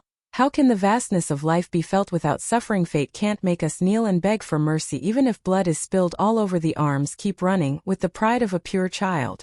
This was a song he heard from the point store. At this moment he sang it with emotion. Go forward, facing cold eyes and ridicule, ignoring setbacks and difficulties. No one was born weak. Small people also had their own roars and roars. Zhao Baliang suddenly felt his blood boiling. He clenched his fists and blue veins popped out. He raised his head and let out a roar. Run forward, facing cold eyes and ridicule. Old Wang stood up suddenly. I want to surpass God. Lu Zicheng punched the basketball hoop. Tong Ziji said. F***ck, the basketball team is great, the school bow is great, but in front of 200 yuan they are all fleeting clouds. The game began. Chapter 19. The whole basketball court was in an uproar. They swarmed over, and the heat was no less than the school basketball game. The private basketball competition between students was nothing, but it was about Zhang Mingyu, and it was such a competitive game with stakes. That was interesting. What was more eye-catching was that the other side of the competition with Zhang Mingyu was Qin Zhe, who became popular on the campus BBS a few days ago. As long as one was not a fool, one could see that this was the revenge of the school hunk. Did Zhang Mingyu succeed in his revenge? Or did Qin Zhe beat the school hunk again? It was very interesting. Hurry up, take a video and broadcast it live. Post it on the campus BBS. Qin Zhe is really good. He tried to step on Zhang Mingyu several times. I think he is finished this time. No, this time it was Zhang Mingyu who started it first. He is taking revenge for being slapped in the face 3 days ago. Qin Zhe is bound to lose. Zhang Mingyu's team is full of basketball players. They will be totally defeated. Zhang Mingyu is going to get back one game. I told you that it is not so easy to become famous by stepping on the school hunk. Revenge is coming. The bet is to call him Grandpa. I get excited when I think of it. What a shame. I'm afraid that they will not admit it and run away with their tails between their legs. But anyway, it's a shame. The game began. After discussion, it was decided that 50 points would be the end point. Whoever got 50 points first would win. Qinze and the short-haired young man were responsible for fighting for the ball. Qinze's amazing jumping ability made his teammates unanimously recommend him. The ball was thrown high. Qinze and the short-haired young man jumped up at the same time to fight for the ball. The jumping ability they showed at the beginning surprised the onlookers outside the court, especially Qinze, who jumped more than 10 centimeters higher than the short-haired young man. He easily pushed the ball to Lao Wang on the left side. As soon as the ball was in their hands, the players changed from being still as virgins to moving like rabbits and ran quickly. After Lao Wang got the ball, Tong Ziji immediately rushed to the basket and raised his left hand high. They cooperated well, and Lao Wang immediately passed the ball. The basketball flew in the air. Zhang Mingyu came in from the side and jumped up to intercept the ball. Beautiful! In the cheers of the audience outside the court, Zhang Mingyu threw the ball across the half-court. The short-haired young man caught the ball steadily and dribbled the ball to the basket. It was too late for Qinze and others to defend. Just when everyone thought that he was going to make a layup, the crew-cut young man made a jaw-dropping move. After 3 steps, he made a slam dunk. Slam dunk! There was an uproar outside the arena. Wow dunk! 666. He got 2 points first and it's a slam dunk. It's a total crush. Zhang Mingyu intercepted the ball well. Zhang Mingyu, I love you. Did you capture the scene just now? I got it. I'll post it on the campus forum. I'll just record it. Why would I need to take pictures? Exclamations and cheers rang out incessantly. Qinze started the second ball. After Lu Ziqiang got the ball, he quickly rushed to the opponent's basket. His teammates followed him closely. His dribbling foundation was very solid. He ran steadily and quickly. He dribbled the ball alternately from left to right and actually avoided the defender. However, Lu Ziqiang didn't continue to rush forward. Instead, he passed the ball to Old Wang, who was at the right three-point line. After Old Wang received the ball, he immediately jumped up and shot his first three-pointer since the start of the game. His hands were perfect and he could score. Just as this thought surfaced in his mind, he blocked the shot with a pa sound. He was so fast, Old Wang still underestimated the strength of the basketball team. None of them were weak. He wasn't careful enough when shooting just now. The opponent was only 5 steps away from him. Nice block! The audience outside the court cheered. Zhang Mingyu grabbed the ball and launched a quick attack. Tong Ziqiang followed him tightly, trying to intercept the ball. But at this time, Zhang Mingyu suddenly stopped at the three-point line. His excellent physical fitness was undoubtedly revealed. Tong Ziqiang rushed forward a few steps out of inertia. It was too late for him to defend. Jump! Shoot! Perfect posture. Hollow net. The accurate three-point shot immediately caused the whole court to explode. The boys roared and cheered, while the girls screamed and shouted excitedly, Zhang Mingyu, Zhang Mingyu. As Old Wang said, three-point shots and dunks were the trump cards of the basketball team. For the third shot, Lu Ziqiang dribbled the ball and led the defending opponent around half the court. He couldn't find a chance to rush forward. The two sides were in a stalemate. Zhao Baliang, who was under the basket, rushed out in big strides. Old Lu, give me the ball. The opponent was too close. Lu Ziqiang had no chance to take advantage of the situation. He decisively passed the ball in his hand. At this time, the short-haired young man rushed over and intercepted the ball with his excellent jumping ability. The ball was intercepted again. Li Liang and the others outside the court cursed. The short-haired young man threw the ball across half the court. Mingyu attacked quickly. Zhang Mingyu dribbled the ball and attacked quickly. He shot the three-point shot again. The ball spun fiercely in the basket a few times and entered the net. He ate the three-point shot directly. They're not on the same level at all. Zhang Mingyu's three-point shot is godly. Simply amazing. Zhang Mingyu, Zhang Mingyu. Outside the court, the audience was watching with great interest. In less than 5 minutes, the score was 9-0. In the campus forum, someone uploaded the photos of the short-haired young man's dunk and Zhang Mingyu's 2 three-point shots. The post was titled, "A Contest Without Suspense." Zhang Mingyu crushes Qin Zhe. As expected, the face-smacking king got smacked in the face. It wasn't a fair contest in the first place. They're a basketball team.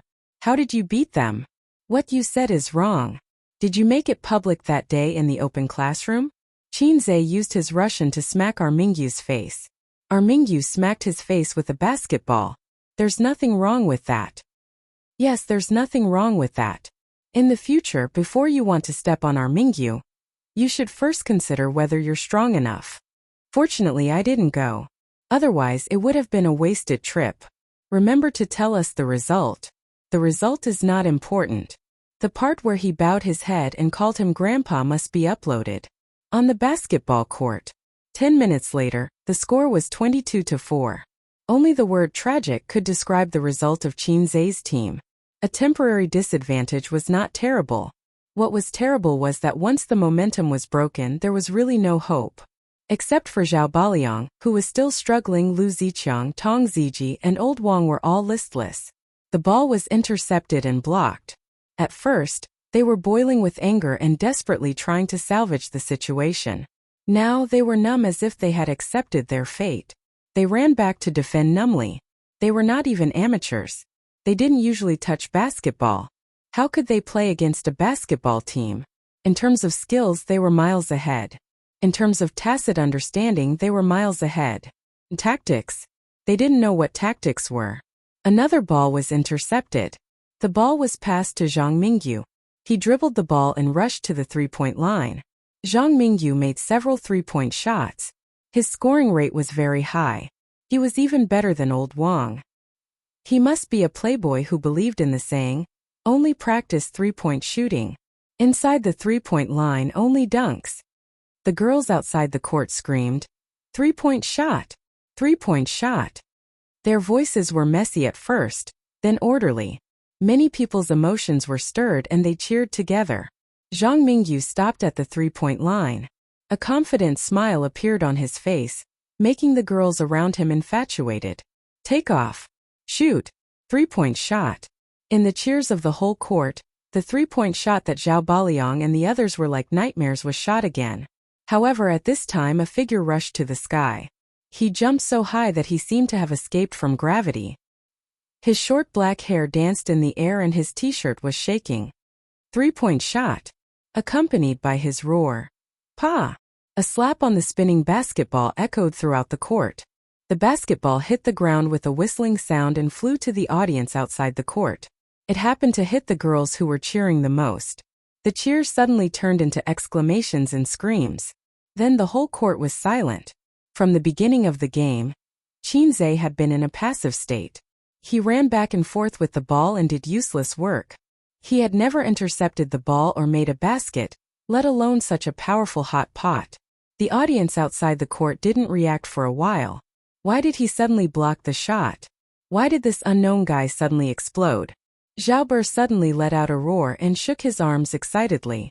Old Wang, Lu Ziqiang, and Tong Ziji were also very excited. The shot was blocked. Finally, the shot was blocked. Qin Zhe exploded. That's right. With Qin Zhe's speed and jumping ability before, how could he be unknown? You think you're so great just because you can shoot three-point shots? Do you really think you're the prince of basketball, invincible? Qin Zhe turned to his teammates and shouted, "Cheer up, the game has just begun." He was not pretending to be weak before, but was exploring the strengths and habits of the other players. He didn't start with the details but focused on the overall situation, which was very in line with his style of playing games. He had to pay close attention to the top, middle, and bottom, analyzing the enemy's habits, playing style, as well as their strengths and weaknesses. Only in this way could he support his teammates at the right time and gank the enemy. After playing games with Qin Zhe for a long time, it was easy to find his style. He always exploded in the middle and backcourt, and was unknown in the early game. If he still couldn't win, then he would curse Qin Baobao to be a virgin for the rest of his life. At this time, the audience outside the court exclaimed in hindsight, "That shot is so fierce. My God, how can he jump so high? That's amazing." His momentum suddenly increased. His jumping ability is unparalleled.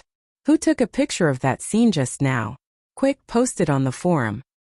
Who had time to take a picture? But it's all in the video. Watch it later. Zhang Mingyu took a deep breath, suppressed the anger and embarrassment in his heart, and glanced coldly at Qin Zhe. Qin Zhe looked at him without fear, walked to his side and whispered, "Grandson, wait for me to call you Grandpa later." Zhang Mingyu sneered. Zhang Mingyu's team was not affected much. They just blocked the shot, which could not change the result. The ball was passed between them, approaching the basket at a moderate speed. The short-haired young man sprinted to the left, quickly distanced himself from Old Wang, who was marking him, and rushed to the basket. At the same time, he raised a hand to signal the ball handler to pass the ball. He created a gap with his powerful explosive power, and the ball handler passed the ball to him without hesitation. A few meters away, Qin Zhe suddenly rushed out and intercepted the ball. Then he threw the ball across the half-court to the last player. The ball was intercepted beautifully. The boy dribbled the ball wildly, made a 3-step layup and scored. Well done. Qin Zhe ran over and high-fived the boy. Chapter 20. The short-haired young man controlled the ball and called out to his teammates, "Play hard. They have no hope. The gap is too big. Everyone, pass the ball to Mingyu and let him shoot from the 3-point line. We have to pull away from them by a number that will make them despair." Even if that Qin Zhe. He was about to say, even if that Qin Zhe is good at intercepting the ball, it's useless. Suddenly he heard his teammates exclaim, "Behind you!" As soon as he finished speaking, he heard the sound of wind behind him. His heart skipped a beat, and he instinctively dribbled to avoid it. Where was the ball? Shocked, he turned around and saw Qin Zhe dribbling the ball toward his own basket. Behind him was Zhang Mingyu, who was trying to intercept him. Qin Zhe took the lead. When he finally reached the basket, he turned around and threw the ball to Old Wang, who was far away from the 3-point line. Old Wang had no one to defend him. They all ran to intercept Qin Zhe. He took a deep breath, jumped and shot a 3-point shot. Now there's no one to cover for me. The ball bounced back and forth on the rim a few times and went into the net. F***ck. The short-haired young man cursed. Old Wang, Qin Zhe, and the others high-fived one after another, enjoying the applause of the audience outside the court. At this time their morale had finally recovered and they were in high spirits again.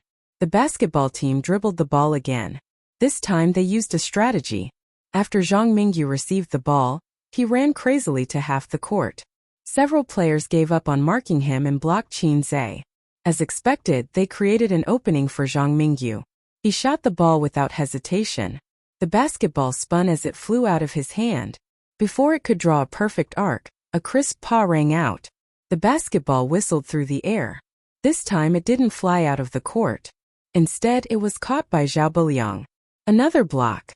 There was an uproar outside the court, accompanied by the sound of shutters. "I got it, haha.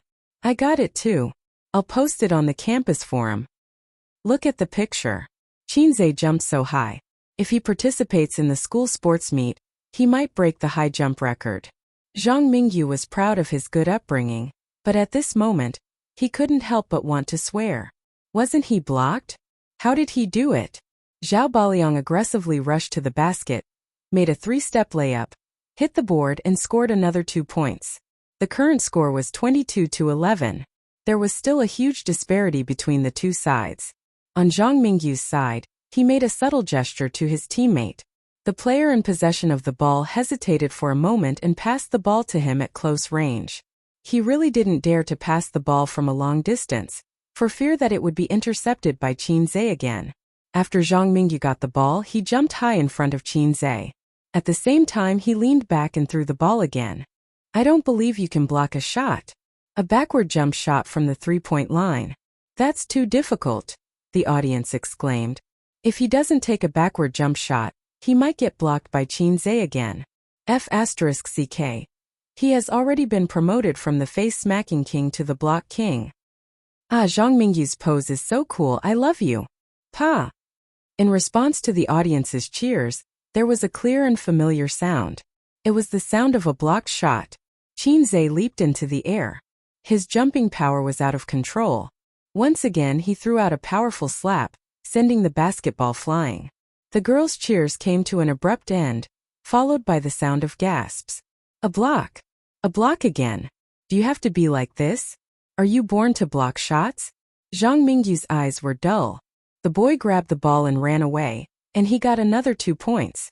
The score was getting closer and closer, and the balance of victory and defeat was slowly tilting. Soon the ball was passed to Zhang Mingyu.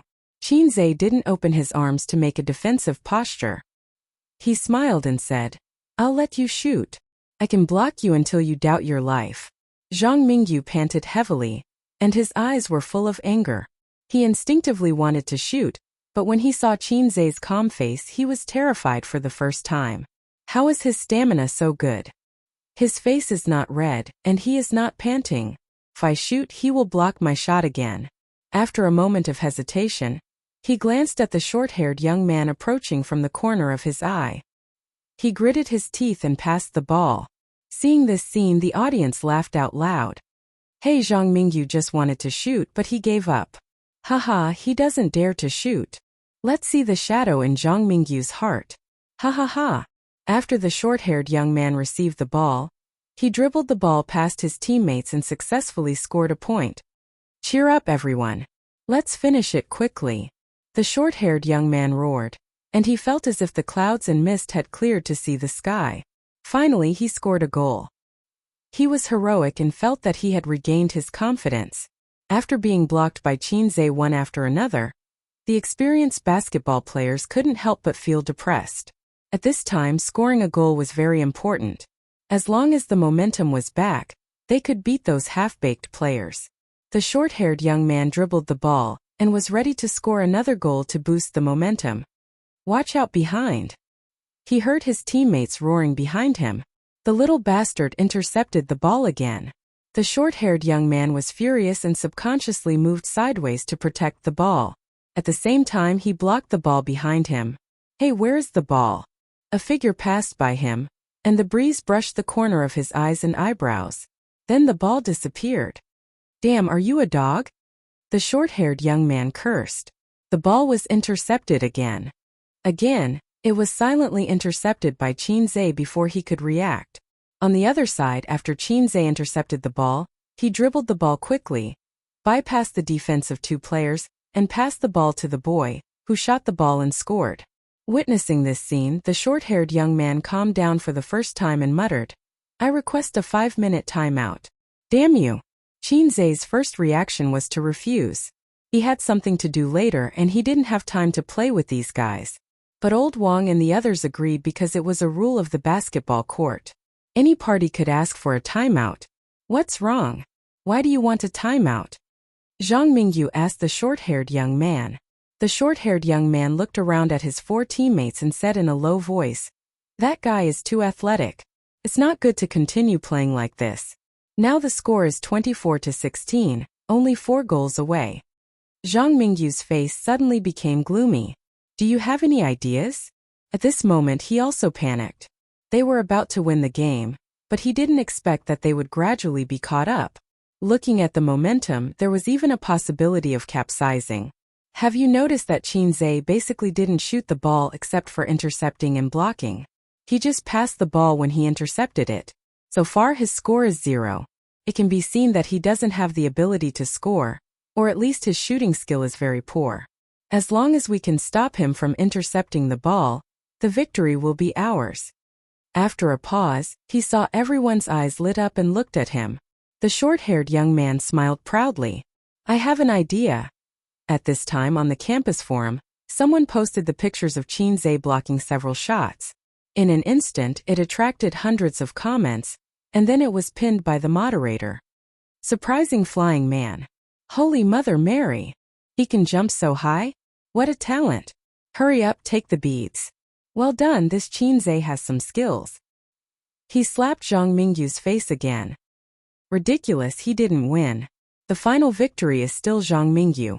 An individual's amazing performance doesn't mean anything. You admit that he is amazing. Even if he loses in the end, he will lose because of the overall configuration. Zhang Mingyu may not be his match in basketball. Ha ha ha, Zhang Mingyu is traumatized. He blocked 3 shots in a row. Zhang Mingyu, Mom. I will never shoot 3-pointers again. Qinzhe is an idiot. LZSB. I'm going to the basketball court to cheer for Mingyu in person. I will only be Mingyu's fan for life. OP, what's the score now? A moment later the OP replied, 24-16. It's hard to say who will win. Damn OP, you are still in the mood to post. OP. The game is paused now. Damn, there are more and more people here. It's almost time for the Colonel's basketball game. I'm coming over now. F*CK. Who said that this was a battle without suspense? I almost missed the good show. OP, remember to live stream. Haha, I took a screenshot.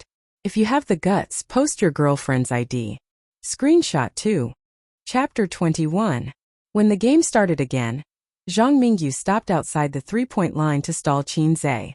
If Qin Zhe entered the lane to steal the ball, they would pass the ball to Zhang Mingyu, who would then shoot a three-point shot without anyone guarding him. The tactical effect was immediate. Zhang Mingyu successfully scored a three-point shot, and the buzzcut youth and the other player each scored 2 points.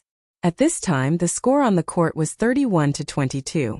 The score was still closing, but looking at the momentum, it was extremely difficult to overtake them before the end of the game. This is tricky. Zhao Baliang grimaced, sweating profusely. Qin Zhe nodded. This was the so-called, a lone tree cannot hold up the whole tree. In a team competition, no matter how outstanding an individual's ability was, it was only a highlight. It was easy to be targeted and suppressed. This was the principle Qin Zhe learned in the game. Unless it was a king god who abused the brass, but these basketball teams were obviously not rookies. System exchanged three-point shooting skills. Qin Zhe silently communicated with the system.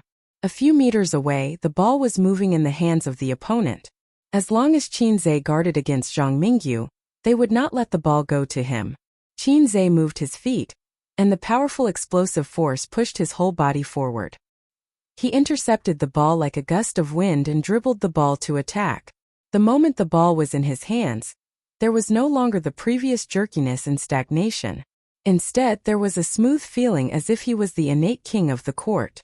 Zhang Mingyu ran wildly, chasing after his back, and at the same time shouted to his companions, "Keep an eye on your own people, don't let them catch the ball and shoot." Qin Zhe himself could not shoot. He had been assisting. This was the judgment of Zhang Mingyu and the others. If they guarded against those guys, they would also guard against Qin Zhe. Qin Zhe, who had rushed to the three-point line, made an unexpected move. He made a sudden stop, jumped up and shot. His movements were smooth and without any hesitation. He was impatient.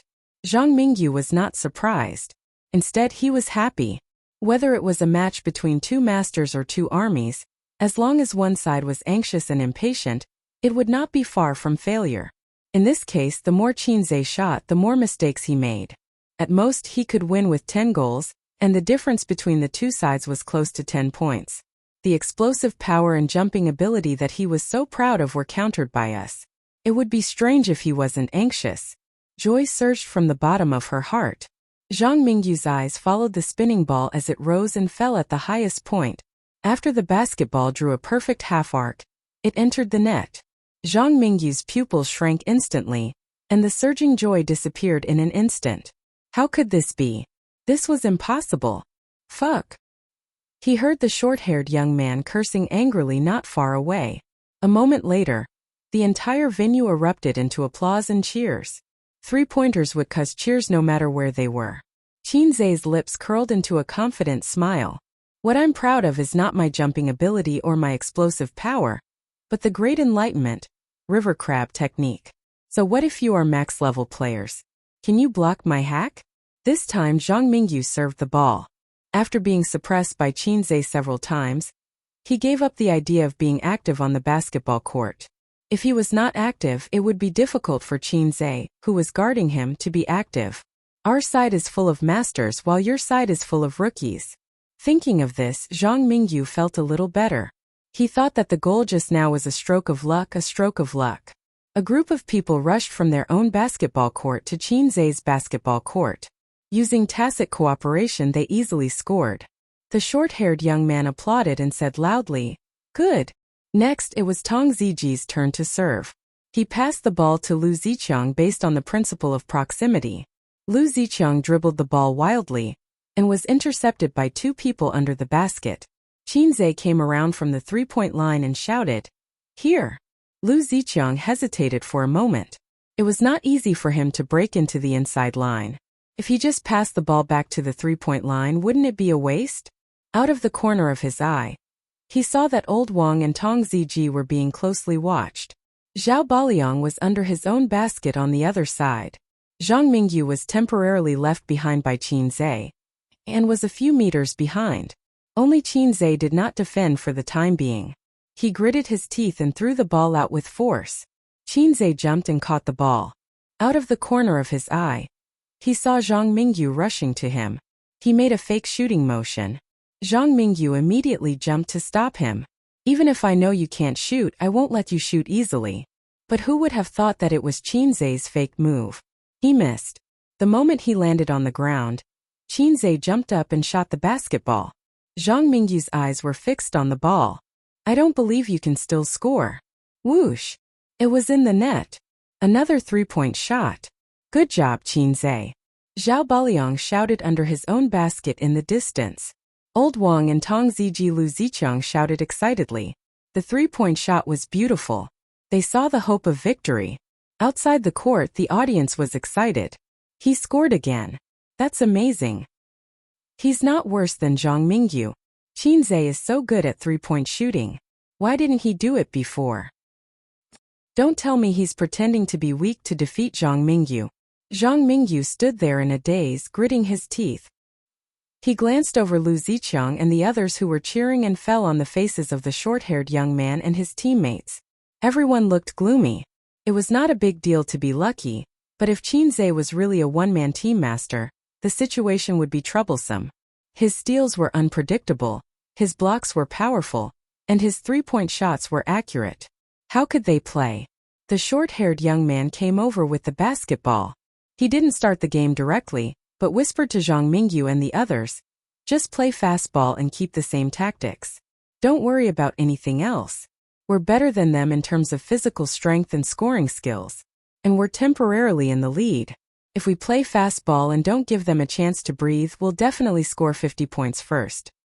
He was a member of the basketball team, so he had the vision and decision-making ability. Zhang Mingyu nodded and said, "Let's do it. Thank you for your help today. I'll invite you out tonight." Their eyes suddenly lit up. Zhang Mingyu's so-called out to have fun was naturally an adult's fun. They were not interested in drinking and singing. The game continued and the basketball team went all out, completely disregarding their stamina. Very soon, Old Wang and the others were unable to do anything. Their physical strength was limited, and they had played basketball for half a day before. Now they were out of breath. They relied on Qinzhe alone. He rushed left and right, stole, blocked, and made three-point shots. The score kept increasing. 36, 27-40 to 38-44, 4048, 48 inch. It's a tie. Li Liang shouted. Both sides on the court were refreshed, and their momentum suddenly changed. They were full of murderous spirit and high fighting spirit. It was the last ball. The winner and the loser, the grandson and the grandpa, would depend on who scored the last ball first. The shouts outside the arena stopped. Everyone's hearts were in their throats. They were excited and expectant. This game was so interesting. There was no crushing, no irresistible force, and no crushing defeat. It could be called climax after climax. Unexpectedly, the score was tied near the end.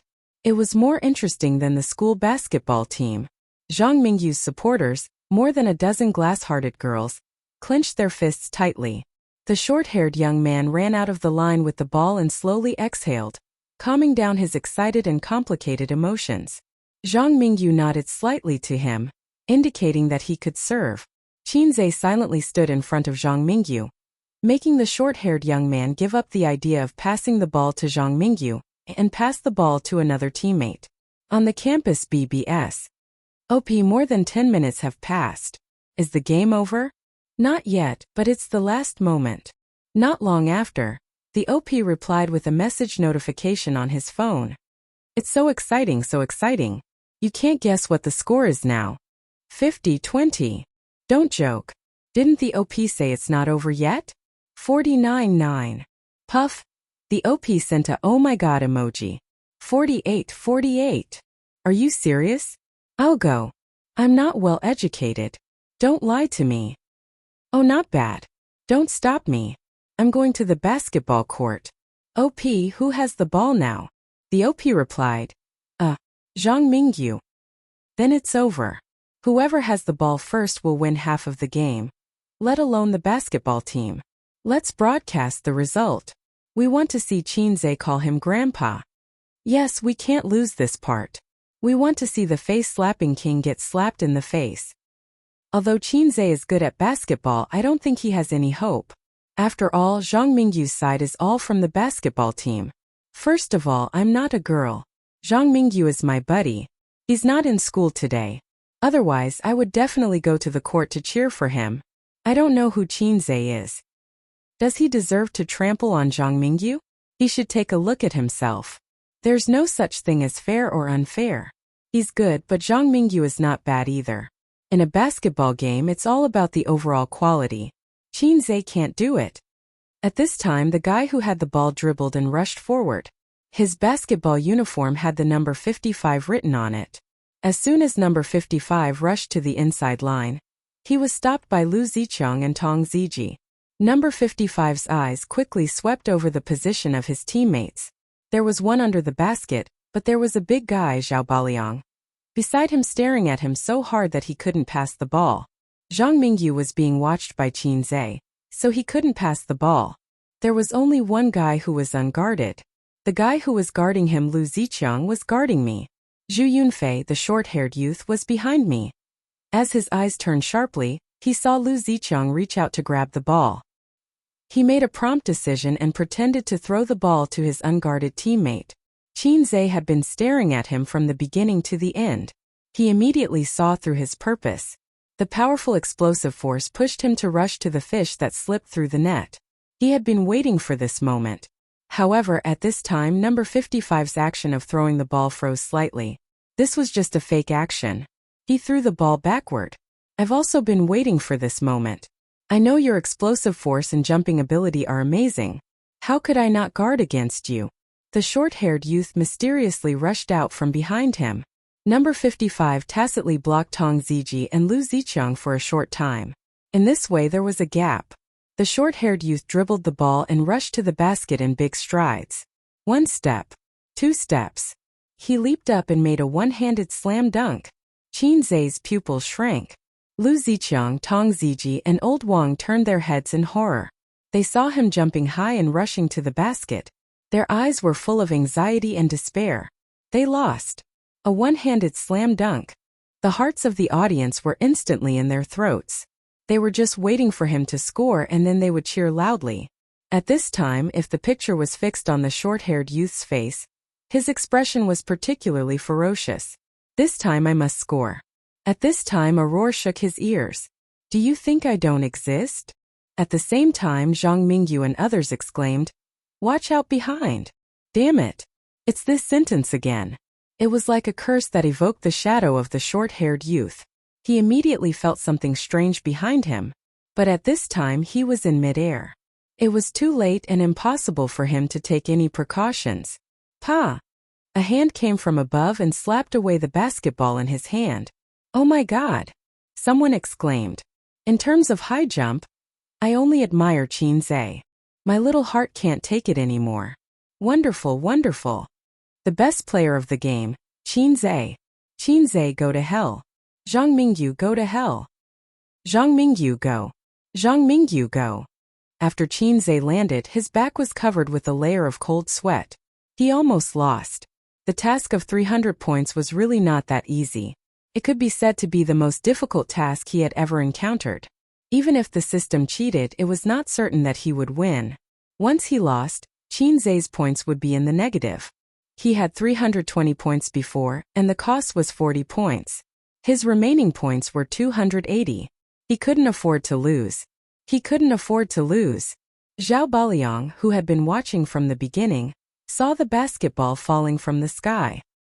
He hugged it tightly in his arms and looked around fiercely. Near the midfield, Old Wang suddenly raised his index finger and signaled Zhao Baliang to pass the ball. Xiaober threw the ball with all his might and shouted, "Old Wang! It's all up to you."